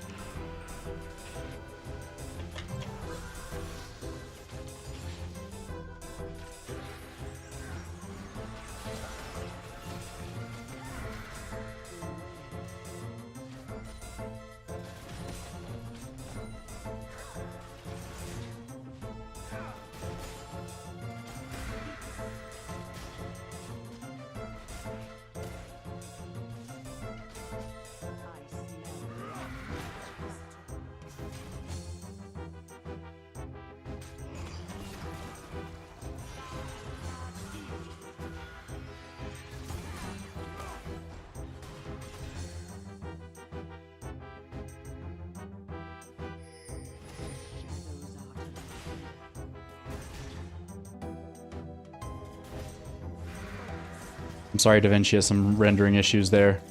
I never would have even noticed, I don't think.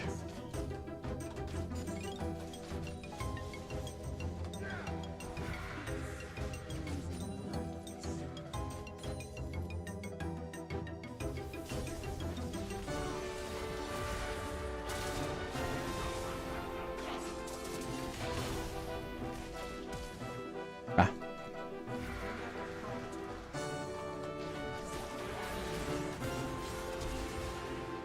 Yep. Sorry, brothers.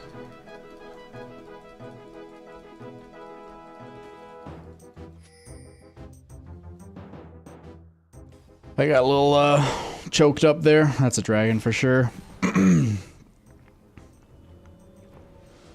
Fuck.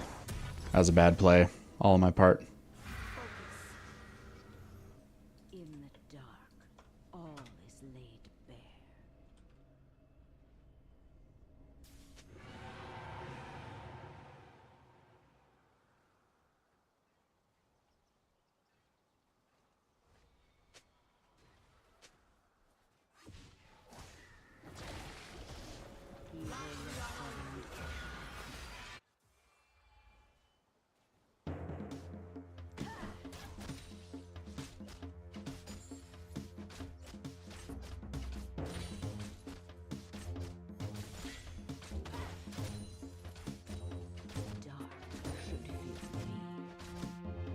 Wait, is the 0 and 4 talking to me?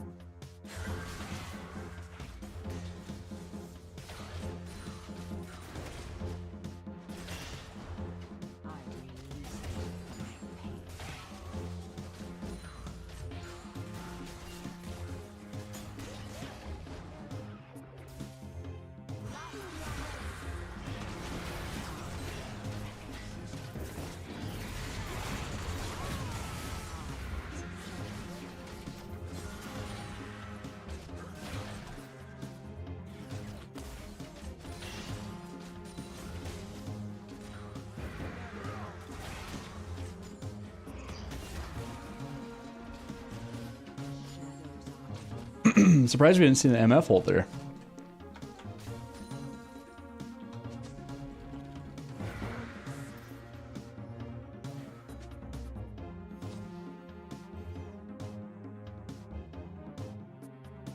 On the wings of night.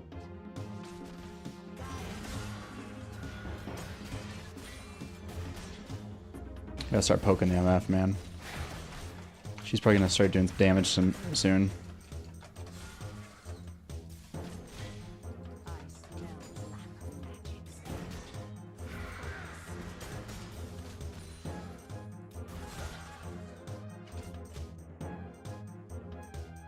Glorenzilg.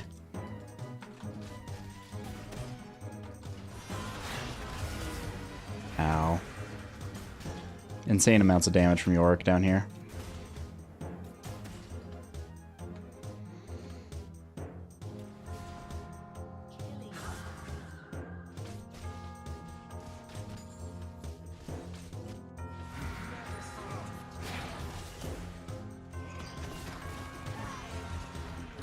That's an MF ult, for sure.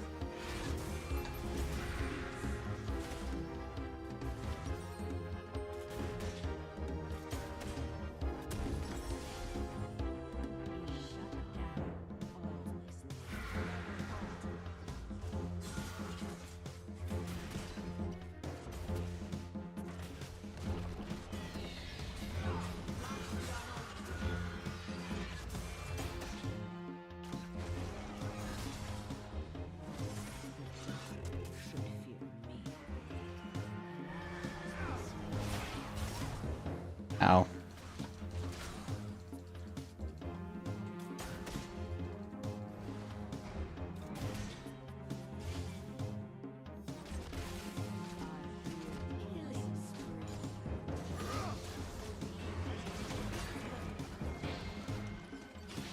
Just doing a little trolling. Just doing a little trolling. Don't worry. Don't worry.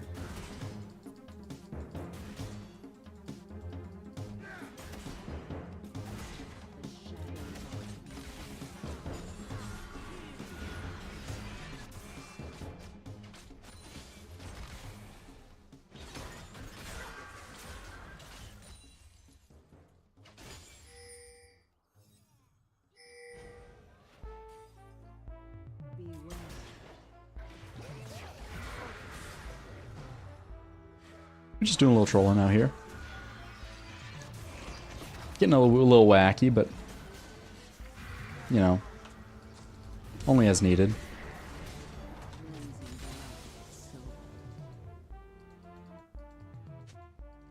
Better backed off. Your team has destroyed a turret.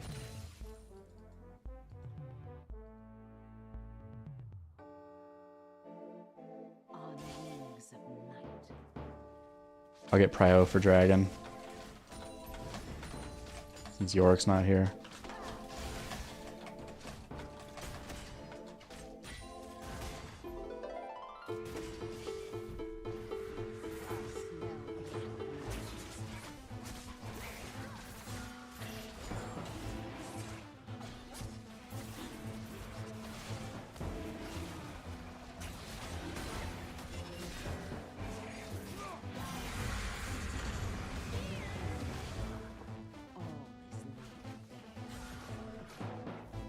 Alright, is Riven here?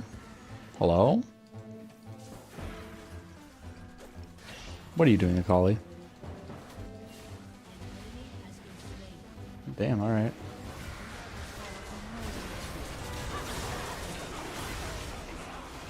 Oh, Silas came in with the blap. Oh, Akali's doing it, dude. I'm glad I didn't talk shit about Akali.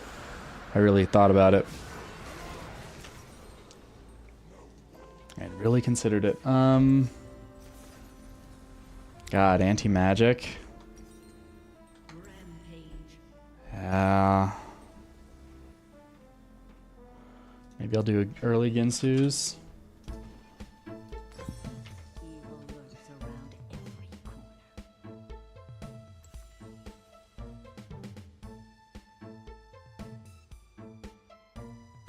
Probably went from 0 and 4 to 5 and 5. Impressive. Impressive. I'll give it up. Yeah, man. Knowing when to quit. Valuable.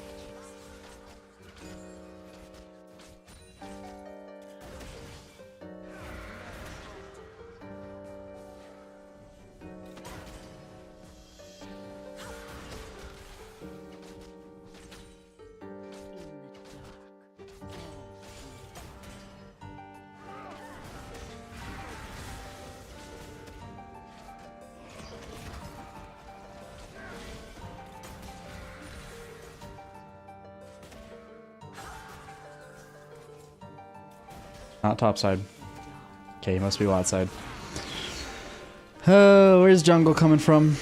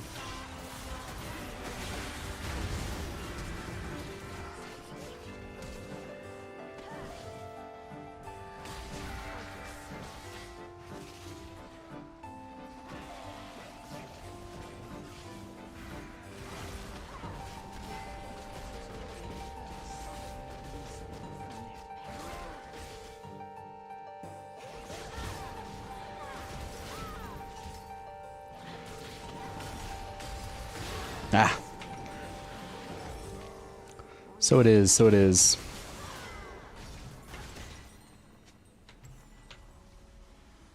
Yeah, it's weird to see Yorick, like, hard AP. Zazax's Realm Spike.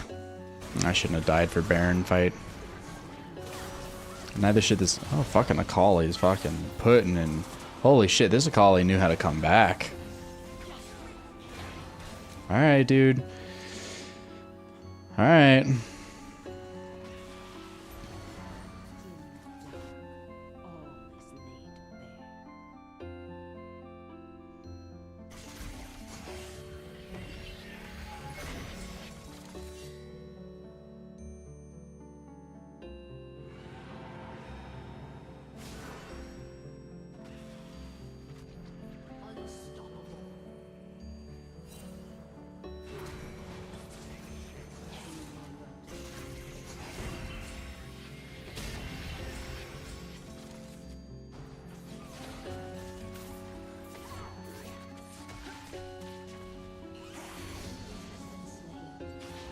Did you have to hold for him? Is that necessary?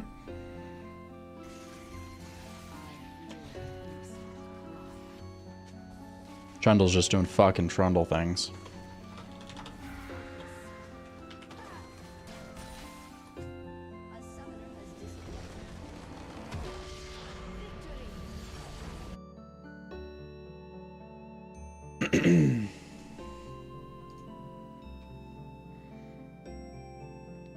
Okay, that's so annoying that the bottom text is doing it now. Poor Web. Poor Web.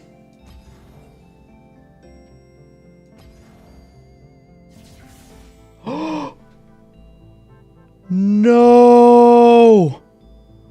No! No!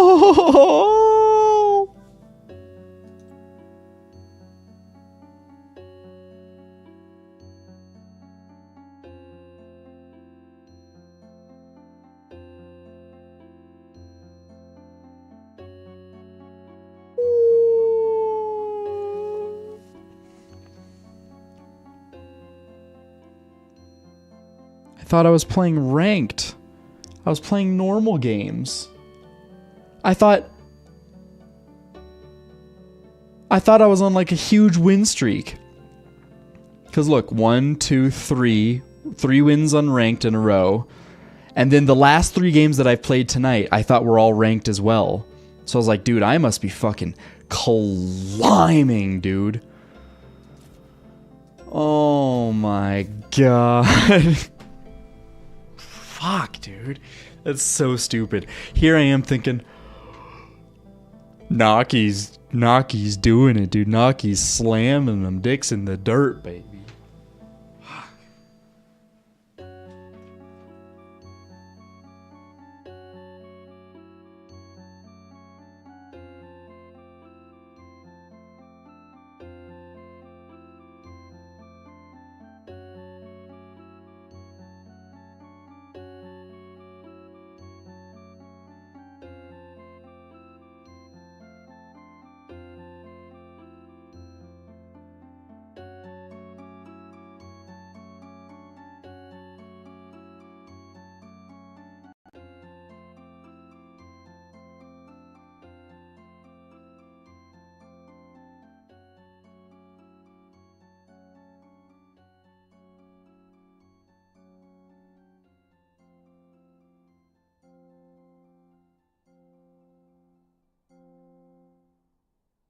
So annoying, dude.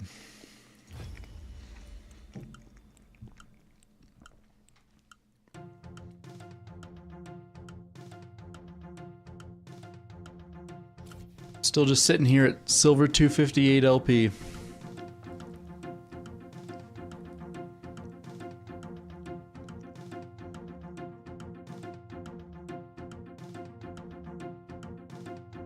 Wow. Warlord Harambe's at Platinum 4. Good for him, man.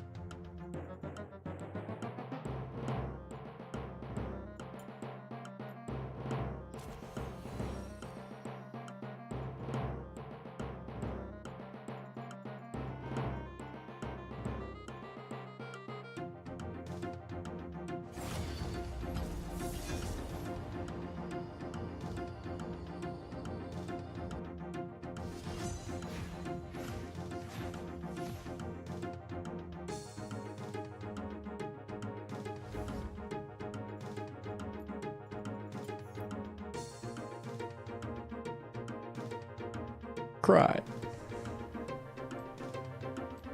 Man.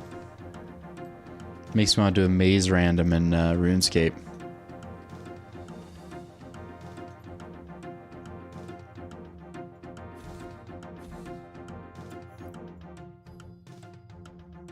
Your worst decisions will haunt you. Black Shield on Morgana just makes her so worth banning.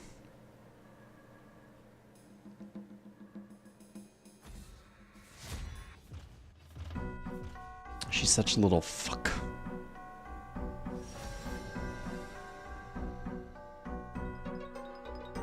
Oh.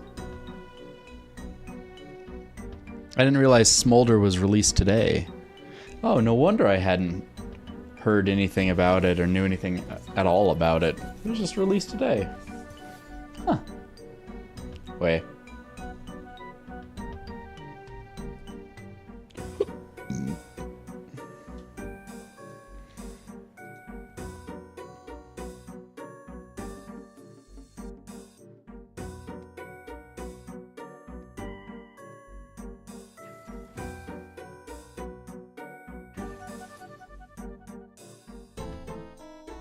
I'll take a Zyra support. It's pretty good. Can't really synergize with it too well.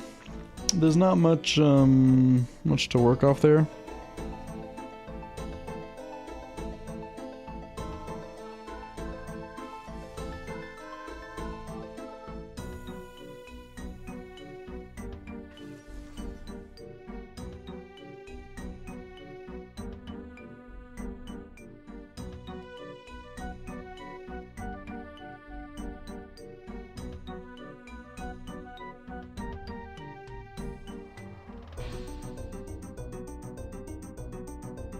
Okay, Varus and Hui. Lots of poke, lots of poke. Lots of poke. Unless Hui is mid lane.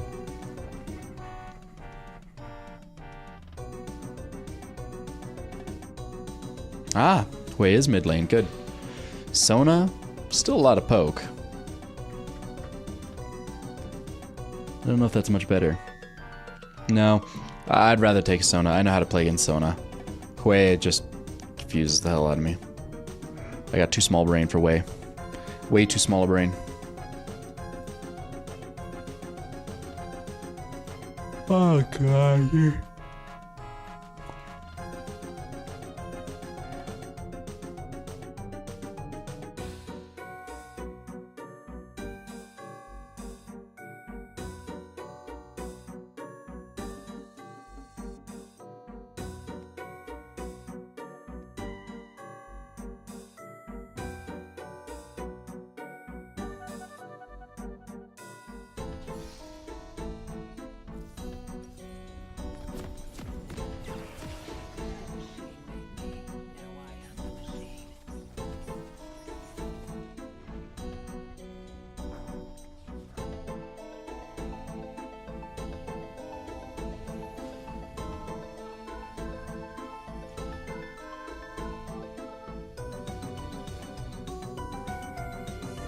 My support's name is Pito Mojado.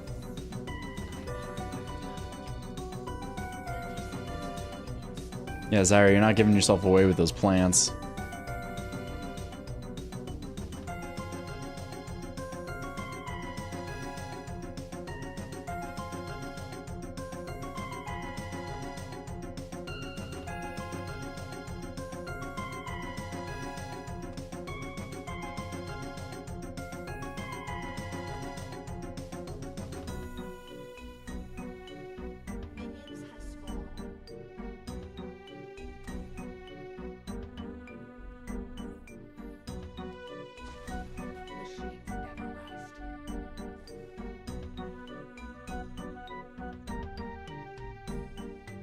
Because Bran doesn't need a leash?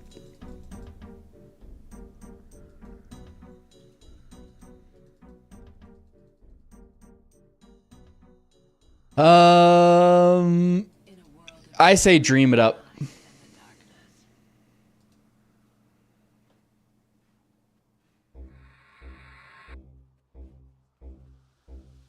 I couldn't make a decision on whether it should be,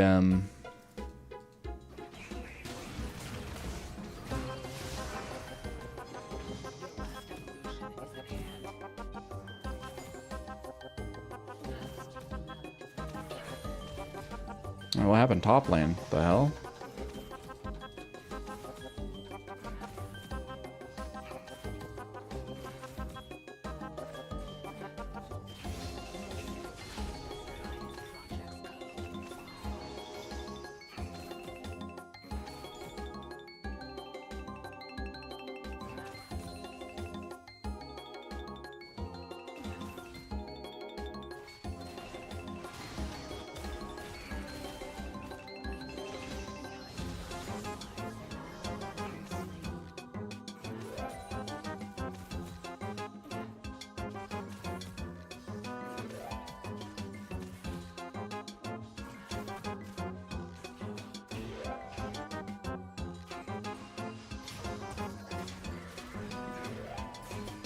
Ow. I guess I'll just get hit by everything then. Fuck.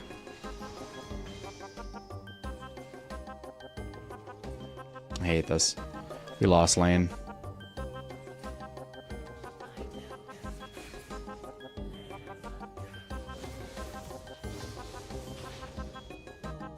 Fuck, dude. Now I'm so behind in CS. And Homeboy's at full health. This fucking sucks, dude. And we're getting frozen out. The freeze is about to end, but like, Jesus, this sucks. That start really made me want to do something to myself. And Homeboy's pushing, dude. Please don't push. Don't you see they want you to push? No, dude.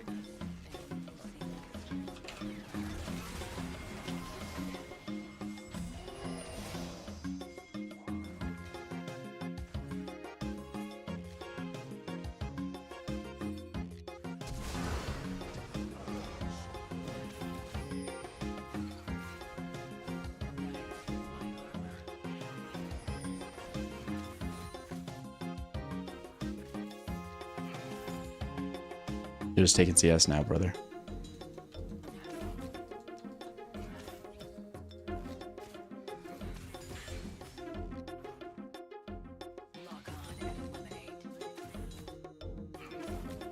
Well, brand flash for that.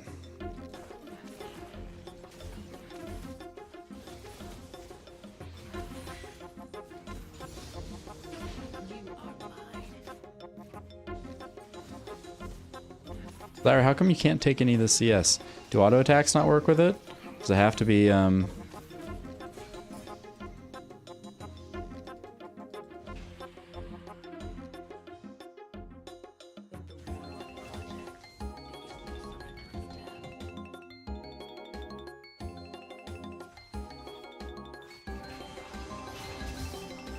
Ow.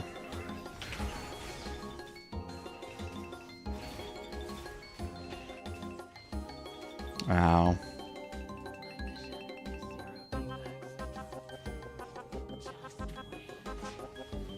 Fuck, dude. You're pushing my wave. Dude, this sucks.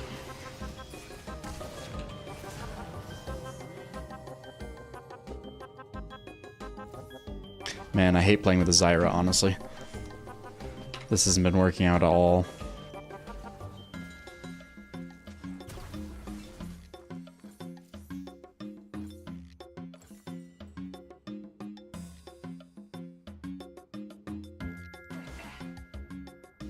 Kinetic acceleration is go.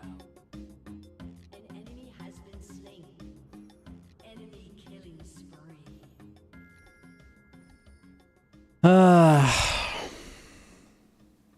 Mordekaiser. Dude, why is my screen... Why is my mouse not locked to my screen? There we go.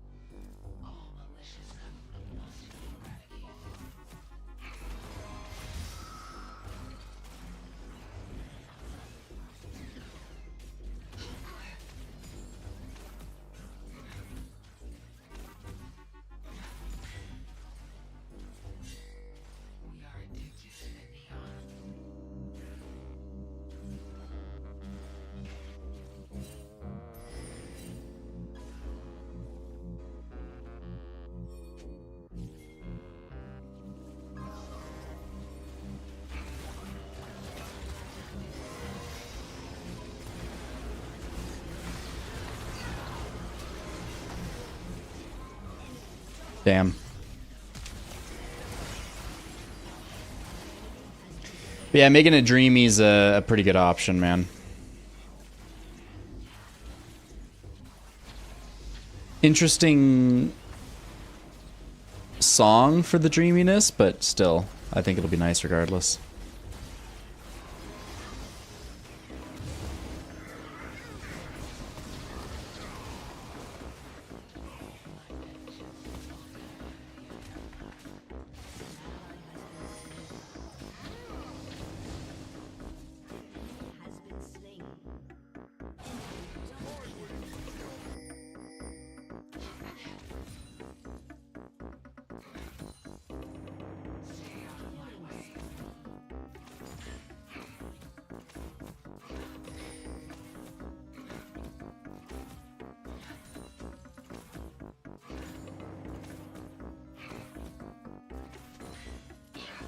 That went horribly for me. No, it does match the footage and it matches the tempo of the song at the end there for sure, but like just the whole like 30-pound ammo carry dreaminess is kind of funny.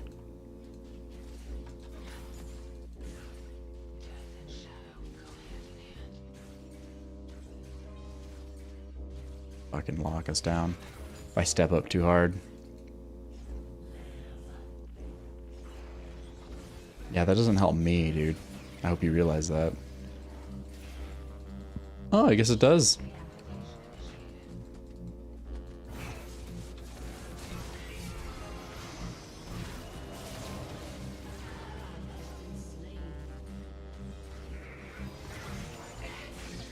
Ah, fuck. He held it for longer than I thought he would.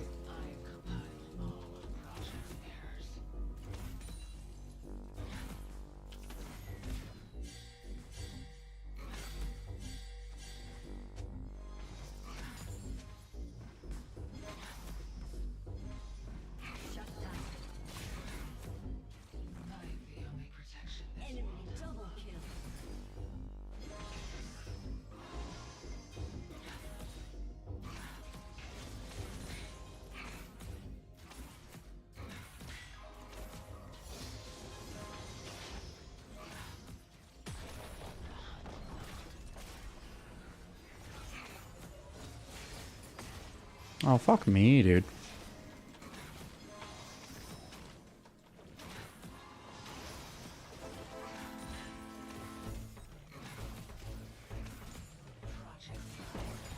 Oh, fuck me, dude.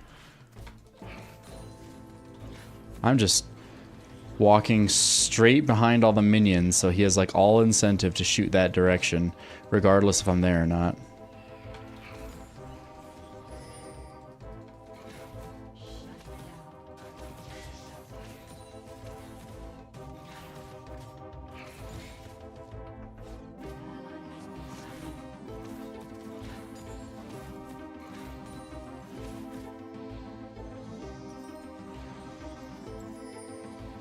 Need a couple hundred gold.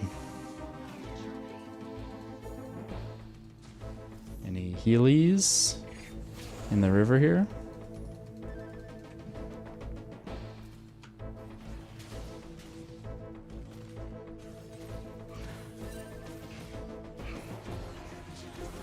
But the two synergies of these creeps.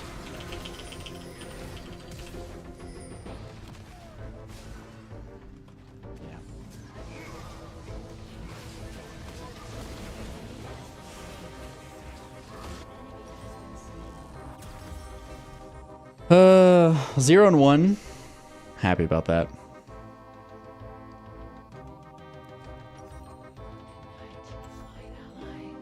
Might not have the most amazing plays in the world. I might not be the most impactful right now, and Zyra might be out farming me, but hey, man.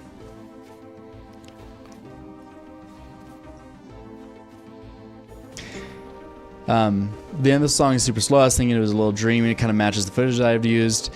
Yeah, and right before it, he does his best ad lib.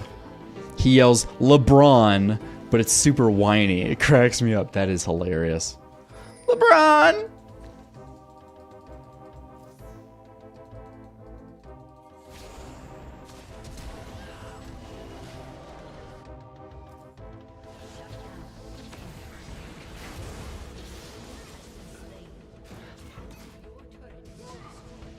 Oh, shit.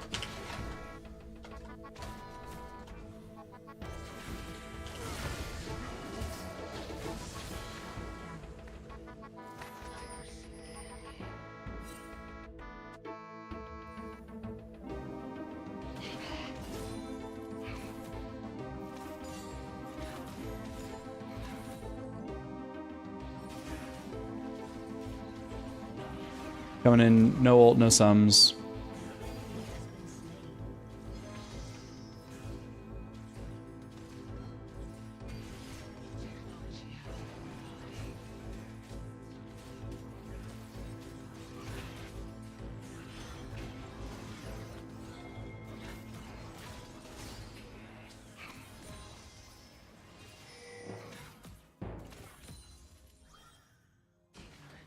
Sorry, she's so aggressive, man. 1700, okay. Oh, Zarya, you're fucking dead.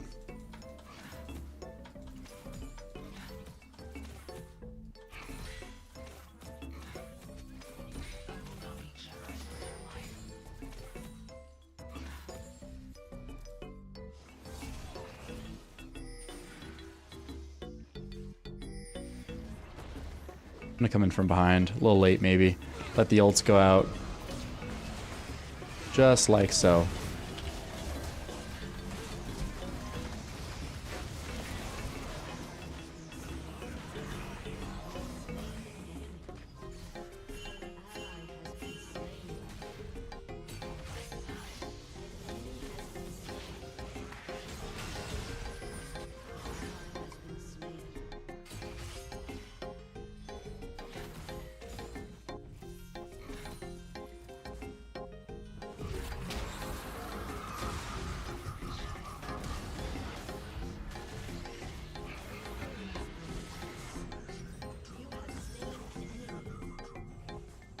All right.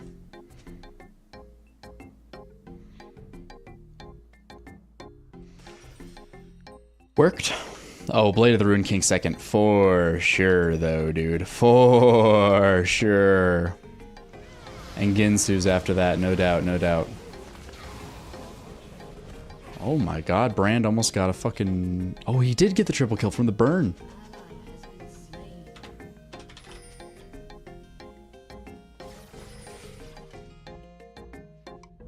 Let me push for mid prio, I think. Let them get it.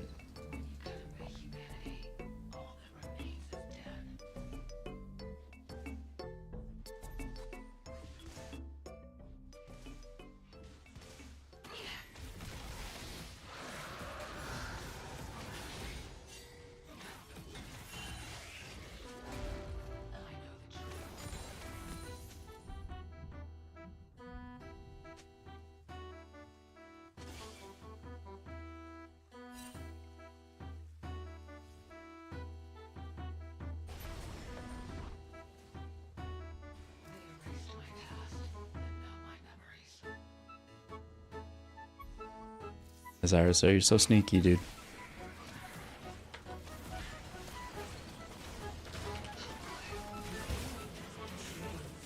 Got the assist, that's all that matters.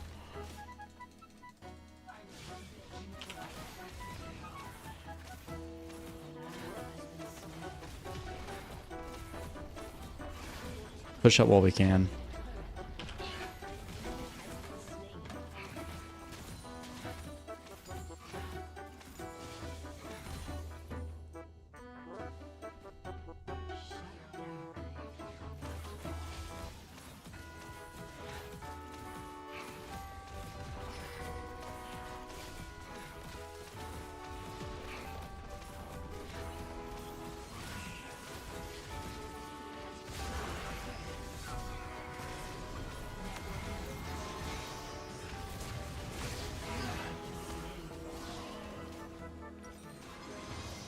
No, I didn't use any summoners, so that's good.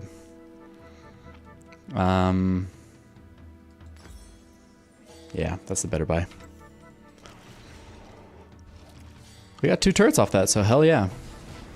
Timestamped, he did it close to how you did it. That's funny. I wasn't expecting him to do it like anywhere close to how I did it.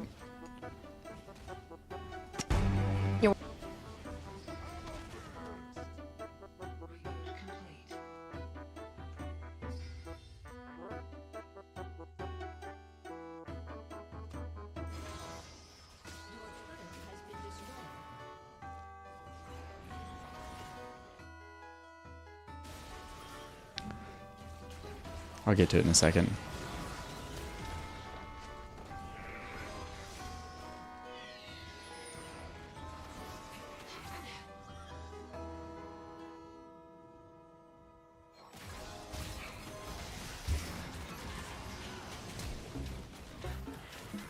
I was expecting Galio to go in.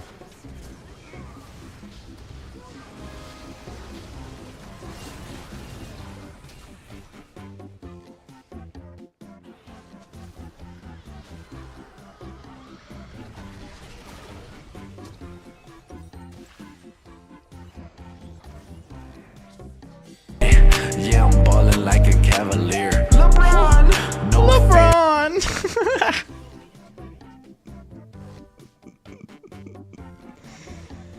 Nothing beats LeBron, dude.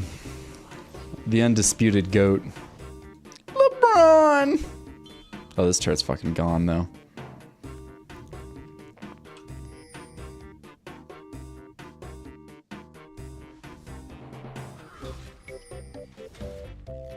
Boom, dead turret. Oh, jeez. What the crap? That's funny.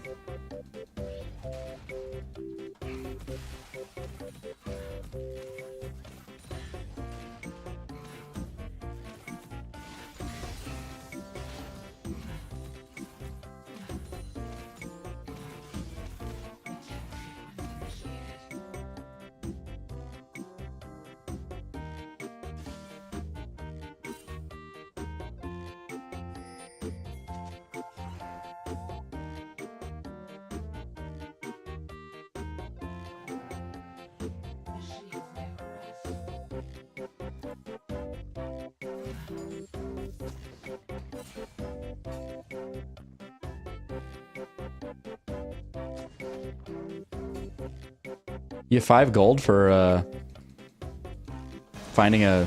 Oh, shit.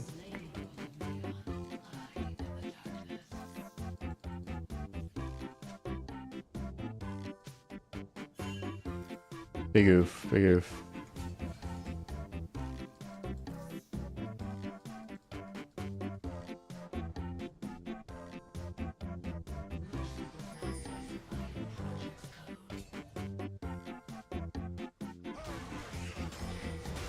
Ah, shit, buddy, you did.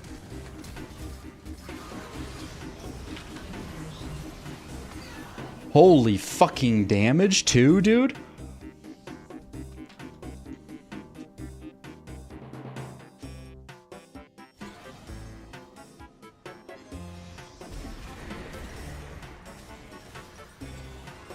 Jesus. LeBron!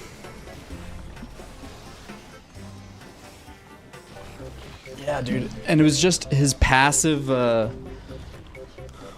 like, area of effect damage around himself that did all the damage.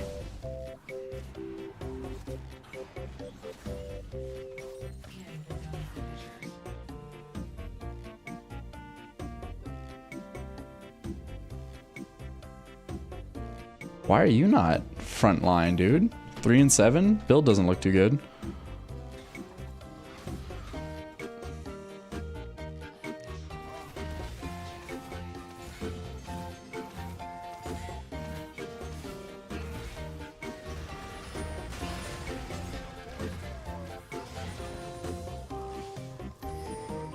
Go get him, Murgot.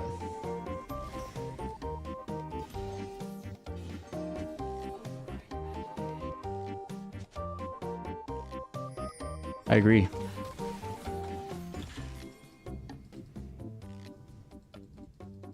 An enemy has been slain.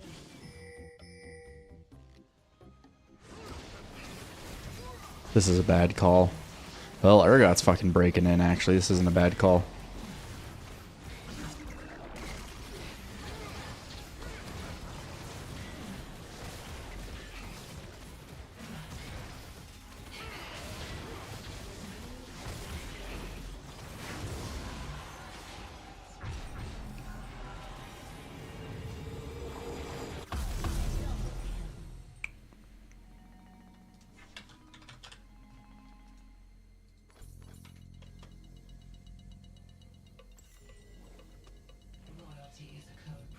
Actually huge.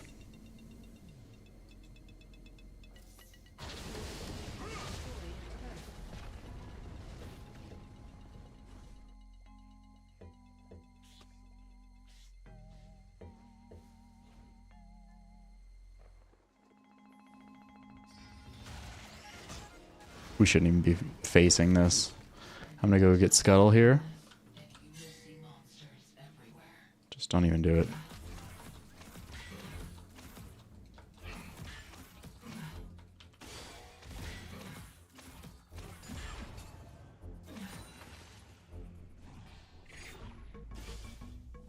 Go get it, Urgot.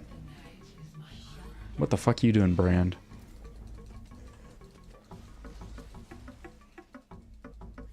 An ally has been slain.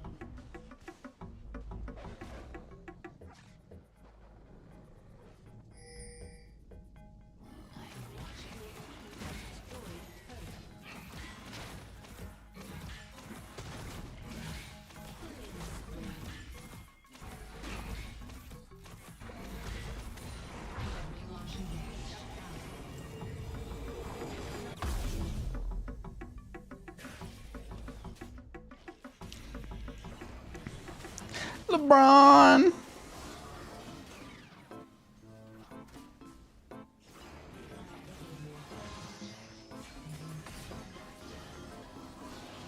Varus just seems very strong right now.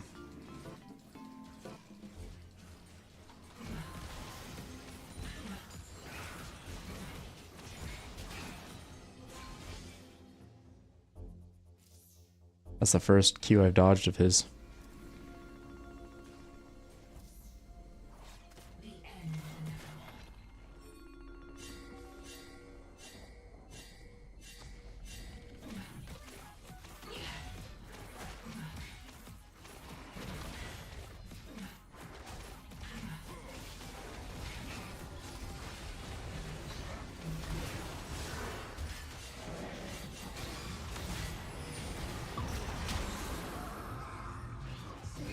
Ow.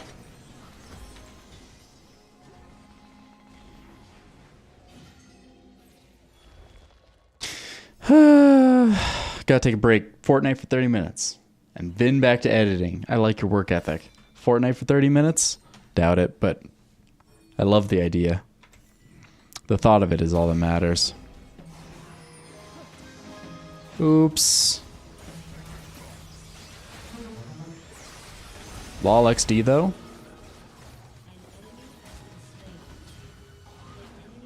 Oh my god. My team's just demolishing him. Thanks for the carries, boys. Thanks for the carries.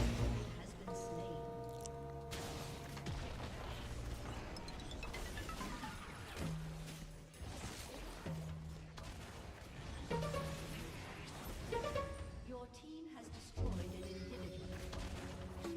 Your team has destroyed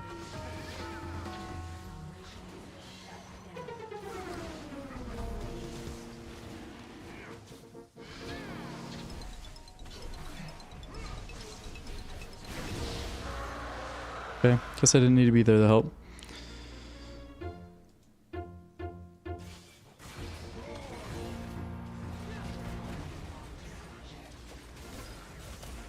Your team has destroyed an inhibitor.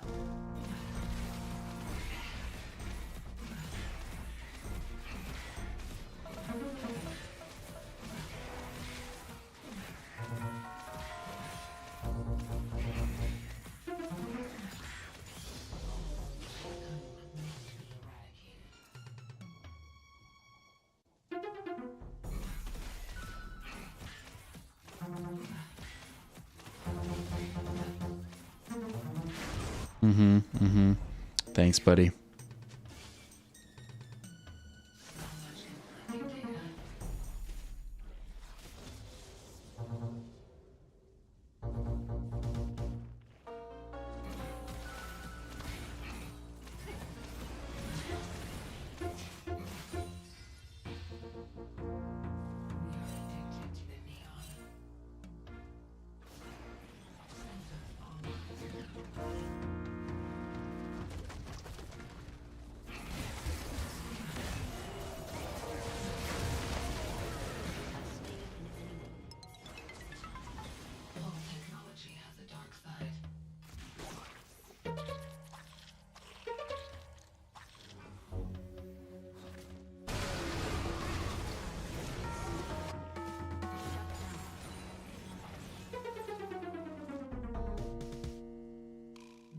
I think we regroup and do something else. I don't know.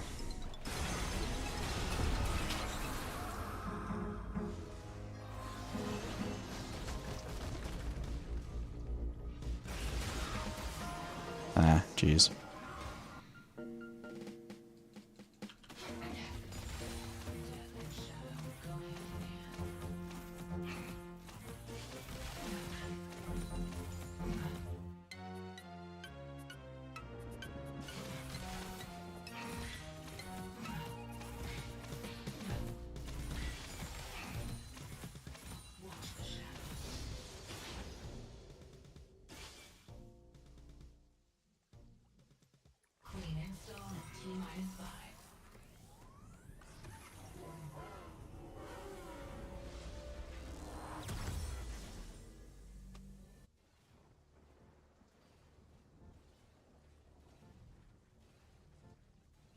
That's a slow push up top.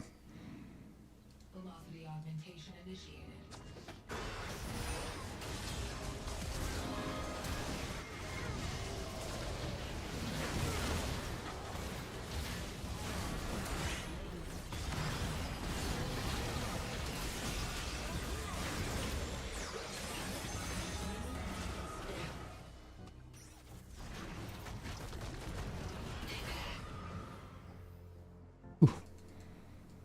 Man, if he wanted me, he could have me.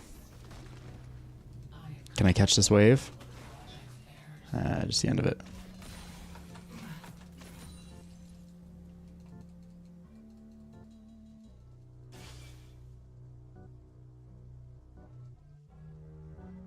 An ally has been slain. Your team has destroyed a turret. An enemy has been slain. Yeah, maybe I could have gone and ended. Shit.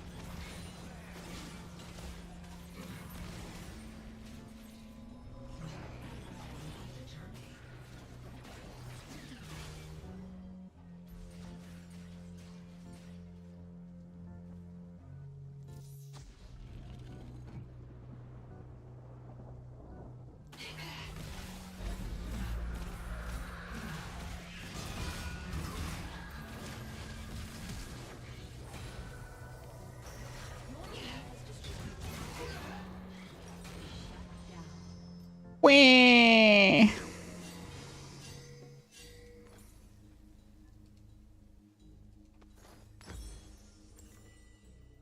Wee. I'm just memeing, dude. I don't know. My brain's been shut off for the entirety of this game. Maybe I should play some Fortnite.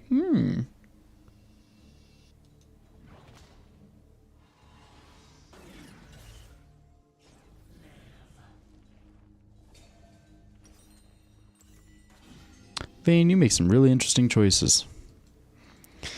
Well, dude, I was doing so good in the previous games, but this game I'm just fucking eating it, dude. Like 6 and 7, at least I'm like...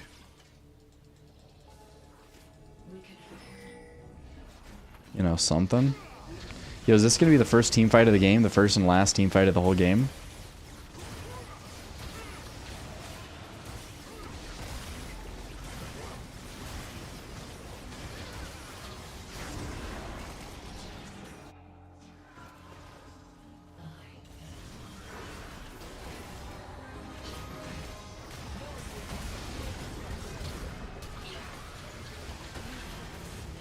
Wow. I got one shot by Hui.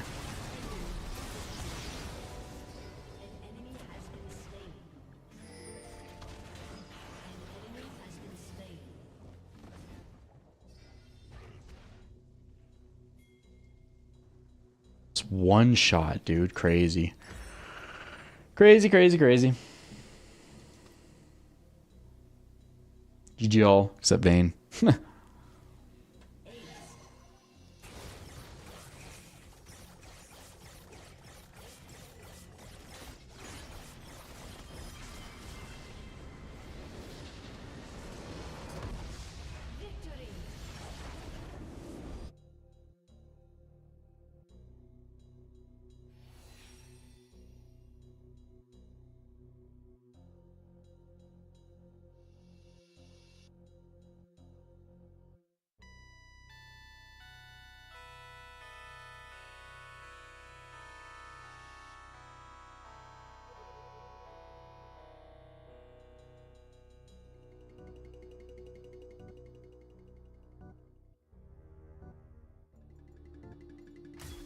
Well, my team didn't flame me for playing horribly, so that's good.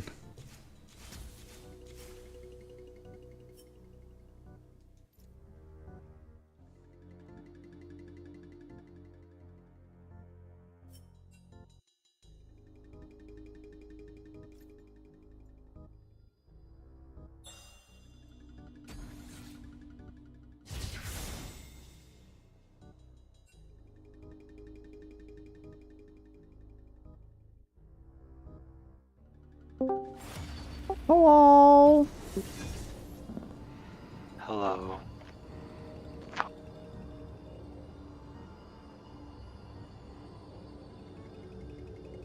Be funny if you guys met this guy. You wouldn't think, like, if I had this guy come on stream, you wouldn't think that this is who it was. Like, you wouldn't be able to connect the voice to the face. Can you hear me? Yes. How do you? Ranked game go? What? How'd your ranked game go? Dude, I'm so pissed. I mean, we won that game, but whatever. I played 3 games earlier, and I won all of them. Like, in a row. I was just fucking slapping, dude. Like, I wasn't, like, hard carrying, but, like, just every lane was winning. And it was just all going so well. Yeah. Can you don't have Ash on that account? You don't have Callista. Oh, okay. Do you want Ash? No. And Lulu for you? Oh. No, I want Callista. You want Callista? Oh, yeah. Battle boost.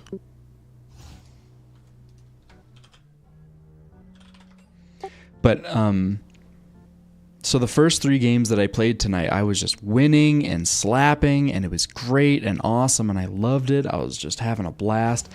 And I was like, man, I must have climbed a lot of ranks, and I get out, and they were all normals. I was like, no.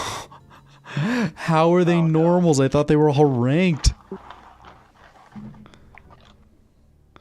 And no, I was coming around to it. I was coming around to it in my own in my own time. So then I played one ranked game, and like it went well. We won, and we like even stomped pretty hard. But like I just wasn't very impactful. My score was fine, but like I just felt like I wasn't doing anything. So I was like, man, why was that my one ranked game? I believe I know that feeling. Yeah. When was the last time you played ranked in this game? I literally don't know.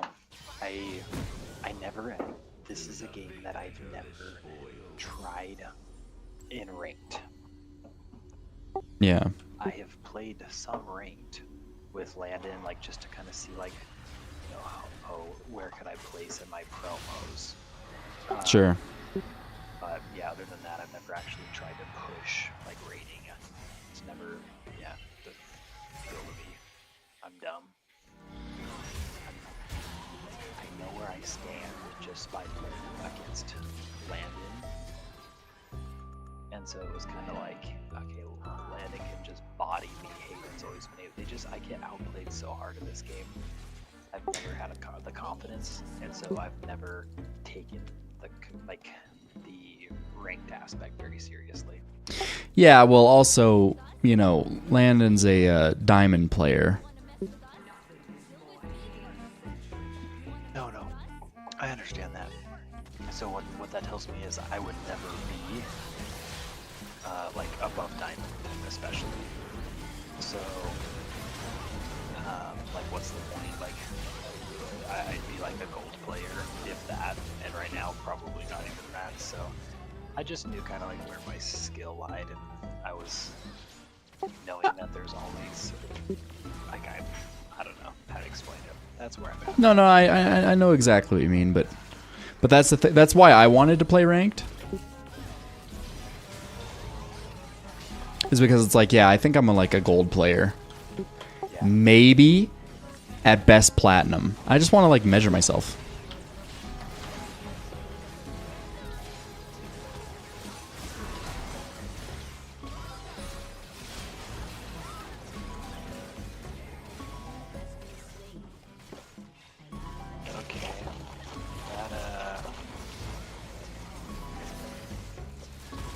Camille did mean things to me.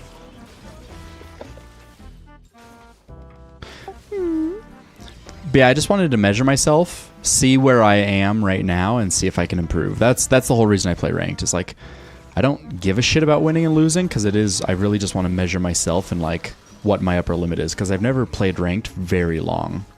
I've only ever like played maybe like 30 games in a season, you know, which isn't the best representation of like where you end up.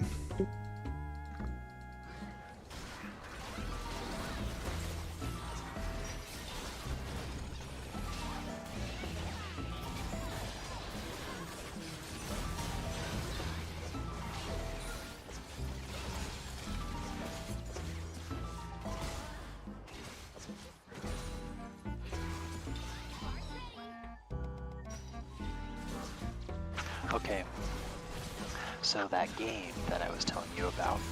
So yeah, Returnal. Here's how big of a dick I am, right? I've been wanting a game to play that was a little different, and so I spent like a good chunk of time last night, like games.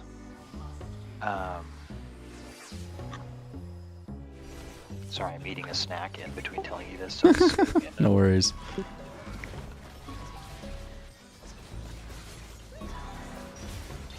I had no budget in mind. I didn't even like find something. Oh, this wombo is so nasty.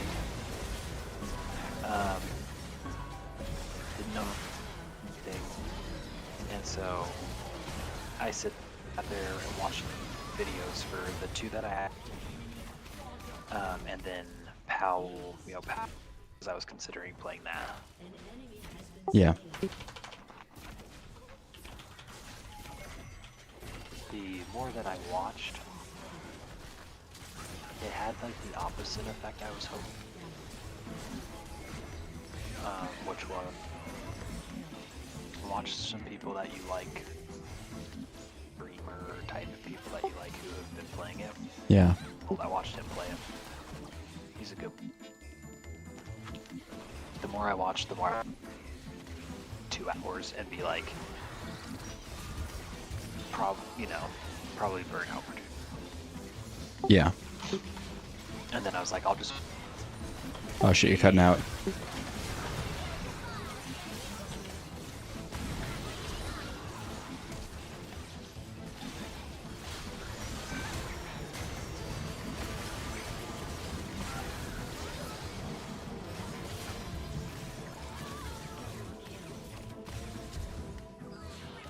Ball.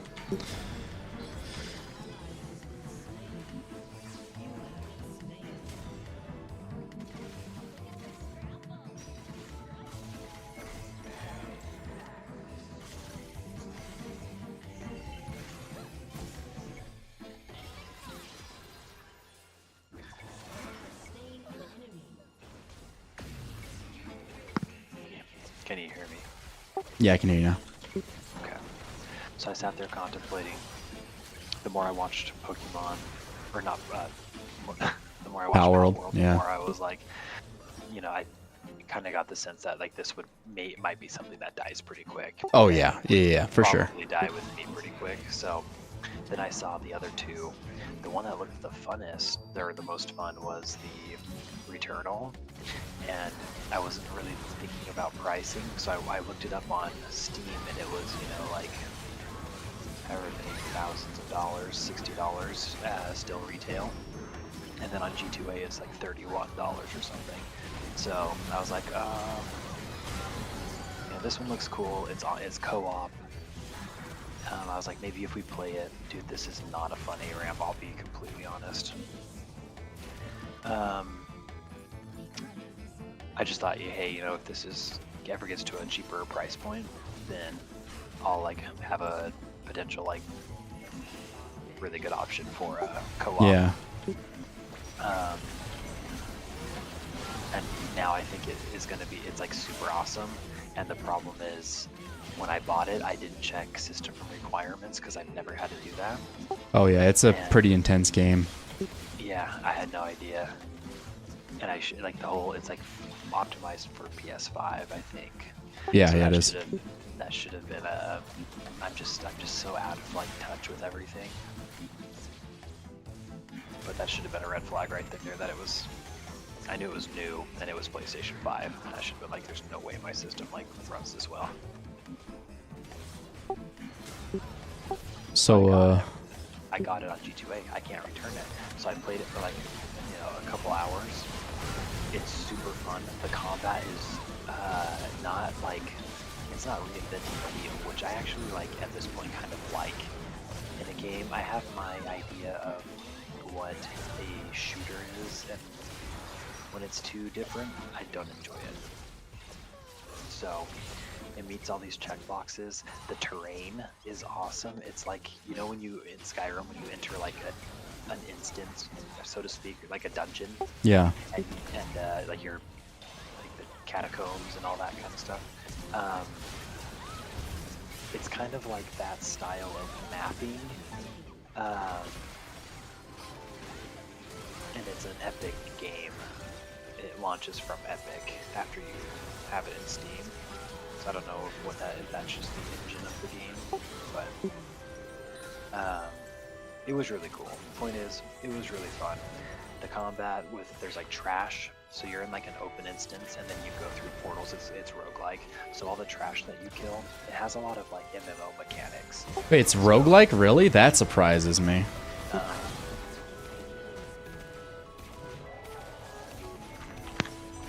So I was running it, and I got to the first boss, and all of a sudden, my computer definitely wasn't doing great, but it wasn't like, crapping out or anything like that.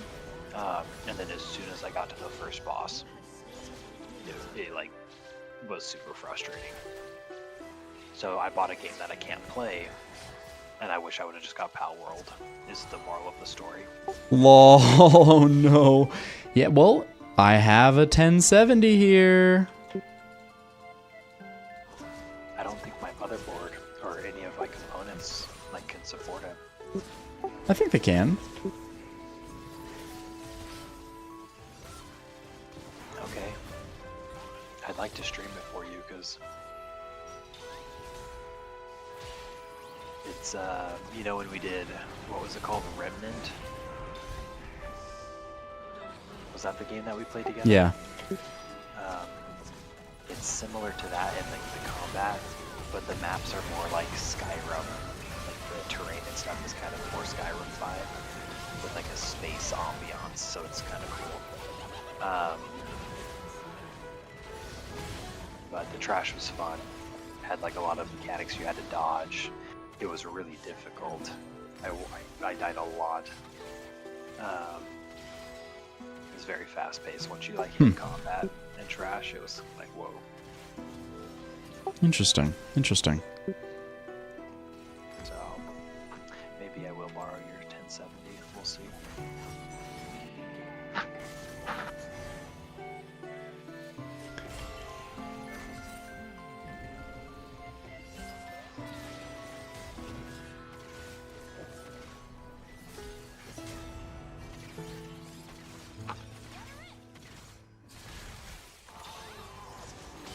Man, I'm so bad at playing Callista anymore. Like, I know my score's fine, that I just keep sniping kills. That's not accurate of how much damage I'm doing. I just, I think you've been doing good. I want to ult you, but you're always like the last person that needs ulting. yeah. That's fine. And then it's like, sorry, because then at the end, then everything happens, and then it's like, oh, had I ulted you, maybe we would have won that fight. So. No, probably not. I ult whoever needs it.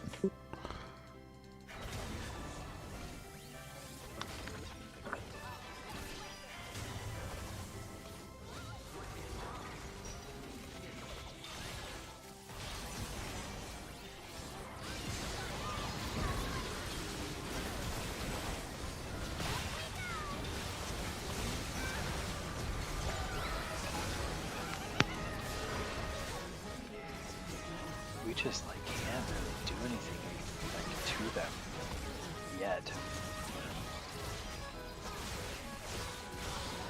Oh, we did it.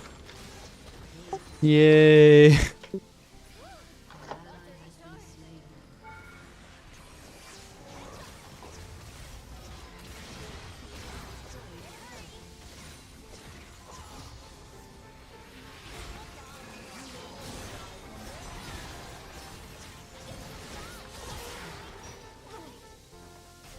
I could have saved that Zeri, but kind of fucking... Kind of thought it'd be fun if I didn't. I like it.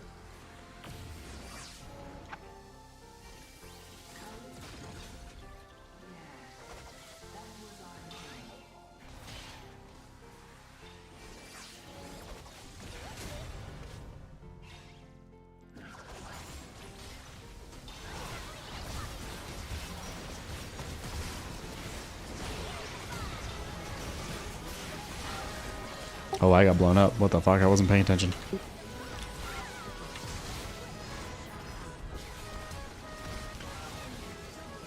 Alright. I wish we had an Akshan so I could be revived right now.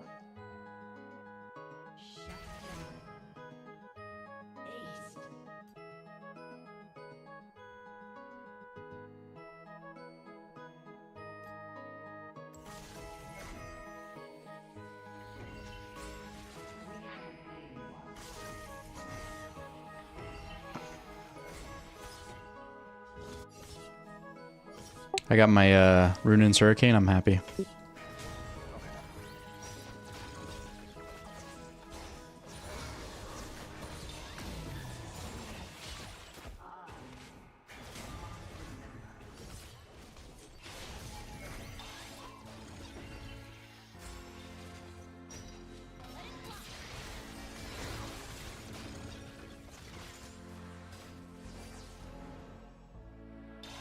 Or Nocturne's so underleveled.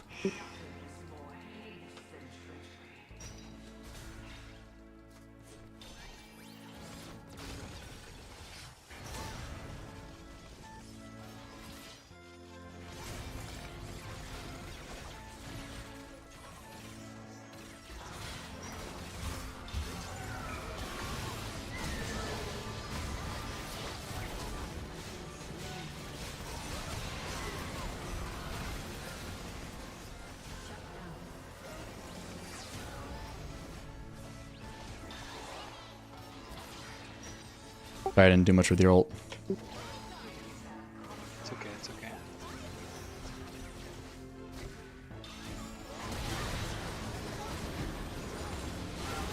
Oh, I got so slowed down. That screws me so bad. If you want to kill Callista, just slow her. Yeah, that's very true. And they have no shortage of those.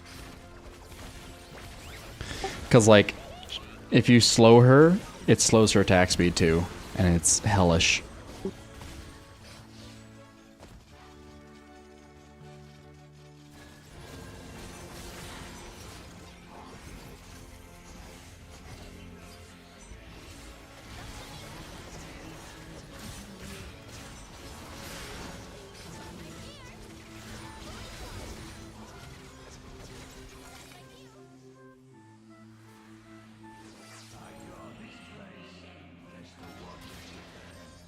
Do you know in ranked games, have you been seeing anybody playing Quinn? No. Oh yeah, you messaged me. Play Quinn.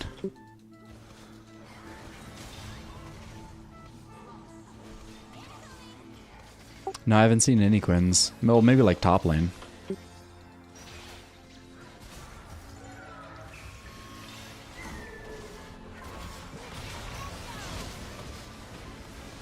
Okay, this is a retarded engage.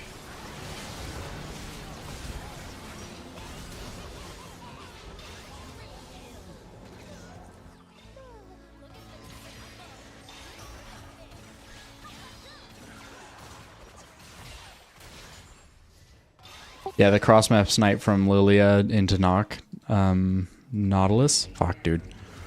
That's a big one. We should be resetting right now. Right now.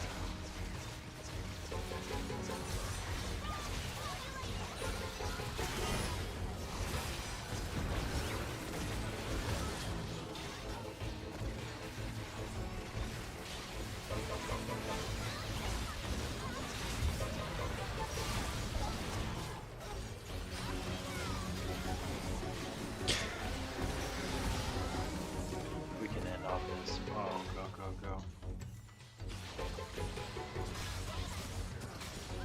Yeah, you might be able to. If only I was alive, then we definitely could.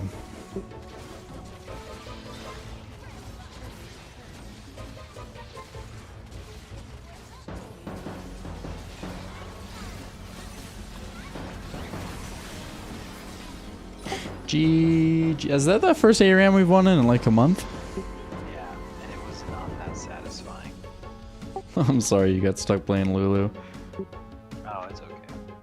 I was hoping for like a Morgana into a squishy comp, or Yeah. a Nautilus into a squishy comp.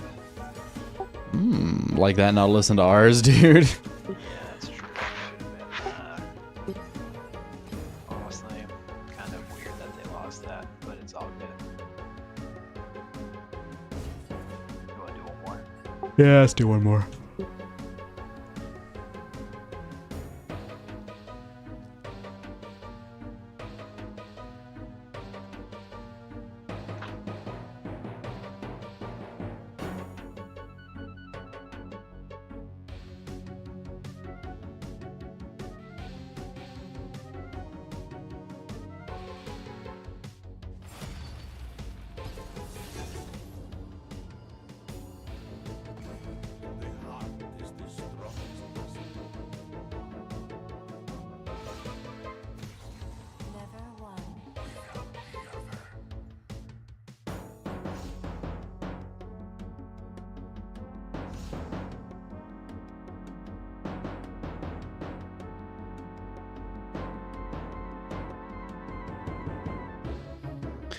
Let's see. Old Kindred. I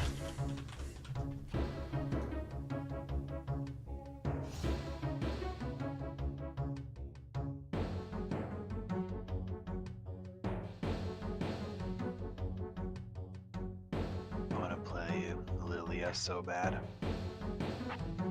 but You gotta buy her, dude. You gotta buy her. no, I could play her. Oh, I just screw it, do it. Play what you want to play.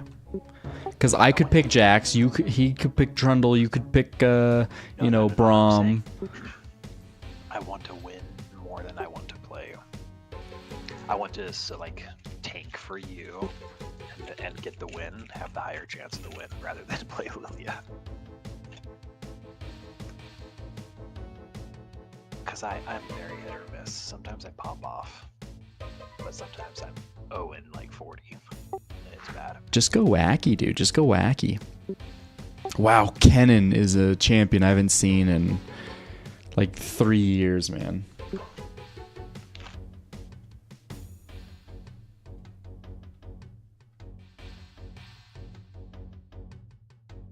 Oh, but hold on. It's What I was gonna say was, we're coming full circle. I was talking about Quinn because when I play bot games, that's how I've learned a lot of my metrics for what my trade damage can be against a lot of comps. Yeah. And it has actually been a very helpful thing for me. So I kind of gauge champion damage off of that because I can go in and play against bots and get a really good idea of if I play aggressive, what can I plan for?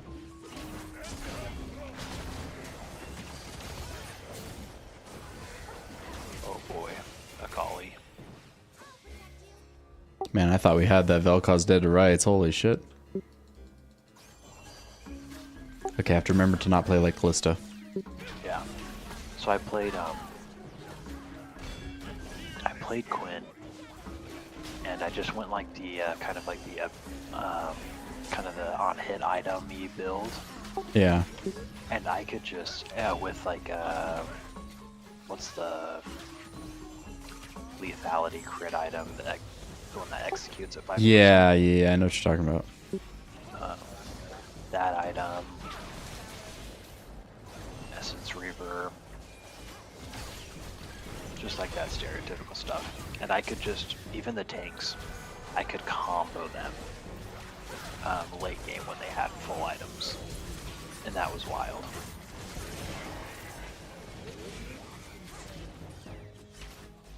His damage output felt very high. Yes, you're absolutely right about that.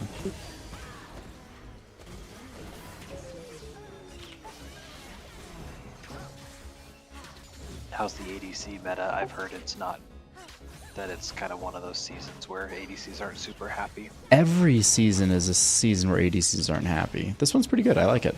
Okay, that's good. As long as static shiv's in the game, I'm happy. Yeah.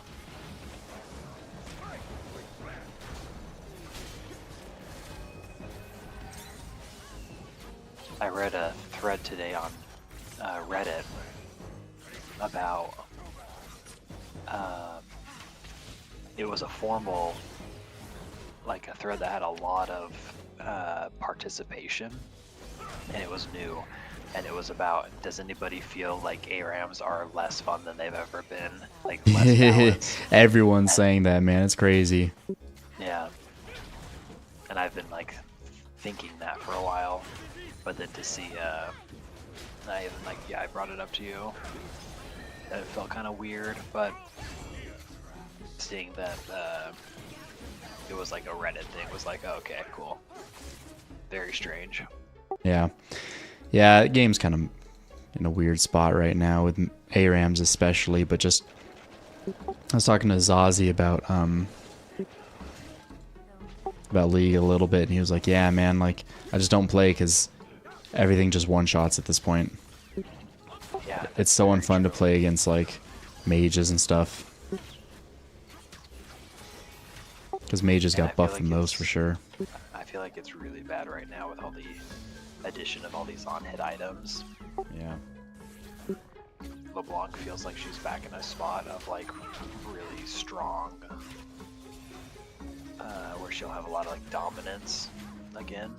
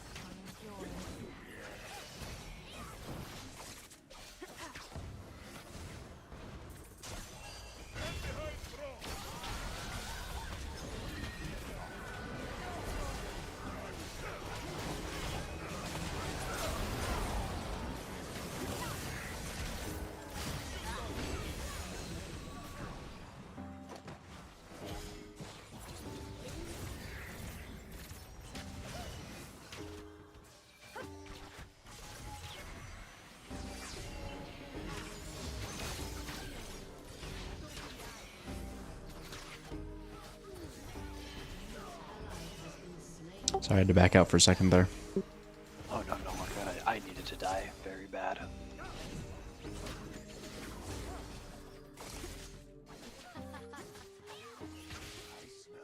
I should really learn some of the tank build paths, because I'm like stuck in this mode of still having this mental block that I feel like I'm always building a mythic item.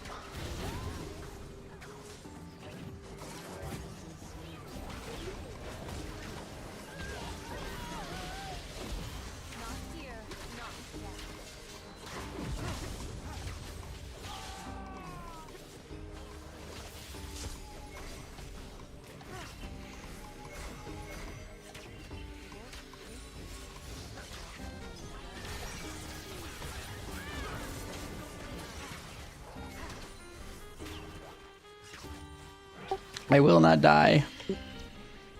I refuse.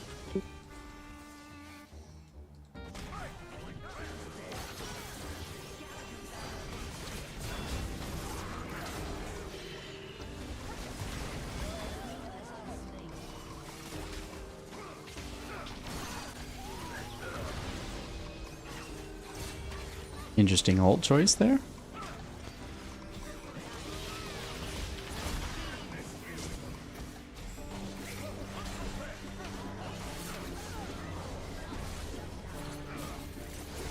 I died.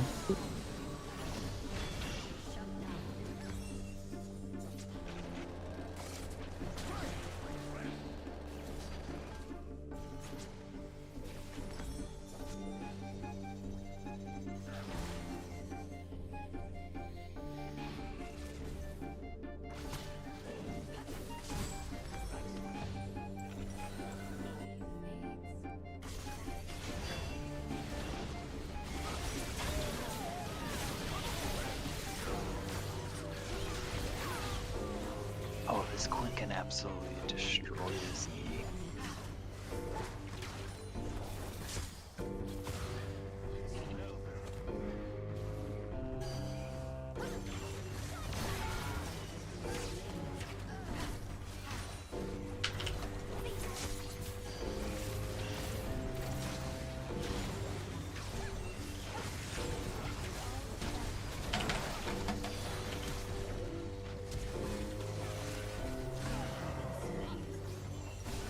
Damn.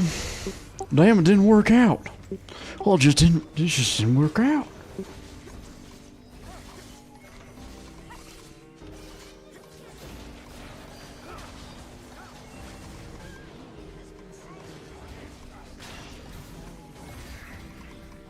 Rom's one of those champions that confuses me, where sometimes I play him the same way I always play him, and sometimes I'm like the tankiest thing to ever exist, and sometimes I'm like, oh my gosh, what do I, like, why am I here?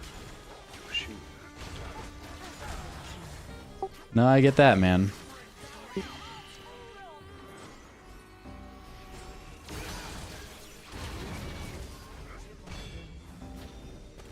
But this Quinn's doing well.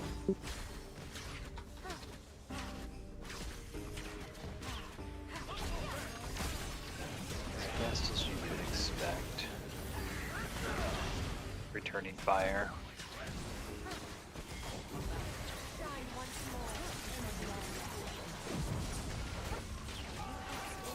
Ooh, the lunker got him. He's been lunked.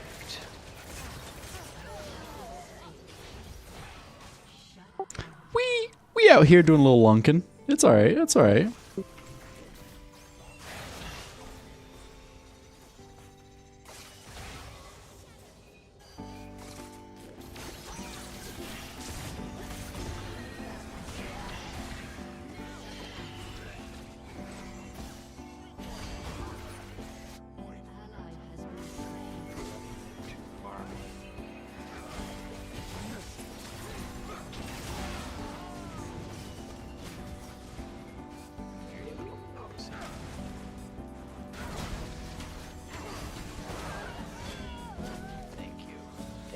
Hell yeah. That's what I want to see. Sometimes I know what's going on in this game. My brain's on.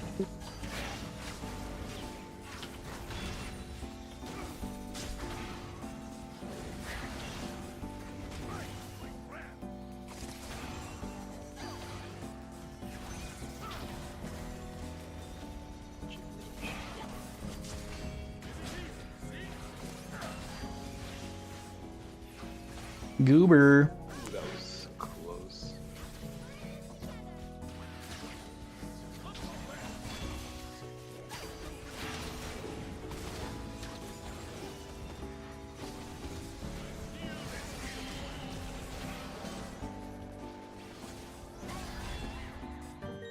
Oh, we have an Evelyn on our team, lol.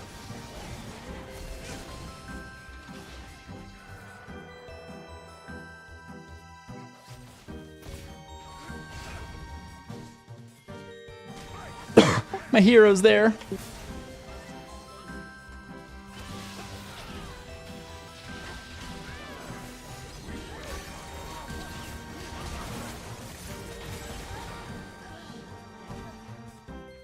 gonna get you a Knight's map since you're being such a big boy today. I'm a big boy. Dude,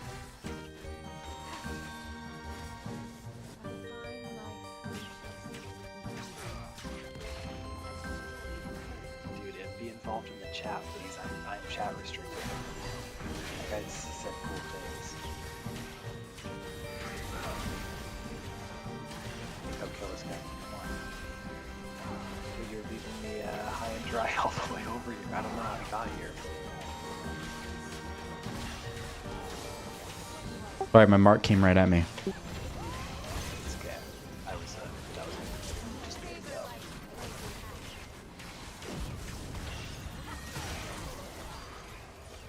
You went in, I was like, oh cool, I'm following, and then like 3 people started teleporting at the tower, and then my mark started running on me. I was like,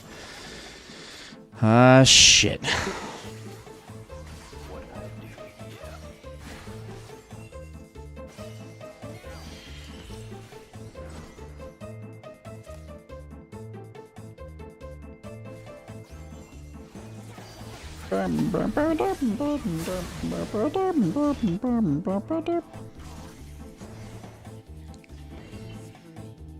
Think I'm scared of you? Oh my gosh. You're so mistaken, it's insane.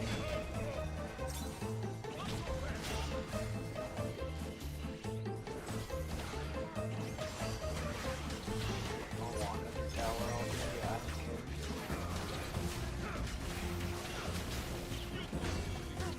Okay, that was a little close.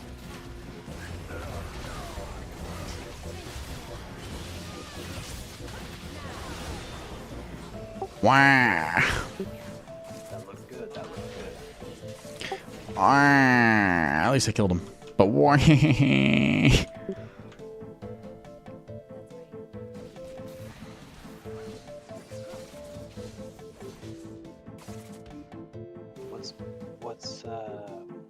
do you think is there a single game, or is there a game that you would say was the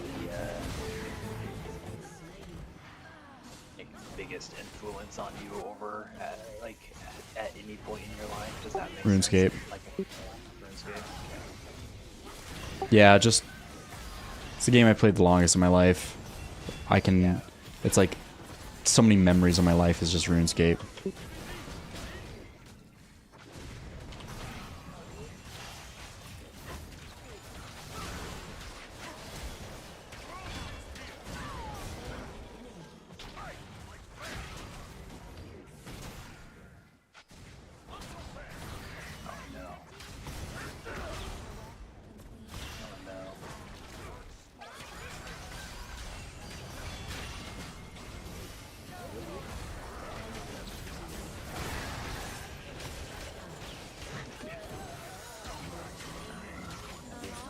For playing this way because you're awesome and I'm loving it. My gaming life was pre-WoW and WoW. So like Halo 3 was like my a huge gaming milestone up until I was like 15 when I started playing. And 16 when I started playing WoW more. I mean, WoW is definitely a big one. Yeah. But I think just as far as pure playtime in my life, it's gotta be RuneScape. It's it's the most varied. I don't know. It's wild. No, so yeah, like my WoW is probably to your RuneScape. Yeah.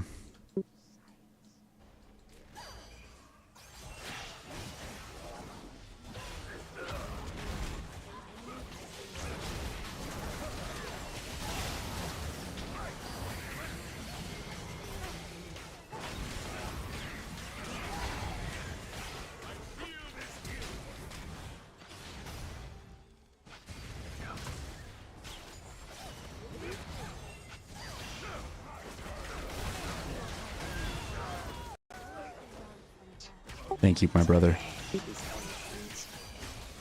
Yeah, dude. That poor Corgi. I had just been running them down under tower, and I get follow up, and it's reward. Like it's beautiful. We win the game.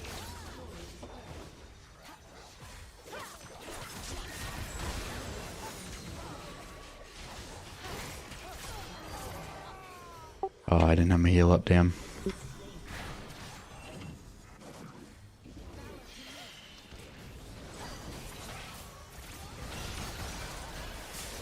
I miss Kindred ADC, man.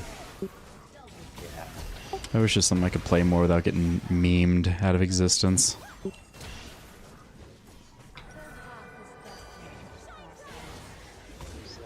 What's like what are like the top 3 ADCs right now? I don't even know. I just play Vayne and kill them all, so...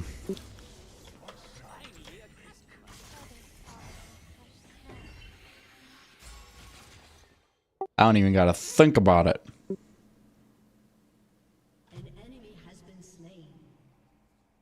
This Terminus item seems fucking lame to me. I don't know. Oh my god. This poor Corgi. 6 and 16.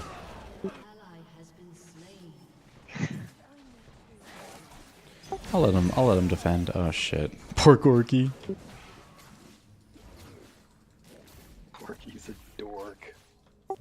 Corgi the dorky.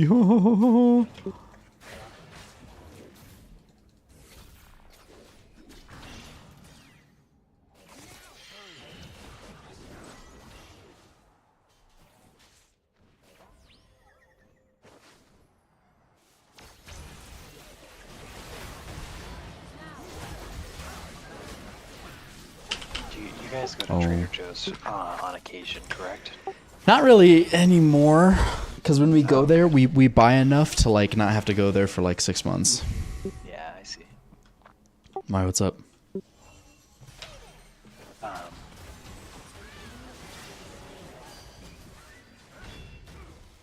Sorry. Good. I can't pwn and talk at the same time, dude. Dude, you gotta pwn. Focused opponage, dude.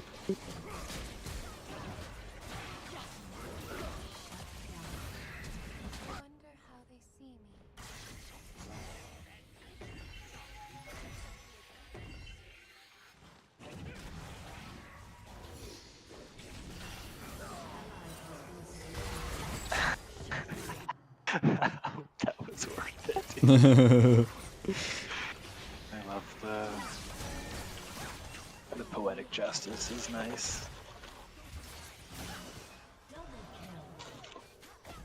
Well, the next time you're at Trader Joe's, sorry, there's, they have their own line of like a cheddar, and it's called Unexpected Cheddar. And it's really good. And they have one that's like a unexpected cheddar like spread. And if you look at the ingredients, it's like not the worst thing in the world. Hey. And it's insanely good. I just slam it. I'll try it, dude. I'll try it. I'm into it.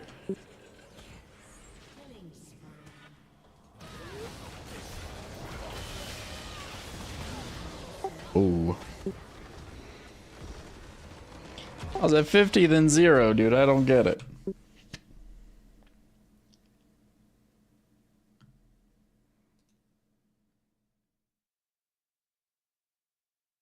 really just started scaling there at some point.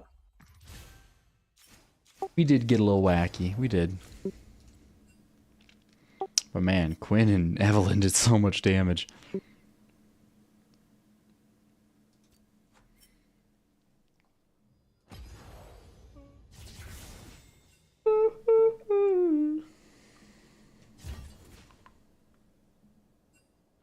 Alright.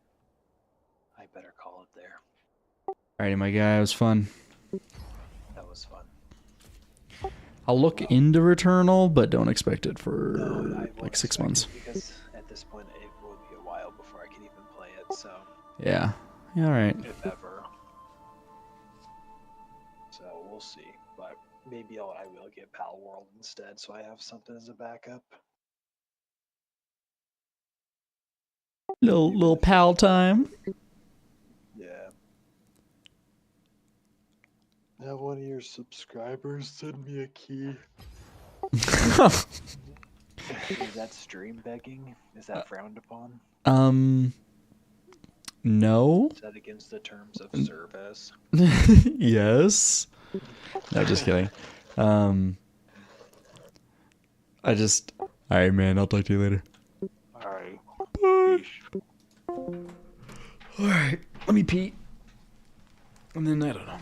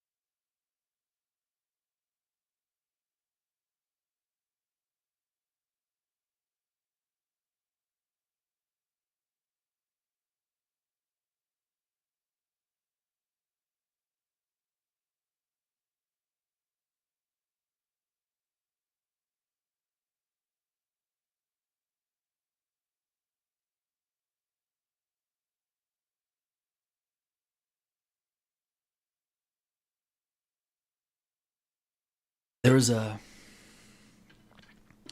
lot of drama that happened today. The whole sister-in-law thing, which I know is like, I'm so sick of it, but like a lot of drama happened today. But I'm glad it happened because now I can kind of like write off this part of my life.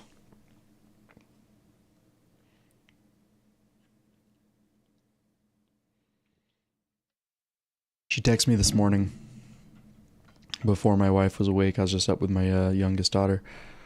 Yeah, sister-in-law. She texted me this morning, was like, I am not safe.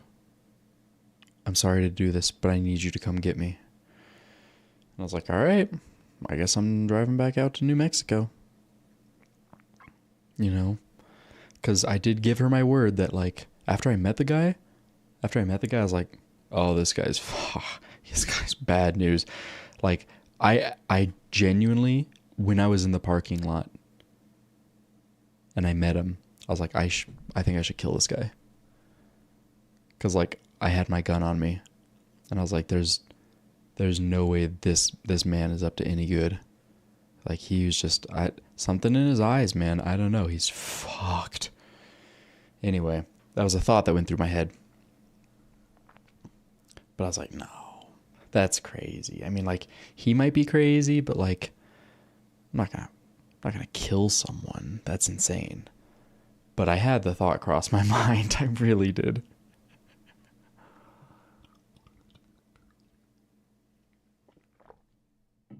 So she texted me this morning, you know, I'm not safe. Please come get me. So I go wake my wife up and I'm like, hey man, I gotta go. You know, she's not safe. She's having a bad time. But I text her, I told her, I was like, hey, I can come pick you up and I can take you anywhere you want. Anywhere. I'll take you to fucking New York. She doesn't have anyone in New York to go to, but like, I'd be willing to just take her to New York and be done. Right?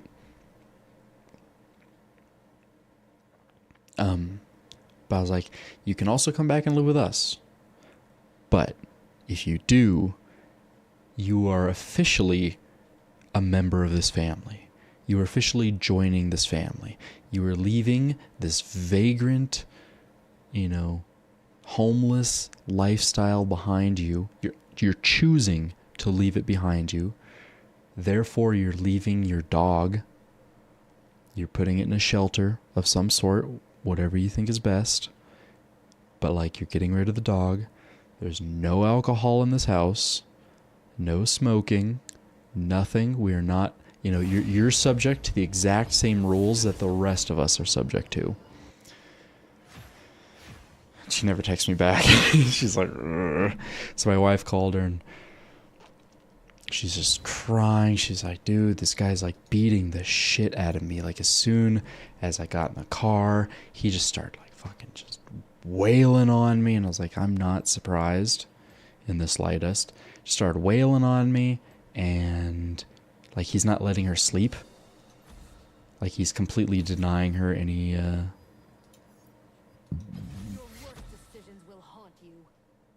sort of rest, and he's just keeping her awake, so she's like losing her mind,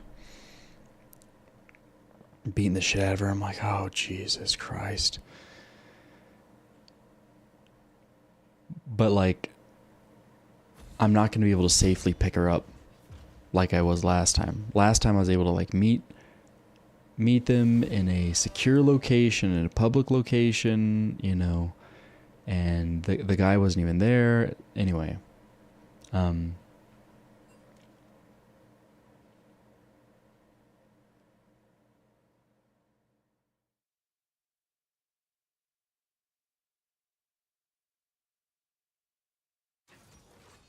but this time, like, I would have to be extracting her from his house, basically, because there's no way that he's gonna let her out of his sight. Like, he's locked in on her, you know.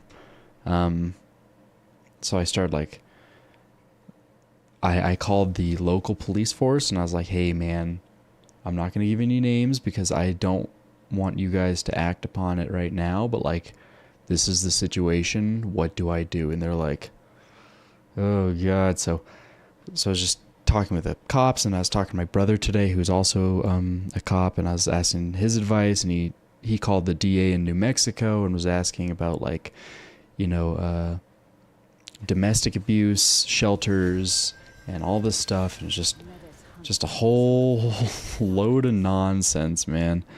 And it was just like, oh, I'm gonna have to like go there, or we're gonna like. And so, I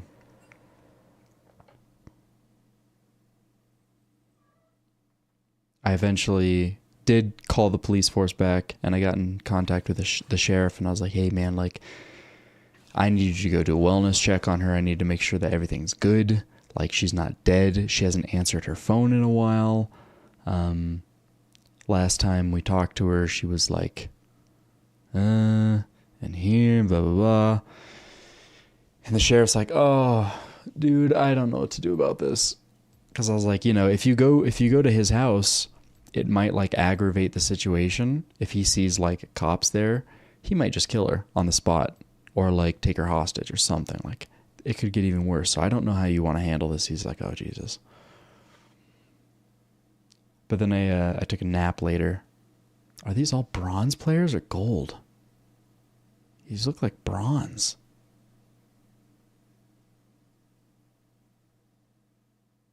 I guess I'm playing in bronze now. All right, whatever. So the sheriff like goes over there, but they're not home, and so he eventually like talks to the mother of the guy because they live at his mom's house, and she's like, oh yeah, they're going back to San Francisco either like today or tomorrow, and they might go to Utah to go live in Utah. And I heard that and I was like, they're not coming to live in Utah. The guy hates Utah. He wants nothing to do with Utah. He thinks that Utah is full of racist cops that are gonna like, pick on him for the color of his skin and all this stuff and like arrest him for nothing.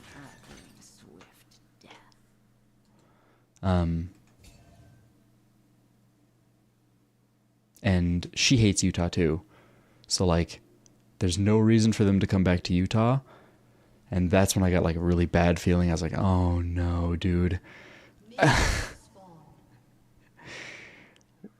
What if I've been getting bamboozled this whole damn time? What if she's lying? What if she's like in it with him? What if she wants to come like rob us or something, or whatever? What if like, dude, I just got such a bad feeling about it all. I was just like, oh Jesus, dude. So now I'm just at the point where it's like, I'm not gonna help her again. I'm pretty done. She chose to go back to a murderous psychopath, like a convicted felon, murderous psychopath. This guy's not good, and I get the feeling that she's kind of a bad news herself. So I'm just gonna leave it at that. I blocked her on all social media. I blocked him on all social media so they can't like see where we live or anything. So that's a big drama of the day. So I've kind of had like a knot in my stomach all day from that. Because I don't know, man. I don't know what this guy's capable of. He's gone to jail plenty of times. But also, my sister-in-law has killed people. And if there's any feds watching, I don't care. She has killed people. She's dangerous. She's not like this pure innocent little being. Like, aw, poor little innocent woman. Like, no, she's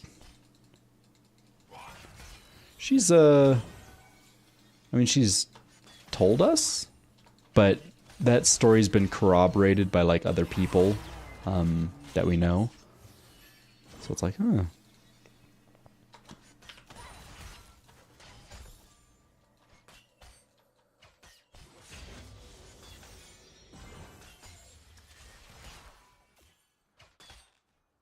The shadows are to be feared. First blood.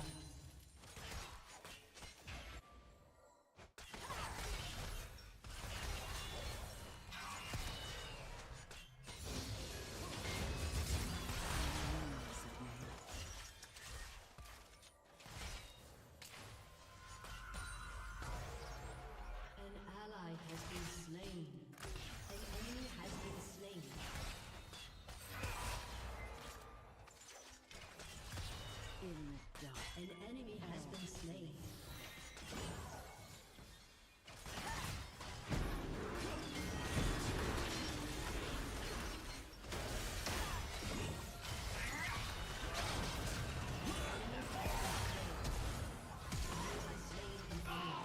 Get him. Get him.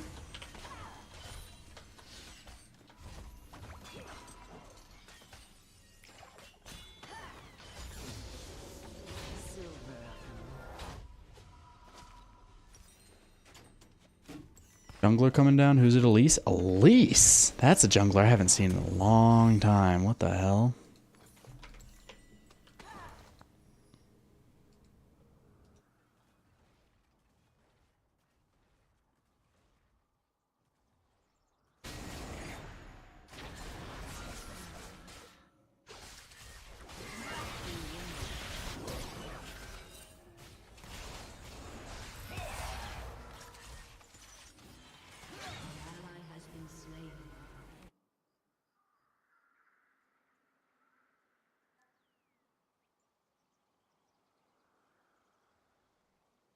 I release them from their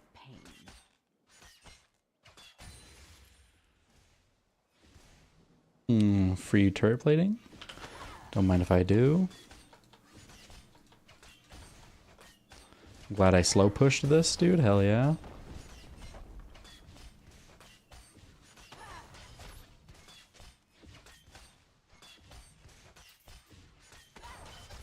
Evil lurks around every corner.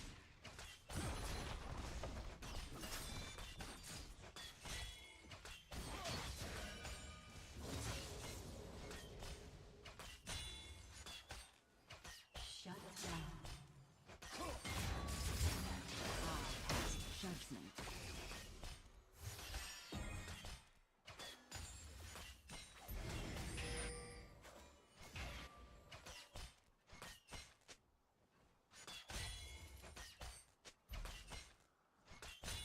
The dark should fear me.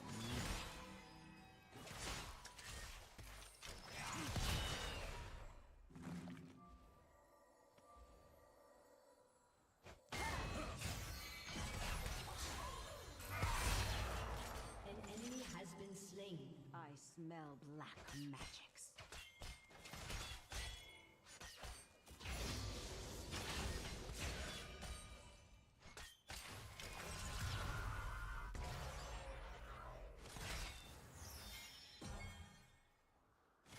Cleansing blood with silver.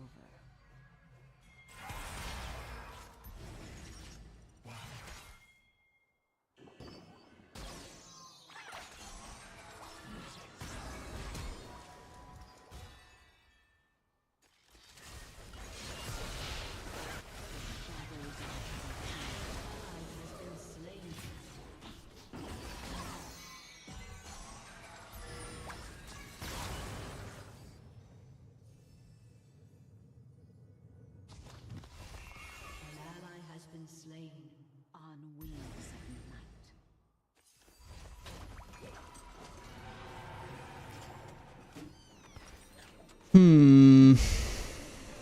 This game's going wacky.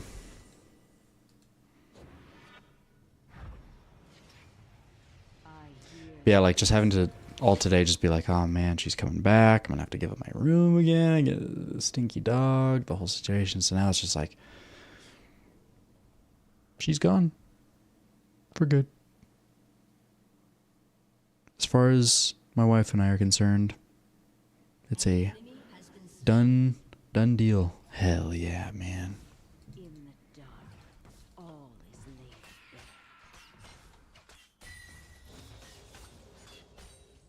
She will, but I don't know. We're just kind of at the point where it's like, yeah, just ignore her.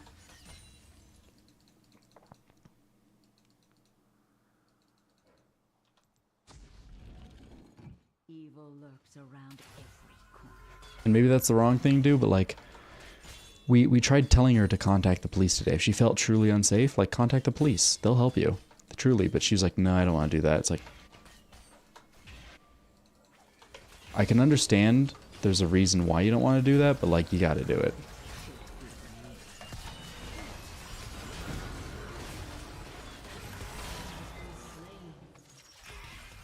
Stand up. Face me again.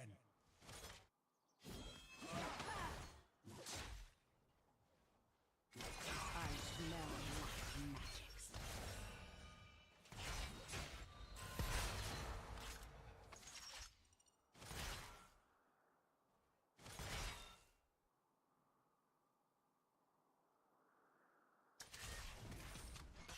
The shadows are reaching. Oh, shit. Man, he did so much damage so quickly. Sheesh.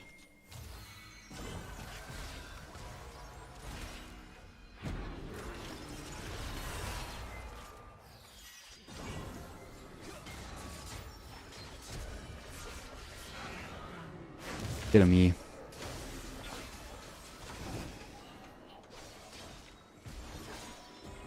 Yeah. Pantheon's a bit of a,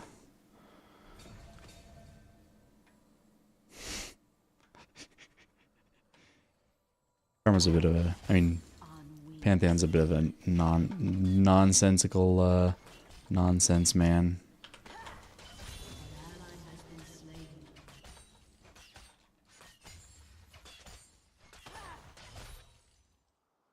An enemy has been slain. In the dark, all is lost.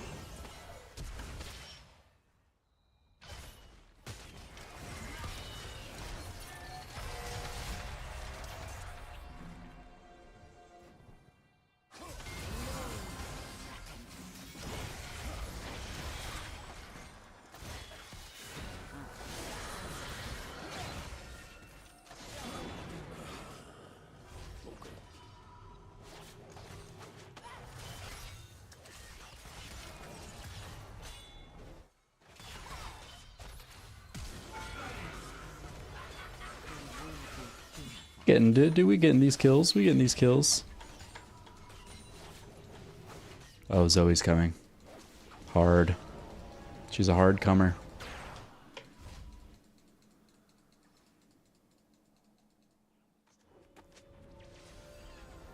Evil lurks around every corner.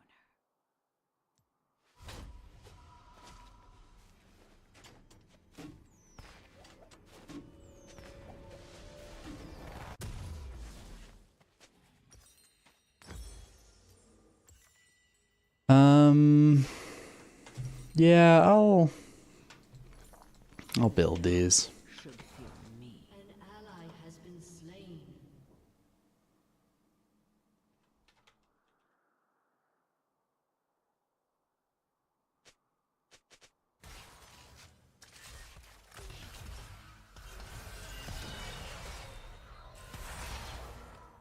Yeah, Pantheon out here getting a little wacky, getting a little wild. I smell black magics. Purge with silver.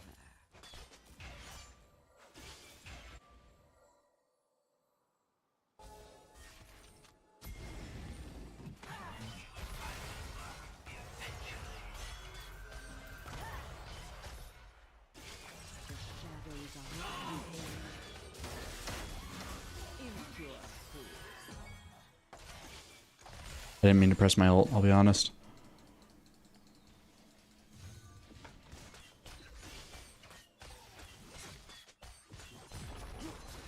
I hear the innocent cry out.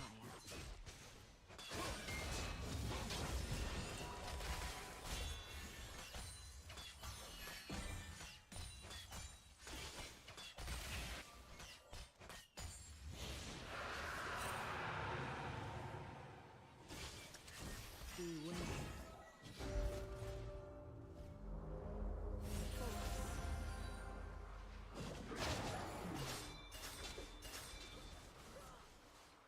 Sorry, Soraka. Ally has been slain. Dark is laid bare.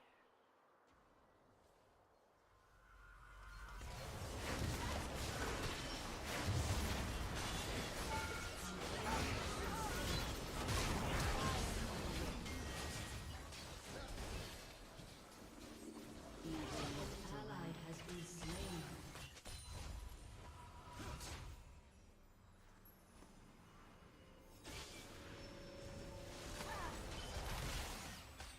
Shut down.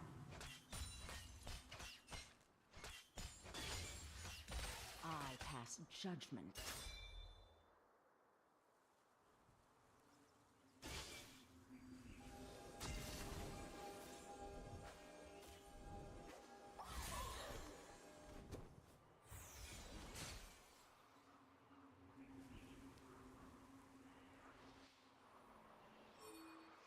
I release.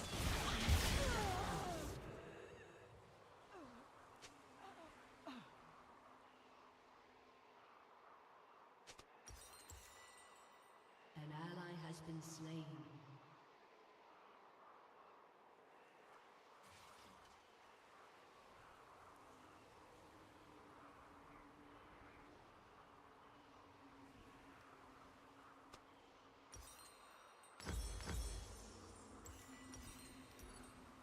The dark should fear me. Is that how you spell Albuquerque, dude? I have no idea how to spell Albuquerque. Yo, we trying to make a Noctis Life movie? A drama?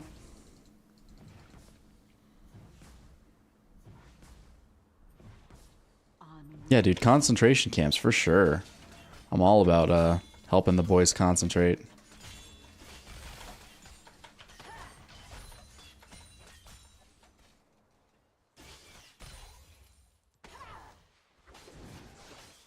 I smell black magics.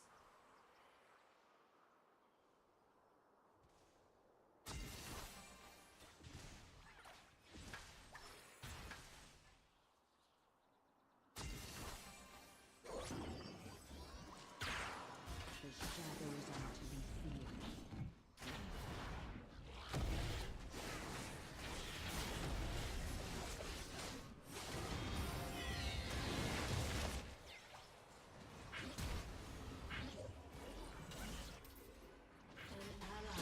Fuck. Fuck me. Fuck me. Fuck me, dude.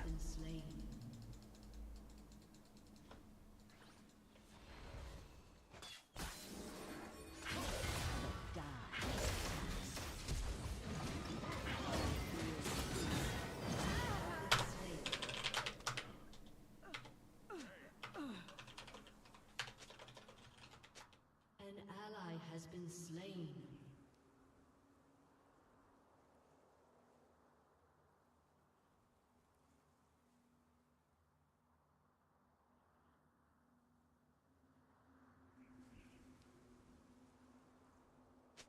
Evil lurks around every corner.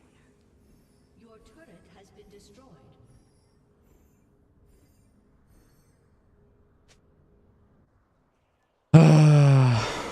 Fucking embarrassing, dude. That was a horrible play. Yeah, Professor, we did a lot of politicals today.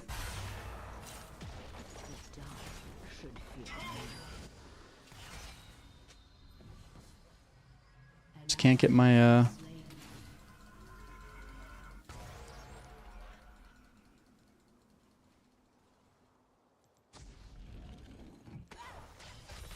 I'm strong, but I still need to not underestimate Pantheon. He's such an early game monster.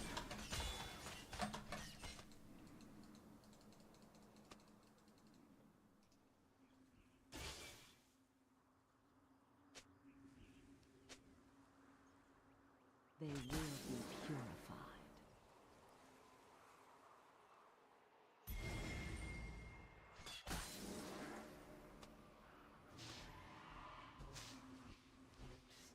Yeah, Jackson Vayne or Yi and Vayne, that's a perfect Jax game, man. In the dark, all is laid bare.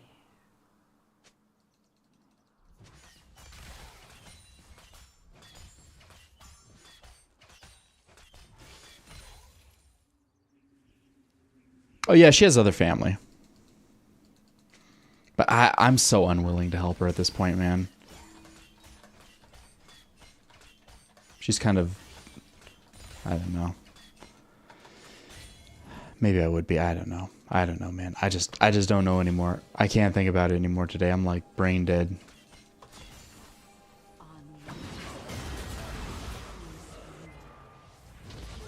Has destroyed a turret. Never falter.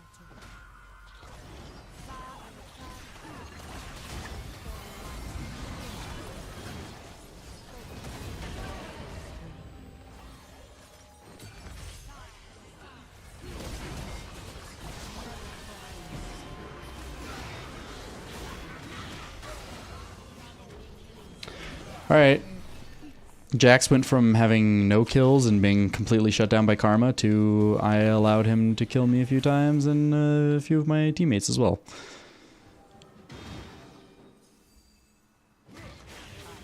Lol.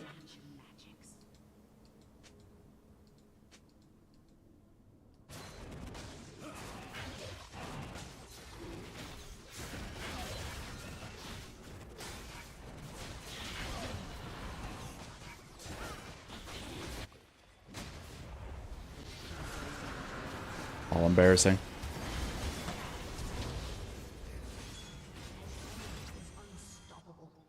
Yeah, You guys go for the kill. I'm gonna go for the mid tower.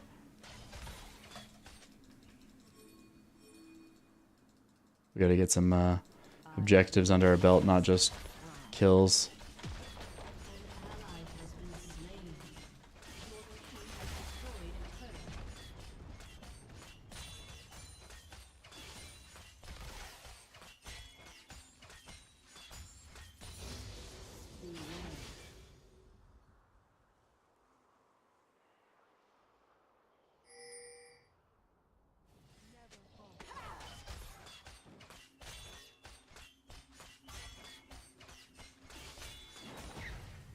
The dark should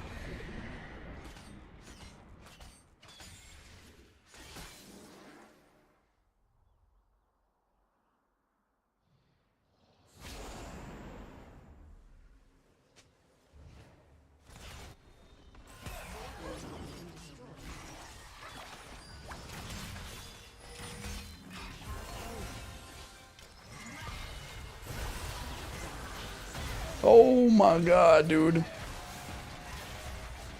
Elise came in like a mad woman.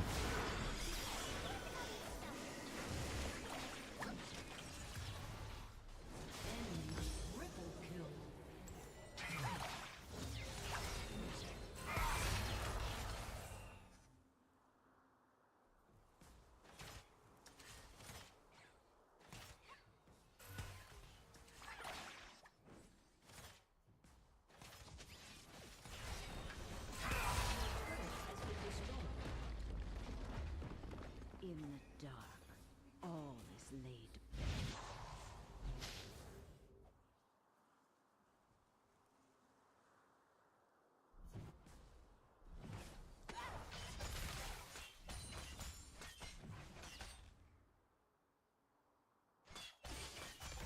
I pass judgment.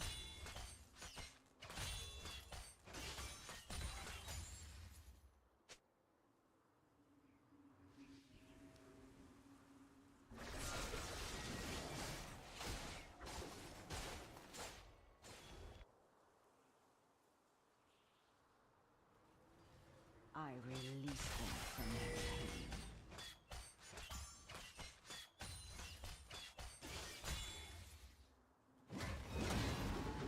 Shut down. Your turret has been destroyed. Cleansing blood with silver. Never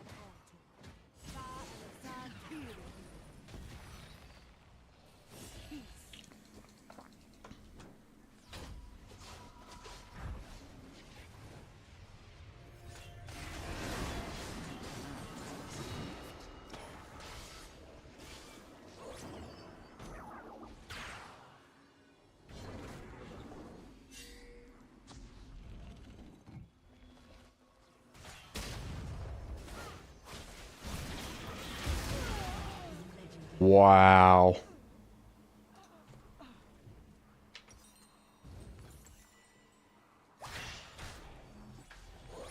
Wow, Elise is good, dude. This is the first time I've ever seen Elise be good in a game. Usually Elise is just so horrible. Every season's like dirty for Elise.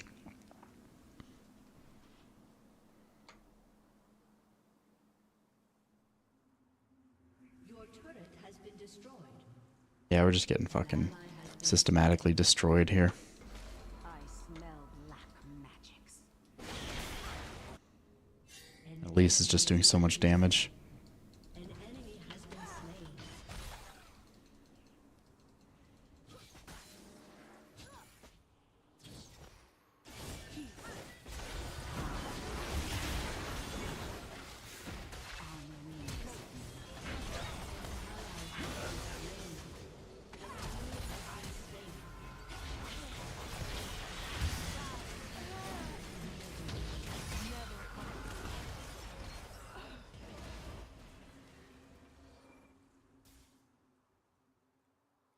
Enemy killing spree.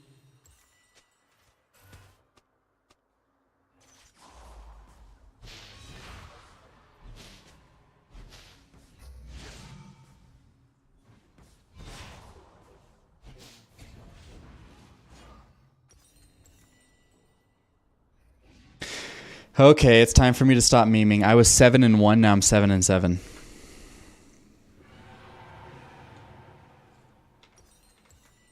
The shadows are to be feared.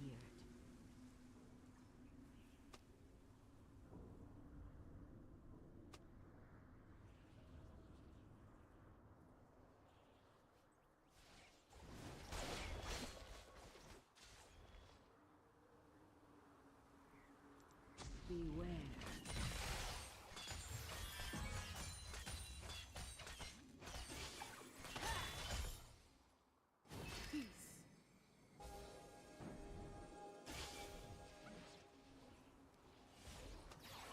I hear the innocent cry out.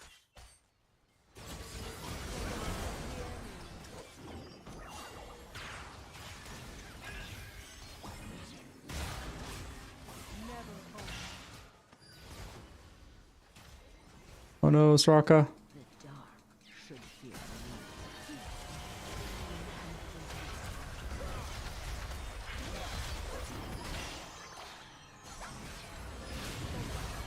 Enemy is legendary. Your turret has been We back, we back. Evil lurks around every corner.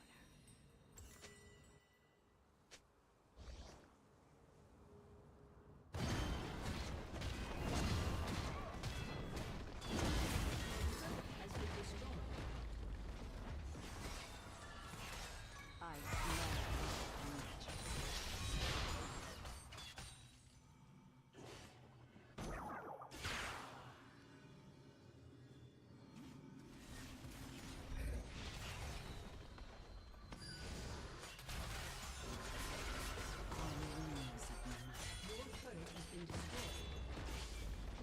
Jesus.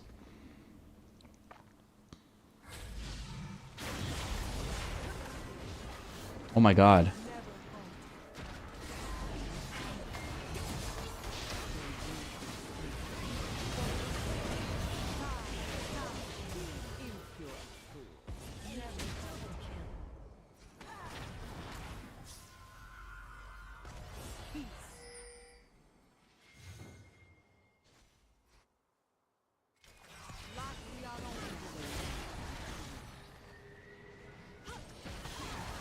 Nice, Karma.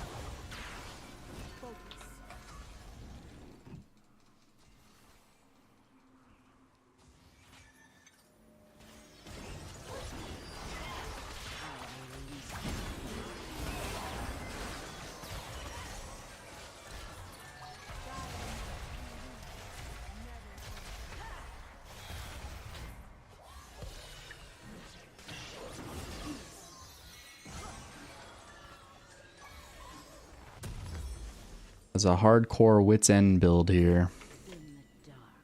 In fact, I think it's a hard wits end build.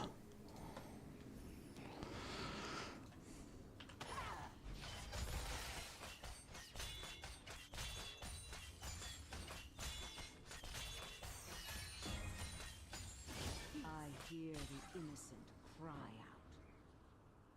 This Jin's good. He's like unkillable.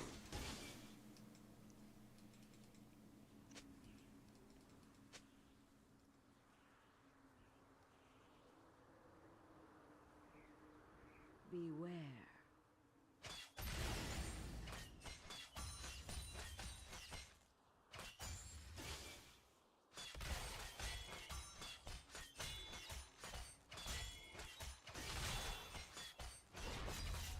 Evil lurks around every corner.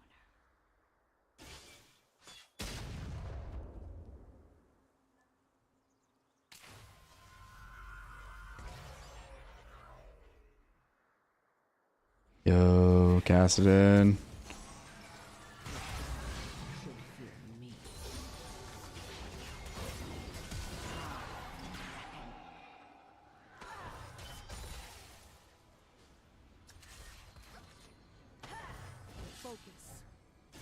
Alright. That sucks. That sucks.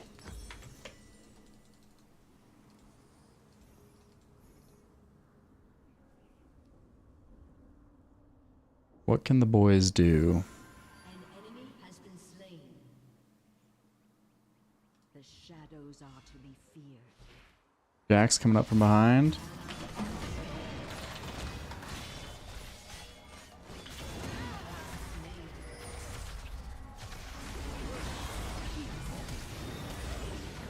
Hey. Alright, so 2 for 2. But Elise is still around.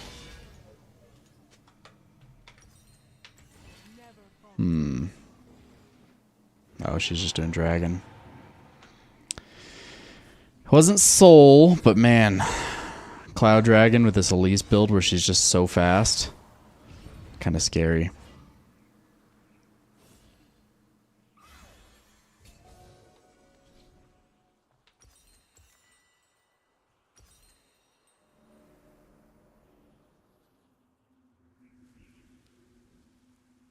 I smell black magics. Well, at least we got Baron.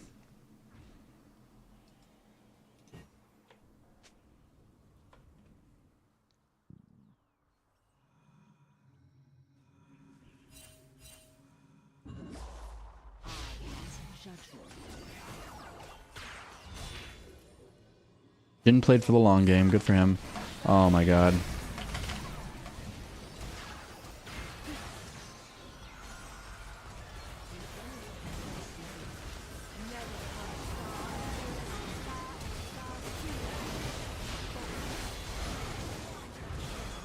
Oh, I stole it.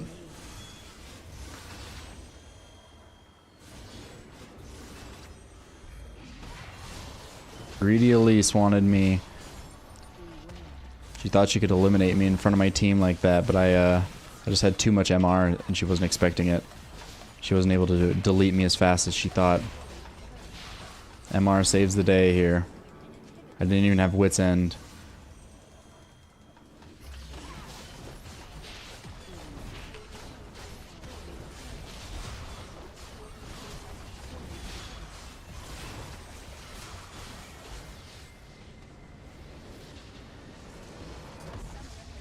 Man.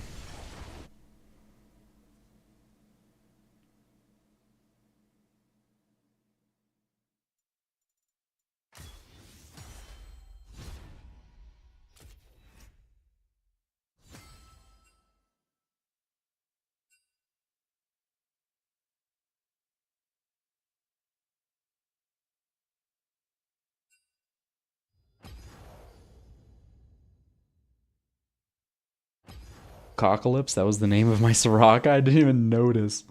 Old Bucacalypse.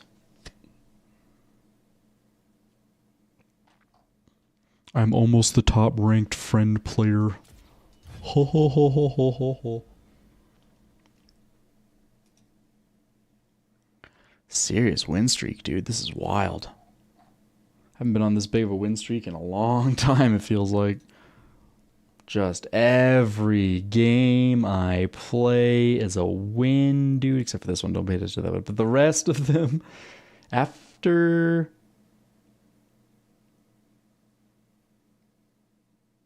Oh, man. We tanked a lot of games here.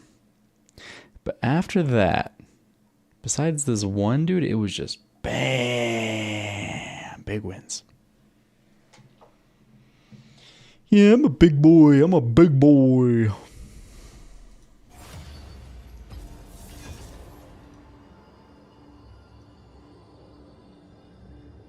What Brendan was saying earlier about not really wanting to play ranked because he gauges himself against our friend group, and our friend group has like some really good players. So he's like, okay, I'll never be as good as these people, and these people are like this rank. So I don't want to like... I'd rather not play ranked because I already know where I'd sit, you know, at most. I understand that mindset, but like, I don't know. I've been having a lot of fun with rank lately, which is very strange. Because like I was saying, I only usually ever play like just a handful of games in a season. But this season I was like, you know what? I haven't played League for more than like 3 days in a long time. It's been a very long time since I've played League more than 3 days. And this is my third day of playing, I think. So we'll see if I actually play. Because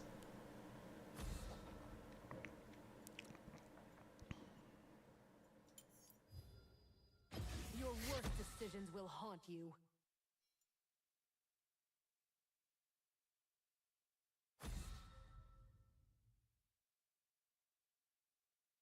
yeah, I want to see where I can like genuinely find myself. Because I have like suspicions of where I'd end up, but I don't actually ever know because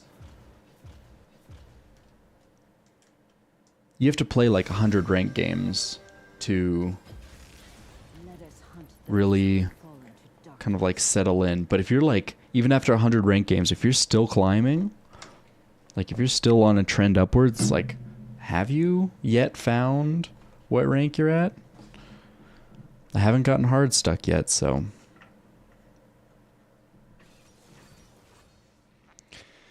this to me seems like a counter pick choice, but not like an actual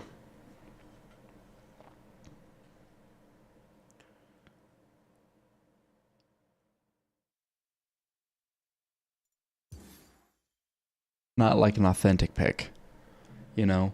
In this meta, or not meta, in this elo, it's so low elo. Everyone's garbage. You just have to play what you're good at.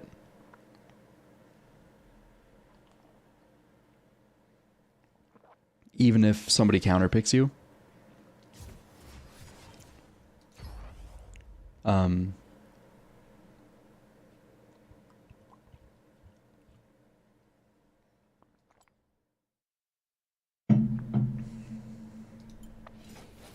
It's just if you play a champion you're uncomfortable on with the intent of counterpicking your lane opponent, it doesn't really work out most of the time. I feel like you tend to lose those lanes even though technically you should have won.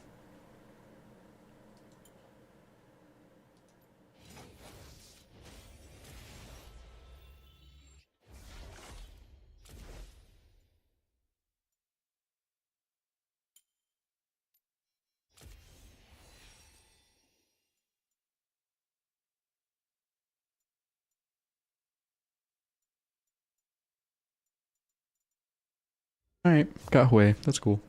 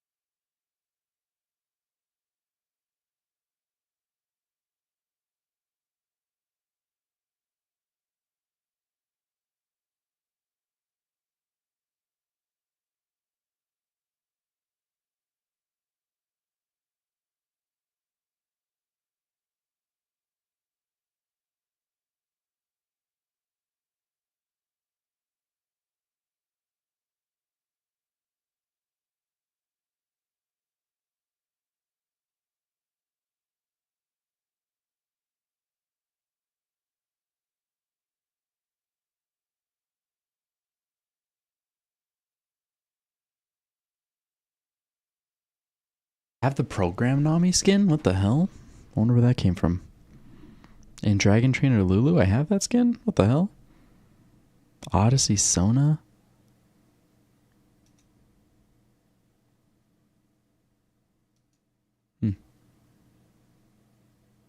I guess I have that skin too.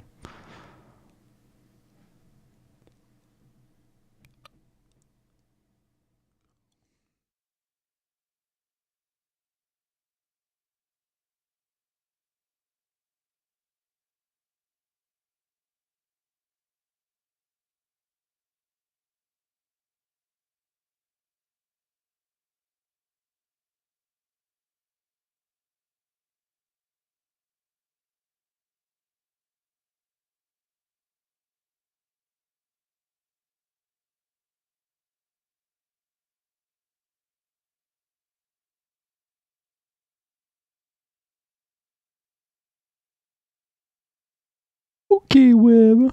I'll see you later.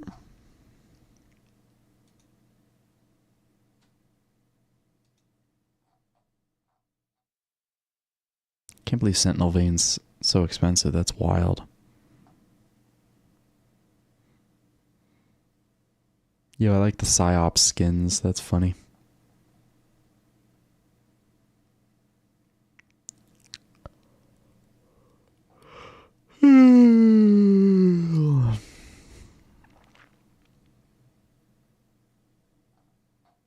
The most expensive skins in the game. Still Elementalist Lux. I wonder how much that costs. That's got to be like $50 maybe?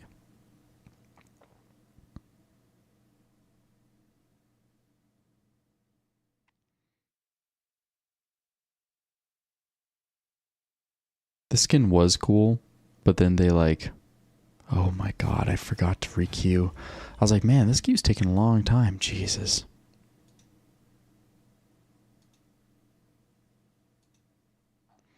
The skin was cool when Udyr had his old model, but now with his new model, everything kind of looks dumb. So I think the skin probably looks horrible.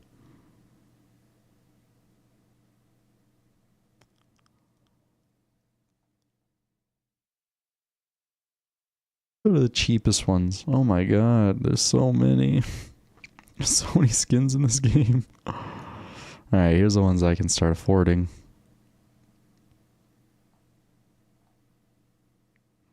Project Sejuani. Twitch Shadowfoot. Oh, he's so cute.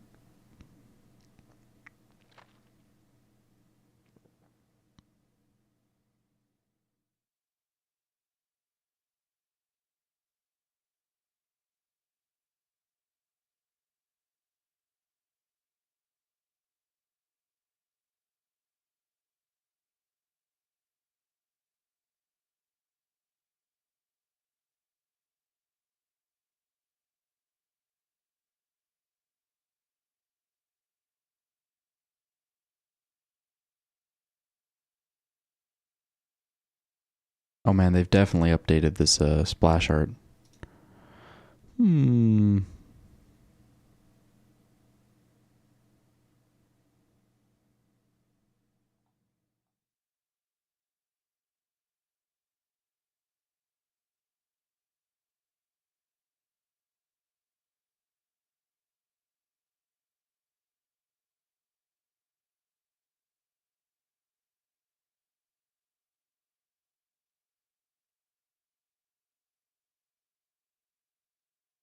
Oh, I gotta put my music back on, dude. That's why I wasn't having a good game. I didn't have my RuneScape. Gotta listen to Slither and Thither.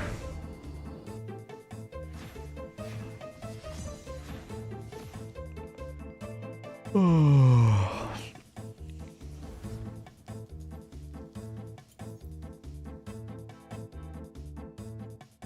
Support Yumi, dude.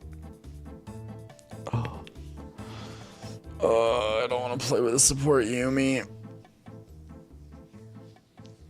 I really don't want to. I kind of want to ban her. Ban, ban, ban.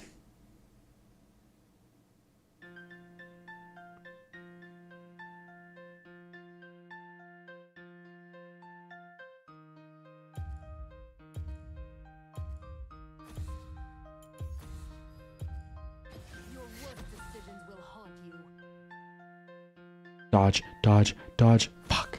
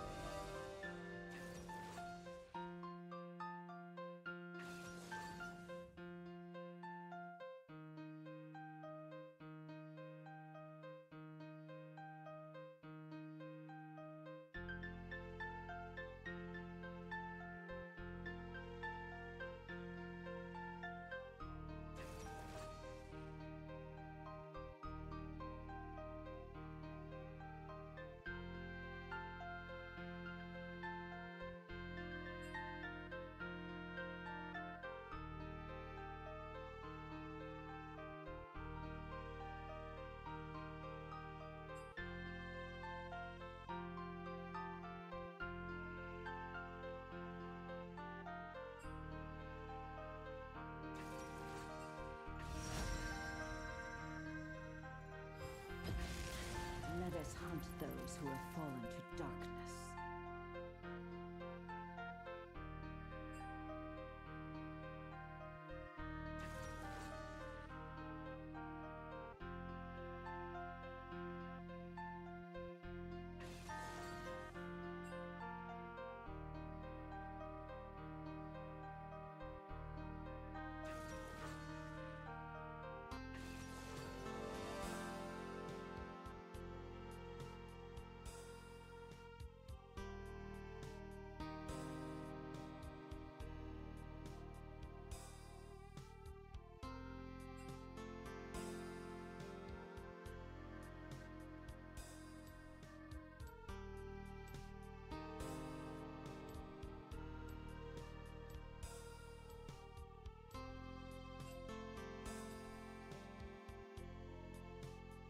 All right, we'll see how this goes.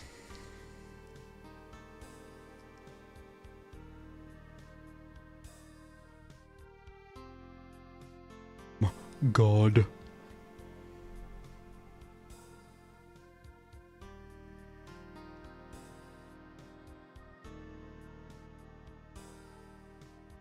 Yo, is this guy platinum for real?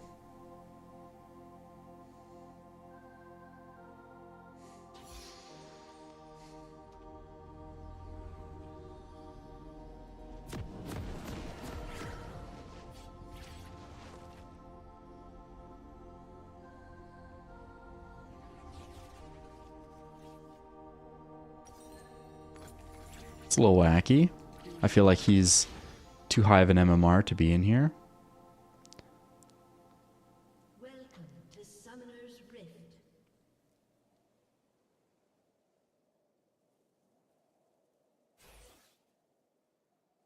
30 seconds until minions spawn.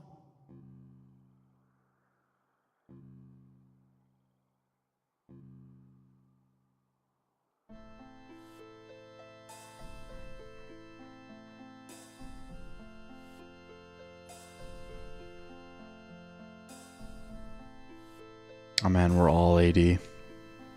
They've got a real good mix of AD and AP. Minions have spawned.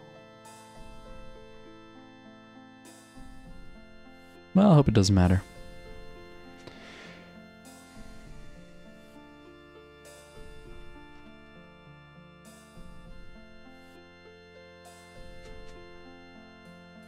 I hear an innocent cry.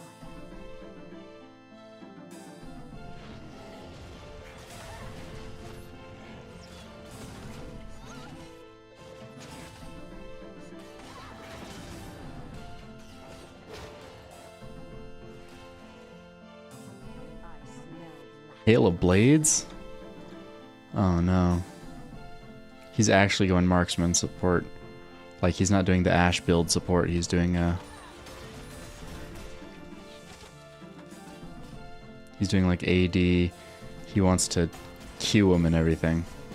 That's not good. That's not good.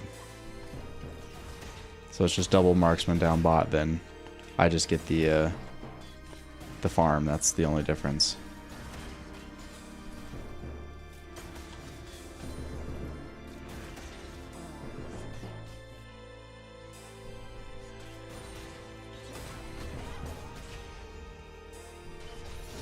I don't know what this Melio guy does.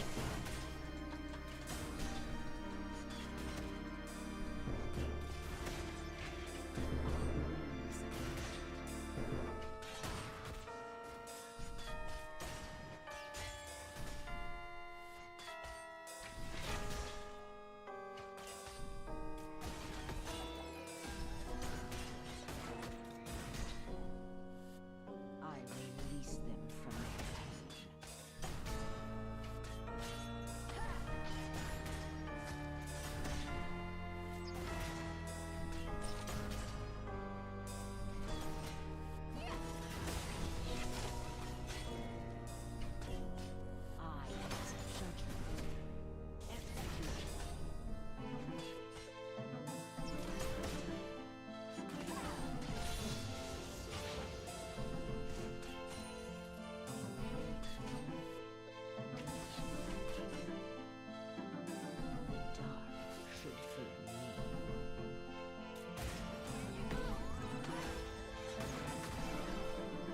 Can't hit me, I'm the gingerbread man.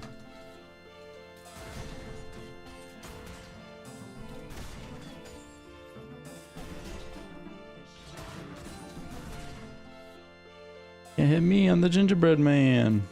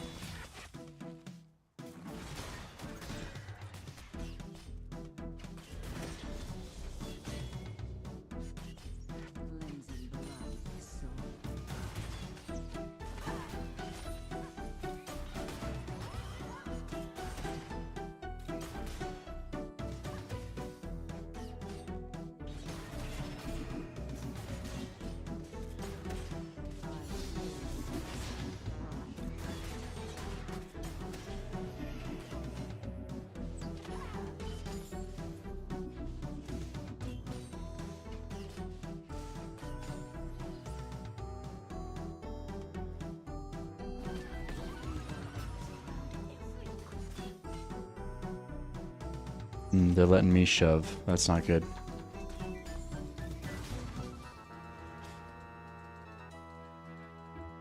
Okay. Simple as. Ash flash that easy? Alright, alright, alright. She's just gonna come around again.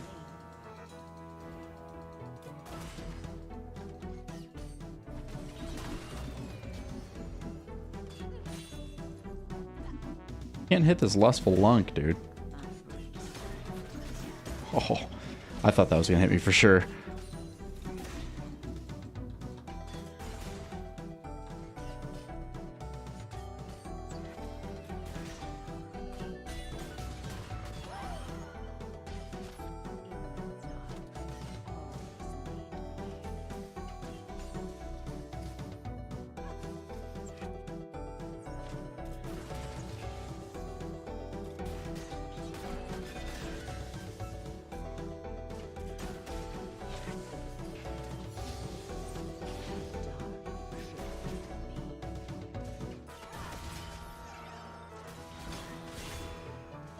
Okay, he finally did some damage to me. Alright, alright, alright, alright.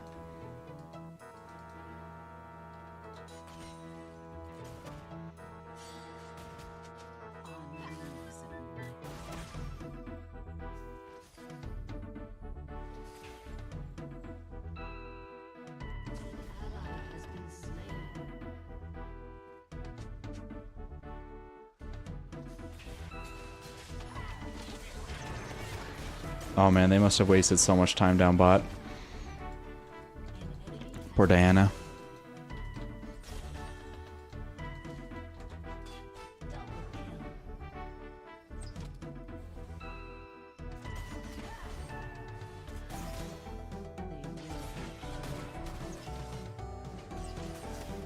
Yeah, hit me with your Qs, Diana. You got me once.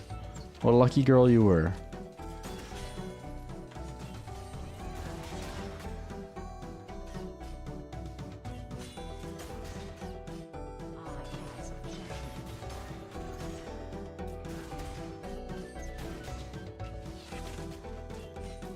Not helpful, not helpful. I need you to poke them, not the wave. Fuck me, dude.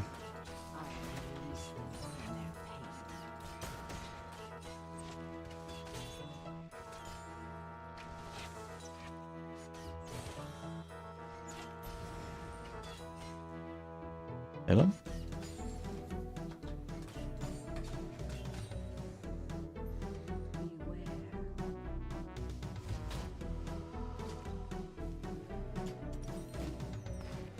All right.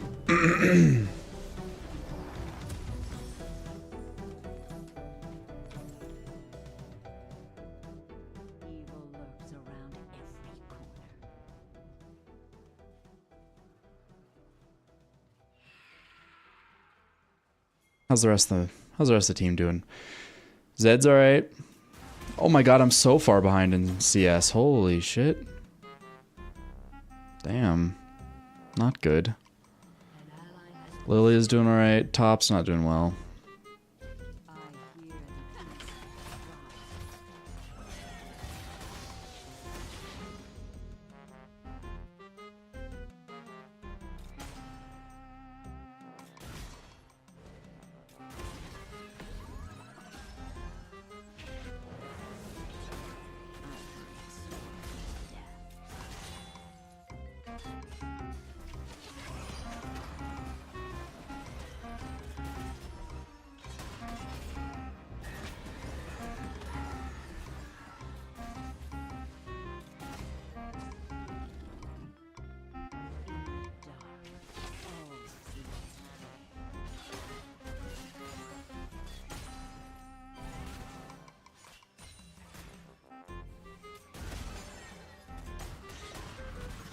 Oh my god.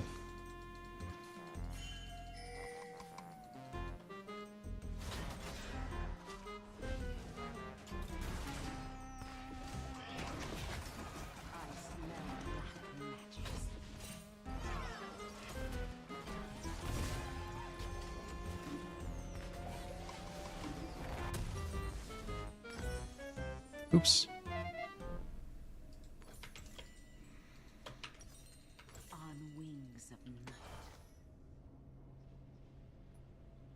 That's smart of me to give that one up? I don't know. Yeah, well, Diana coming. I'm glad I left.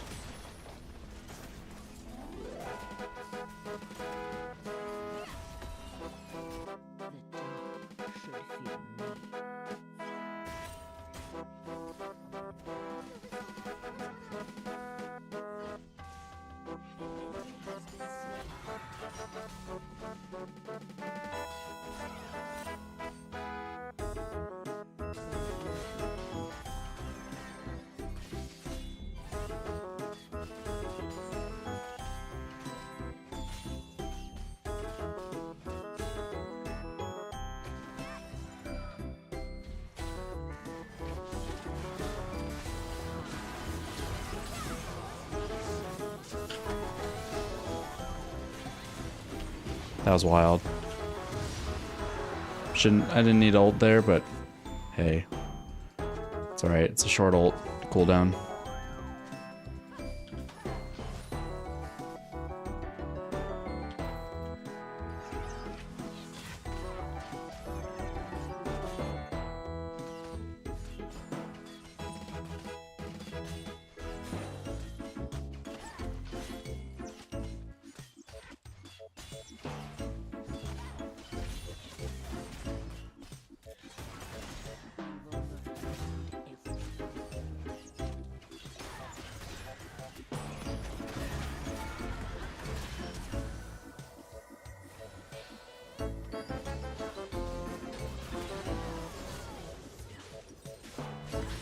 Yeah, there wasn't anything gonna happen there. That was a done deal there, done deal.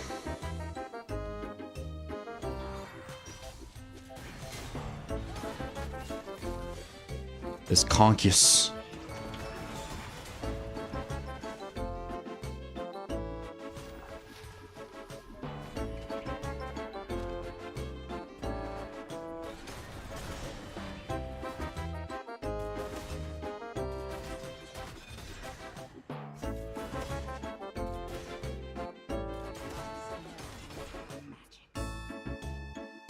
What the fuck is this Ash talking about?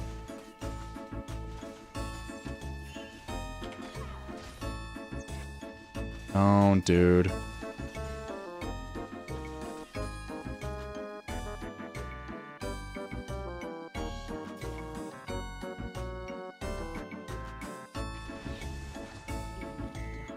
Fuck you, ulting. Oh my goodness.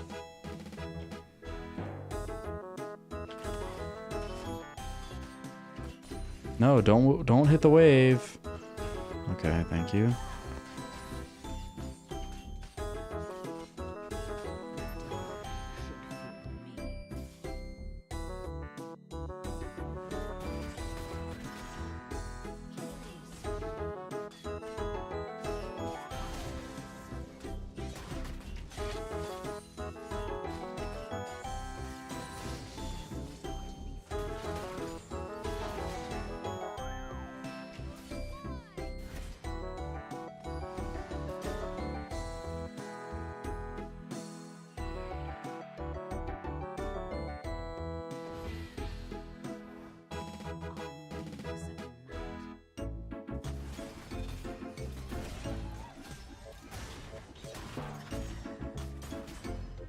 Emilio, do you even do anything, dude?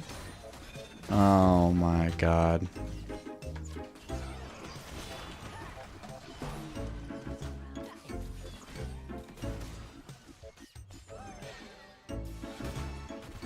Oh my goodness. Ash, you're fucking me up so bad, dude.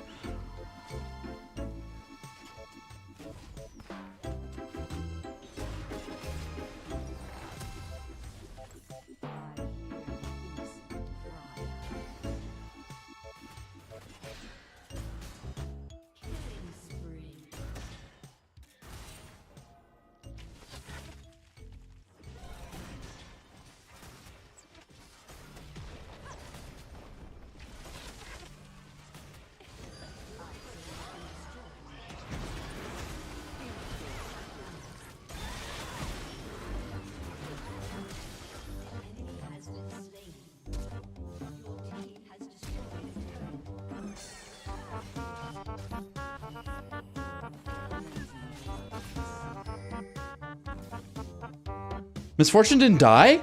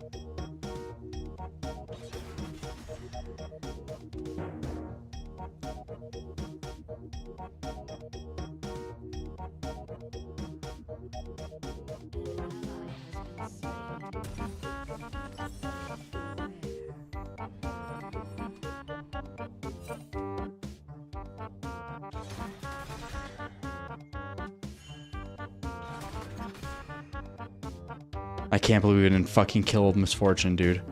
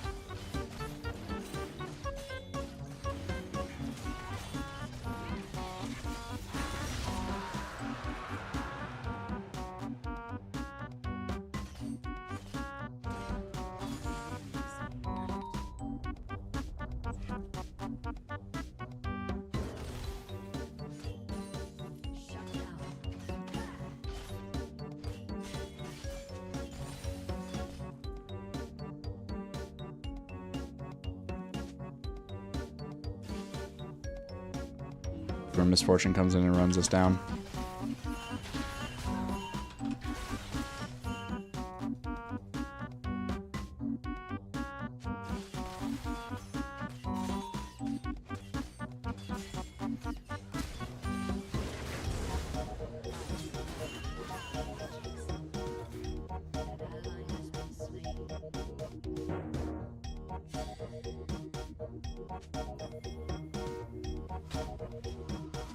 All right.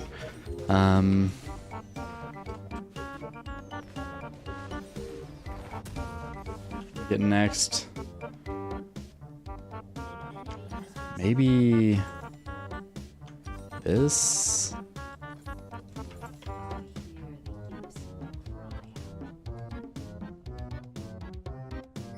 Jesus, dude, this game has gone off the rails too quickly. Fucking Ashe support. Not that Ashe support itself is bad, but this particular Ashe is quite Ashe.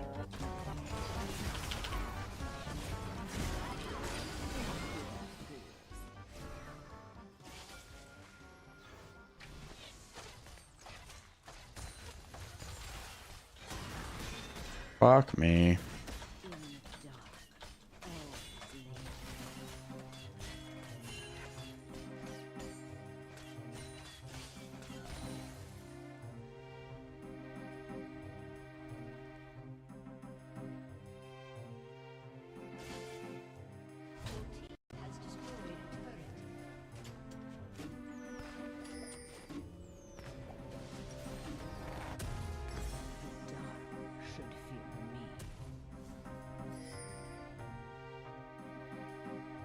What's this guy doing, dude?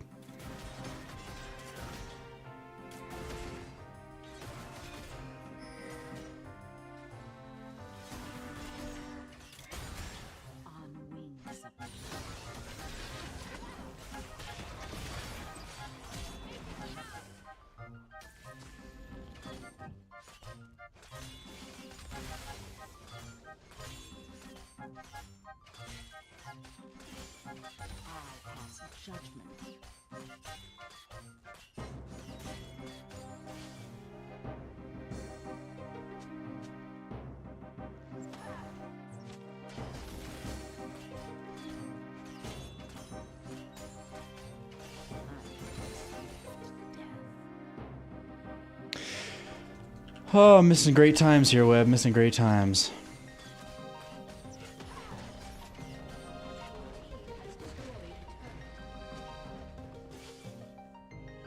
It's raining? Ooh, exciting. Nothing. Just some mildly wacky shit's been happening in this game.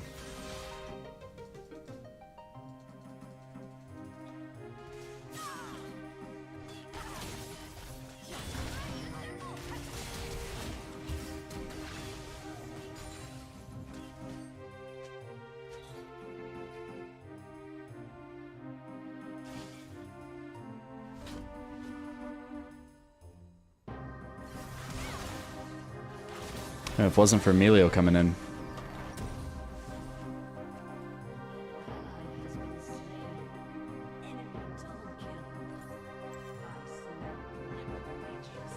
Who got the double kill? Misfortune, fuck.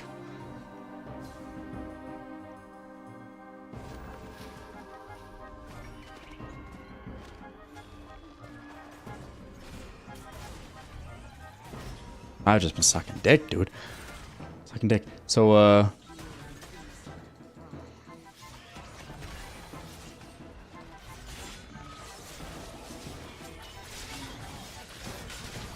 Good.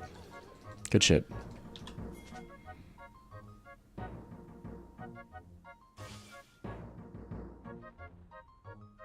Ash, you better not fucking take any of this, dude. Ash is just... My support has, like, never played support before and doesn't know what they're doing, and they picked a champion that they don't know what they're doing on, and they don't know how to play at all, and they just picked everything wrong, and it's, I don't know, it's kind of wild. It's kind of wild to play with.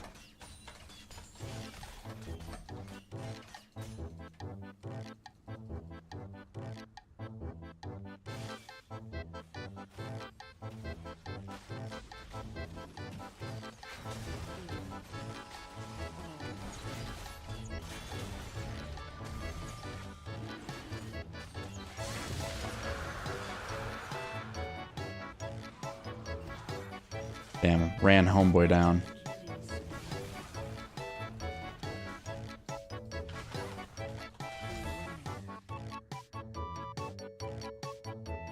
It's fortune so fast. It's insane, actually.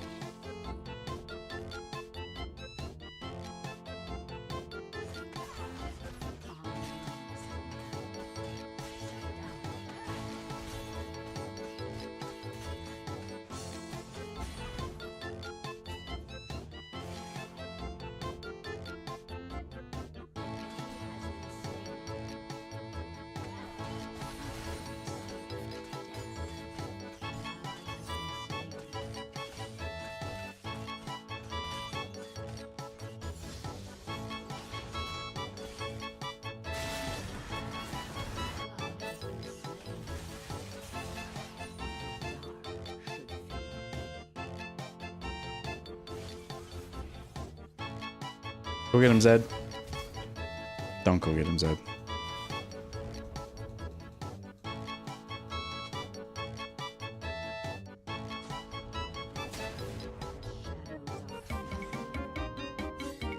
Yeah, no, I'm just... Escorting you around, dude. Don't worry, don't worry. I got it back, though. I got big buy coming in, big buy.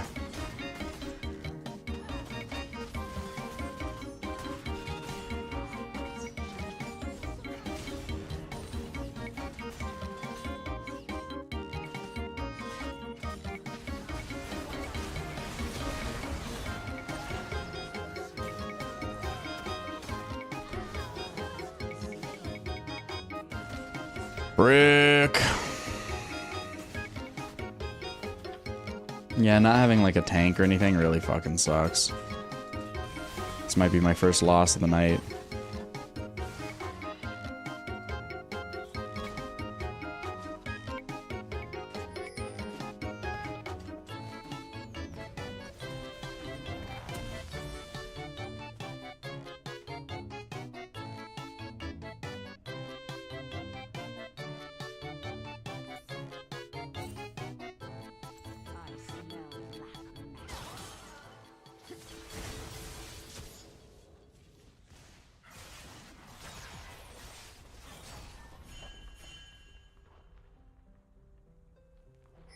Not too far behind though, despite our ashes 0 and 6.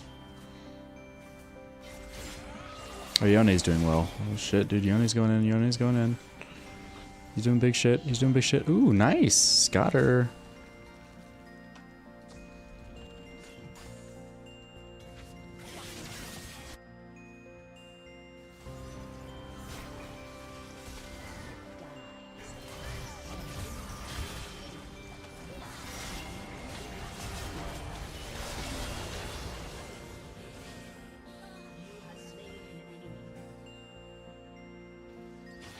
Misfortune win. Who's up? Just Melio?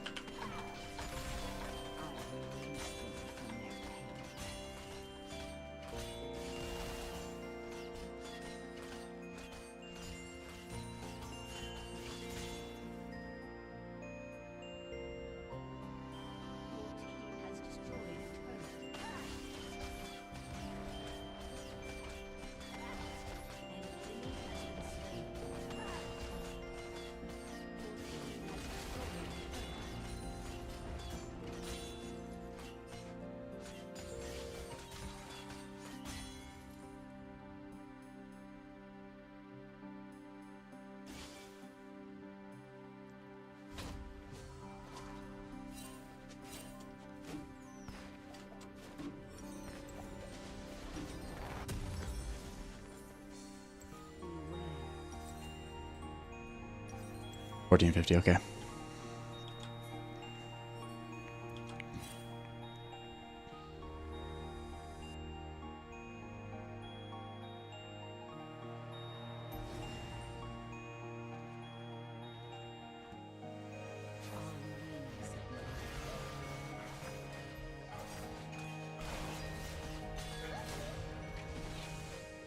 Ah, shit.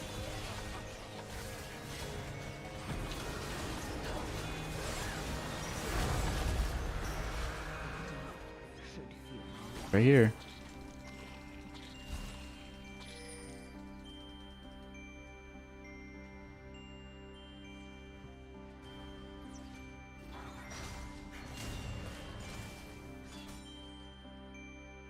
Do you just go Baron?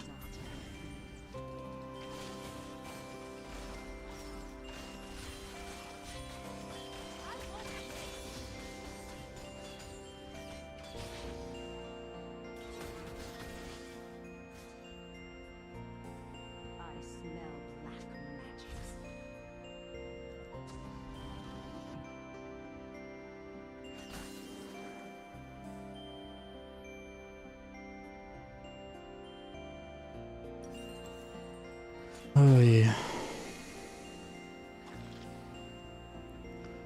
Yeah.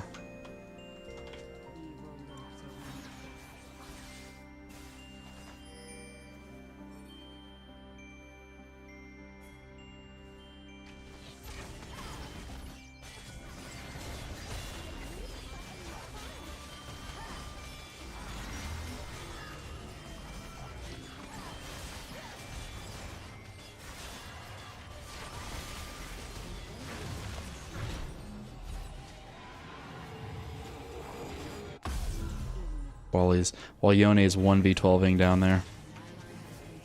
What a monster.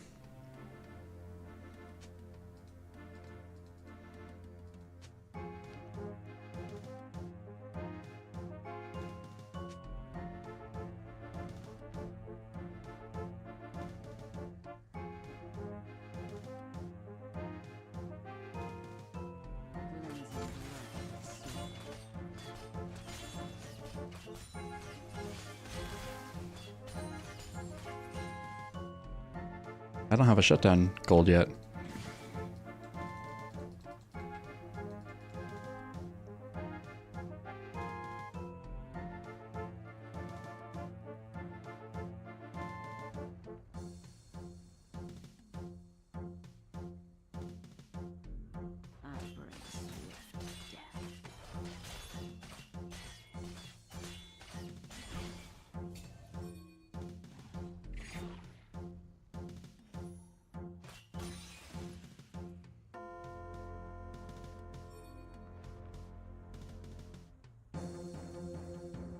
Emilio 006, that's so funny, dude.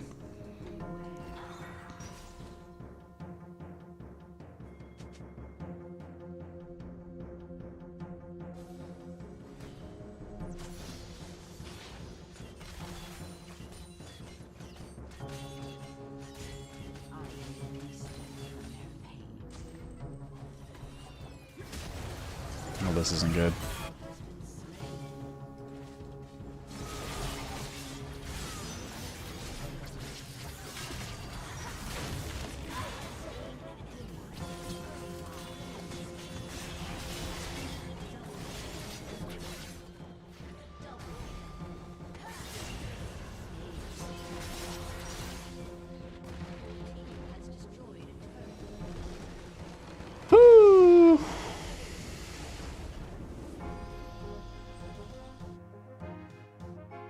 Yeah, Emilio had no kill pressure.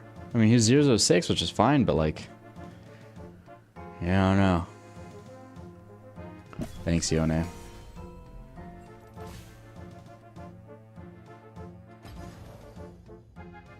I did 0 damage.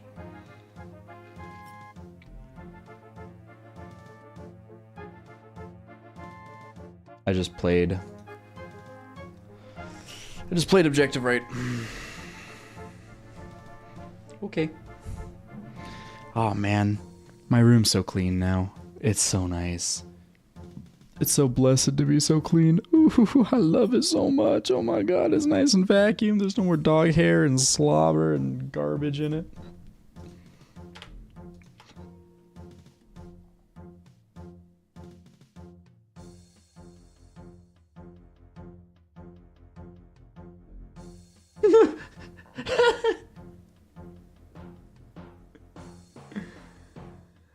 Poor Emilio.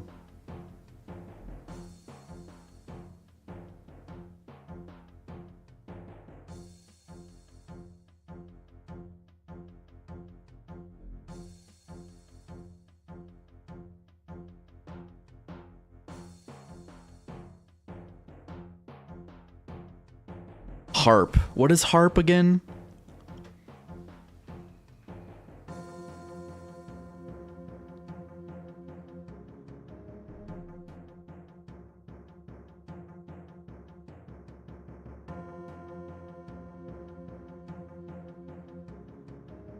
Yeah, but like, what is it? What does it stand for?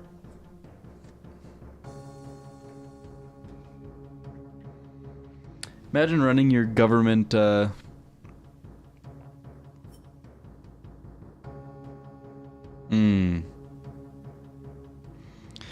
Imagine doing any sort of, government communication over Telegram.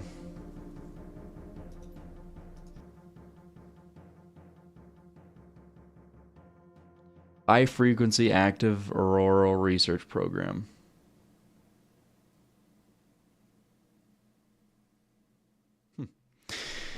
Well, that's always good, dude. we need journalists like him, you know, getting into that shit. You should send it to me on Discord and I'll watch it tomorrow. Y'all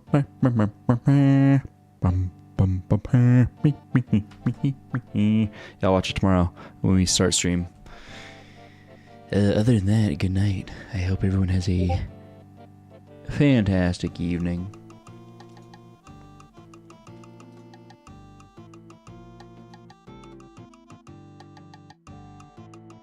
I'll bring it up here, so it'll be front and center for us tomorrow. Alright. Good night, pals. Why'd I have to spend money on Pal World? I got Pal World right here.